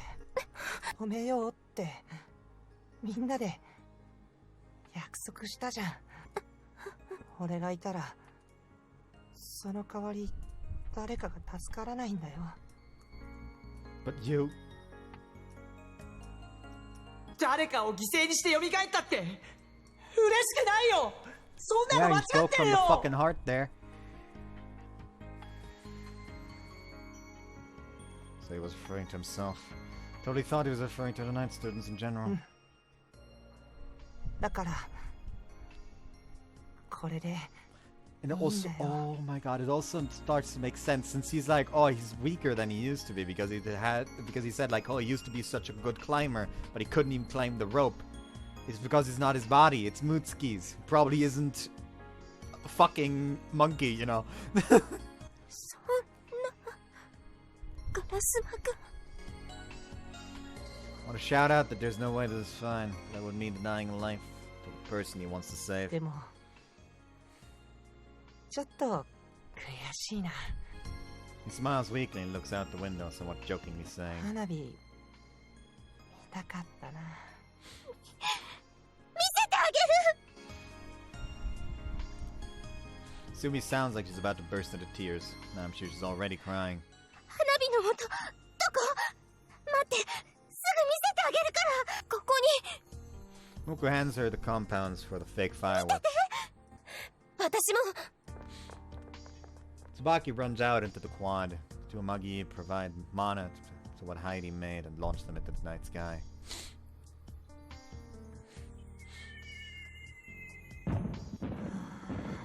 見えるか？カラスマくん。ありがとう。何の音？花火だ。 The explosion of the fireworks wakes up the unconscious day students. あれ？なんで寝ちゃってたんだろう。見て見て、花火だよ。おい、みんな起きろ。 Getting up one after the other, they all rush over to the window with their heads turned ほら、 up. 葵、起きて、花火だよ。本当だ。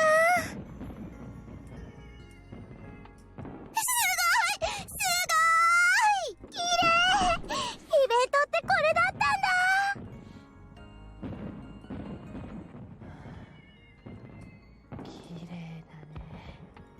Seeing the lighted face on the students looking out the windowsill, Momono looks truly satisfied.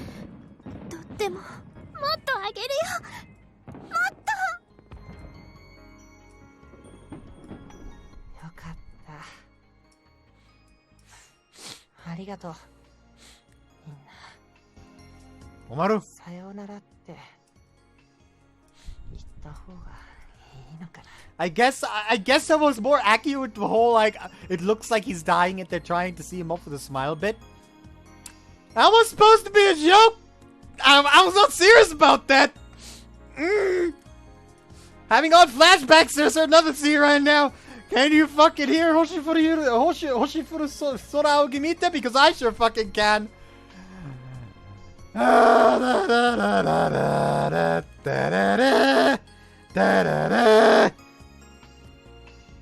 Am I slightly going insane? Possibly. Most likely. Really? 100%.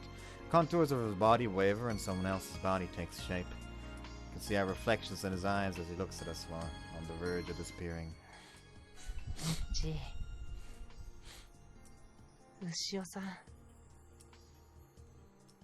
と今まで通りいつまでも俺の知ってる二人でいてね。カラスマくん。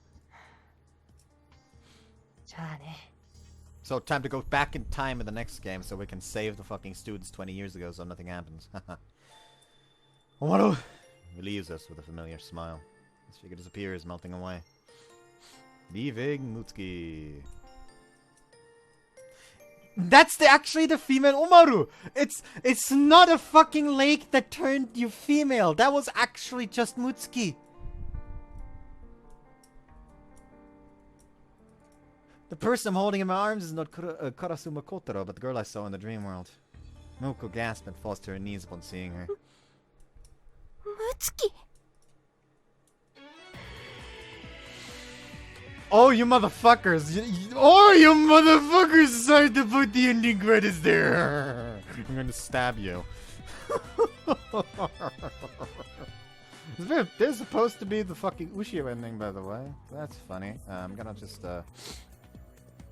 we know this ending, so I'd like to skip it. However, at the same time, actually, no, it's just showing CGs again. I would appreciate if I could skip, but alas, it won't let me. Yeah, just, I guess we just get to jam out here. So I'm immediately moving on to the next game. However, I'm not sure if I'll be good at tomorrow, since, you know, shit. However, knowing me, I will fucking start it immediately. How long have I been recording for? 4 hours? 4 hours, roughly, almost exactly. It's just a few minutes over. Anyways, so,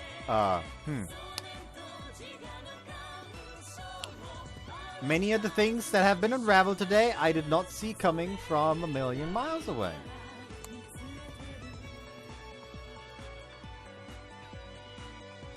I wish I could have said that I did. I only ever saw them coming when it was already too late.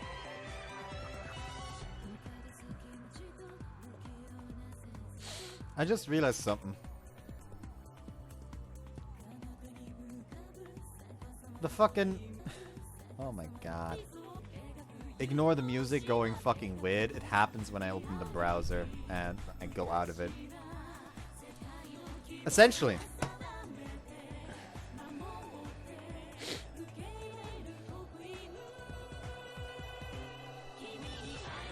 Fuito's route was seducing a Dutch wife. That sounds very bad, but you can see where I'm coming from, right?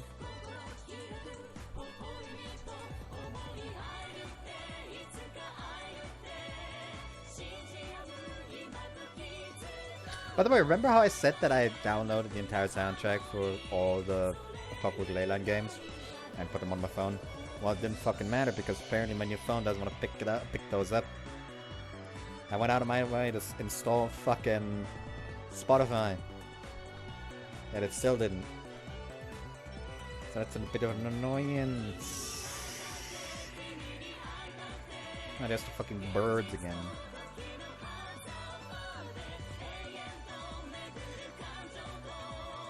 Still, is... actually... But there are some of the things that should have only worked on things with souls still did work on fucking...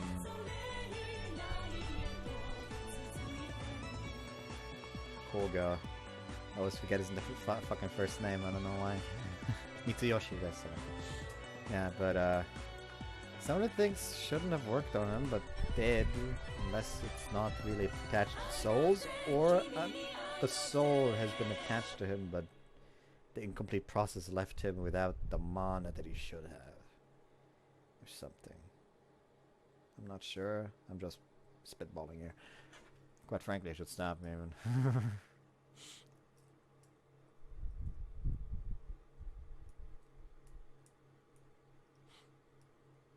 Dawn broke as if nothing happened at all last night. Students arrived at school, laughing and chatting with each other as usual. 昨日の花火すごかったね。綺麗だったよね。Actually, what the fuck's up with Momo now? It ended up differently than originally planned, but from the students' point of view, it went off without a hitch. We were able to show the fireworks to students who were excited about it, just as one would have wanted, but... After all that's happened, another ordinary day begins. 仕方がありません。表向きにはここは普通の学校です。たとえ学園長が不在になっても学校としては普通に機能するのでしょう。もともと不在にすることも多い方だったようですし。The principal disappeared without a trace after the incident. We've checked the office numerous times, but it's always empty. What happened to Momo? アーデルハイトさんとルイさんが厳重に封印して眠らせてくれたそうです。そちらこそ妹さんは？ She's sleeping back in my room. そうですか。容体はどうなのです？ She gets like that whenever she uses powers, but she'll be fine once she sleeps it off. それならよかったです。I lapse into an awkward silence. Classes are about to start, but I don't feel like going to my classroom at ま all. だ信じられませんね。 Yeah. もうここにカラスマくんがいないなんて。 We're always together too. It's probably why. We don't want to be in the bureau office. Yeah, we're out here. He's not going to be showing up there anymore either. I feel like I'm going to be anticipating him popping in as usual whenever I'm in the office now. I'm glad your friend's safe though. I'm sure Omoto would have. よくなんかありません。 She sounds like she's about to cry, and sure enough, her eyes were a bit wet. ムツキと引き換えにカラスマくんを失って、それで私が本当に喜ぶとでも思っているんですか？ No, but let's say like that. Better this situation than losing both. You gotta see the silver linings, or you're never gonna fucking get out of these ditches. すみません。 She gains composure and apologizes with her head down. 辛いのは君も同じはずなのに。 To be honest, I'm not sure. Can't tell if this is actually painful for me or not. What if my emotions are fake too? 君は本物の古賀光義は火事でもうすでに死んでいると思っているのですか？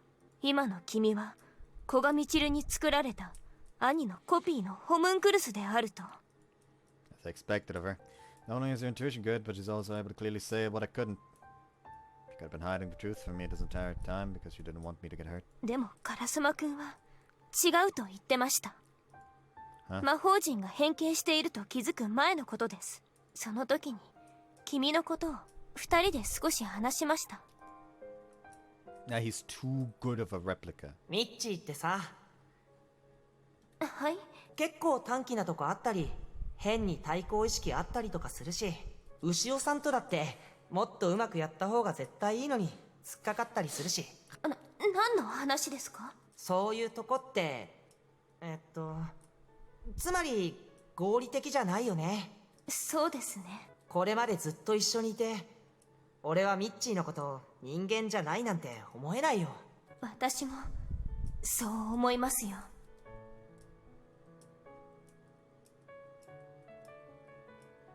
See, someone said something like that. 例えばこうは考えられませんか？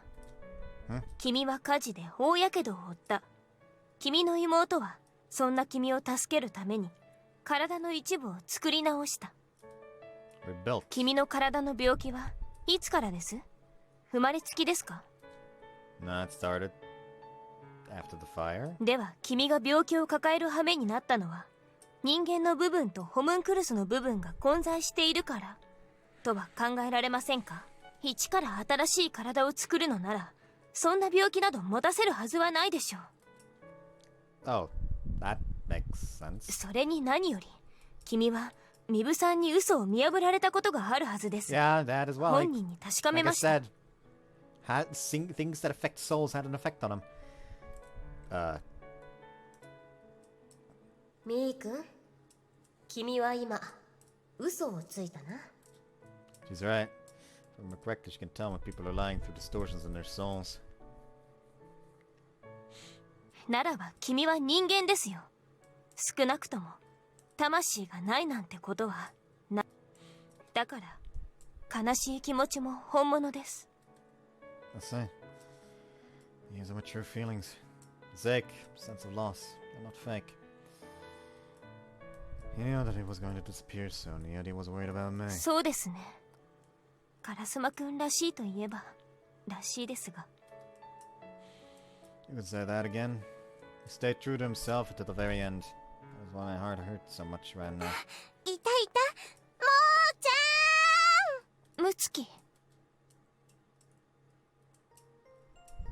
Hana thought that Mutsuki comes running up to us as we're feeling depressed. もう起きて大丈夫ですか？もう大丈夫。 After Omuru left, she remained asleep for a while in Muko's room. She woke up this morning and heard about what happened from Muko. 古賀くんだよね。私の体がお世話になりました。 It's not a big なん deal. か、私のこと見てると複雑な気持ちかもしれないけど。 Don't have to worry about that. Your body belongs to you. Omuru would have...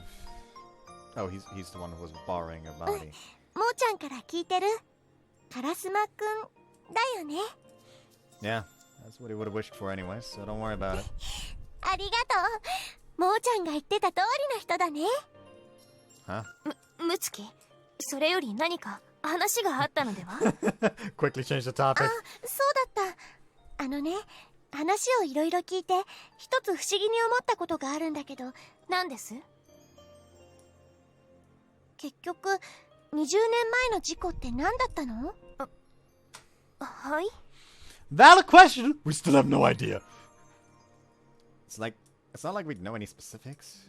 It was supposed to have been a fire. Luke was taken aback somewhat as she answers. 落雷による火事のはずですけど。でも遺体がなくなっちゃうくらいひどい火事だったんだよね。それってただの火事なのかな？ I see what you're getting at. That does sound a bit weird. Maybe they were doing some sort of magic experiment. Muko remains stunned. Are you curious about the origins of that fire? 違います。ああ、もうどうして気づかなかったのか。Where did that come from? She suddenly shouts out loud and continues with an agitated tone of ム voice. ツキの言う通り、遺体がないんです。火事という単語に惑わされた。What do you mean? いいですか、古賀くん。私はこれまで20年前の事故の死者から抜き出した魂を捉えてどこかに閉じ込めてあるのではないかと考えていました。Yeah, that's right. そもそも魂というものは魔術的に言うと死とともに体から抜けてまたまっさらな状態に戻りどこかで新たに生まれてくる命に入るのです。それはつまりどういうことです？ They're still alive somewhere in here.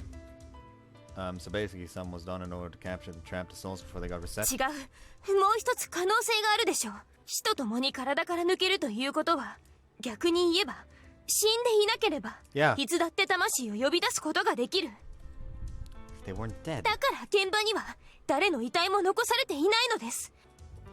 Hold on a second. It's been 20 years already. If they're not dead, then what? 何も知っているはずです。この学園には時を止めることができるマギエがかつて存在した。ラズリット。そう。ラズリット・ブロッドストーンはそのマギエが時を止めて作った石です。Then that means Omar and the rest are... They're probably in a state of suspended animation. The students from 20 years ago might still be alive. どうやらまだ私たちの把握していないことがあるようです。調べてみましょう。20年前、本当は一体何が起きたのかを。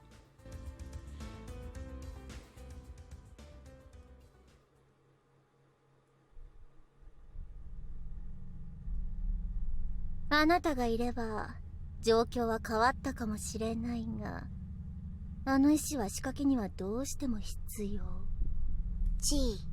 いやいや仕方がない。ラズリット・ブロッドストーンを加工できるのはあなただけだ。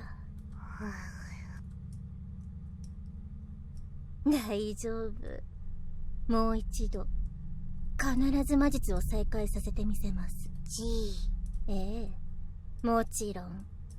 もしもの場合の策はあらかじめ。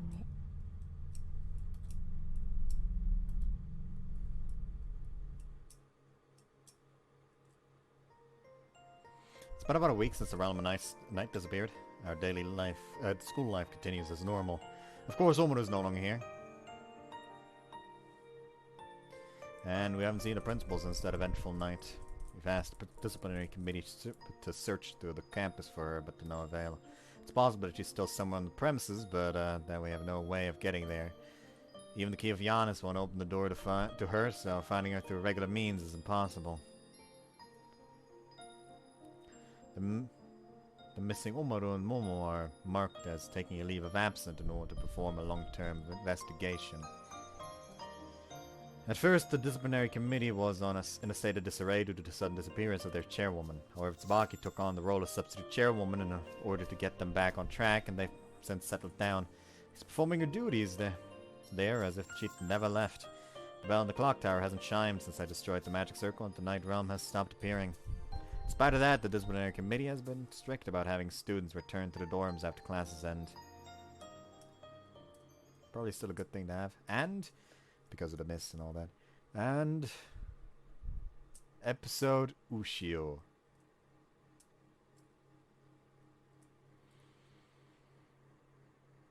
We're not done after all.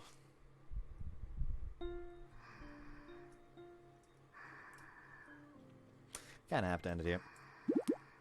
It is like fucking 2:30 a.m. And it is already a 4-hour video.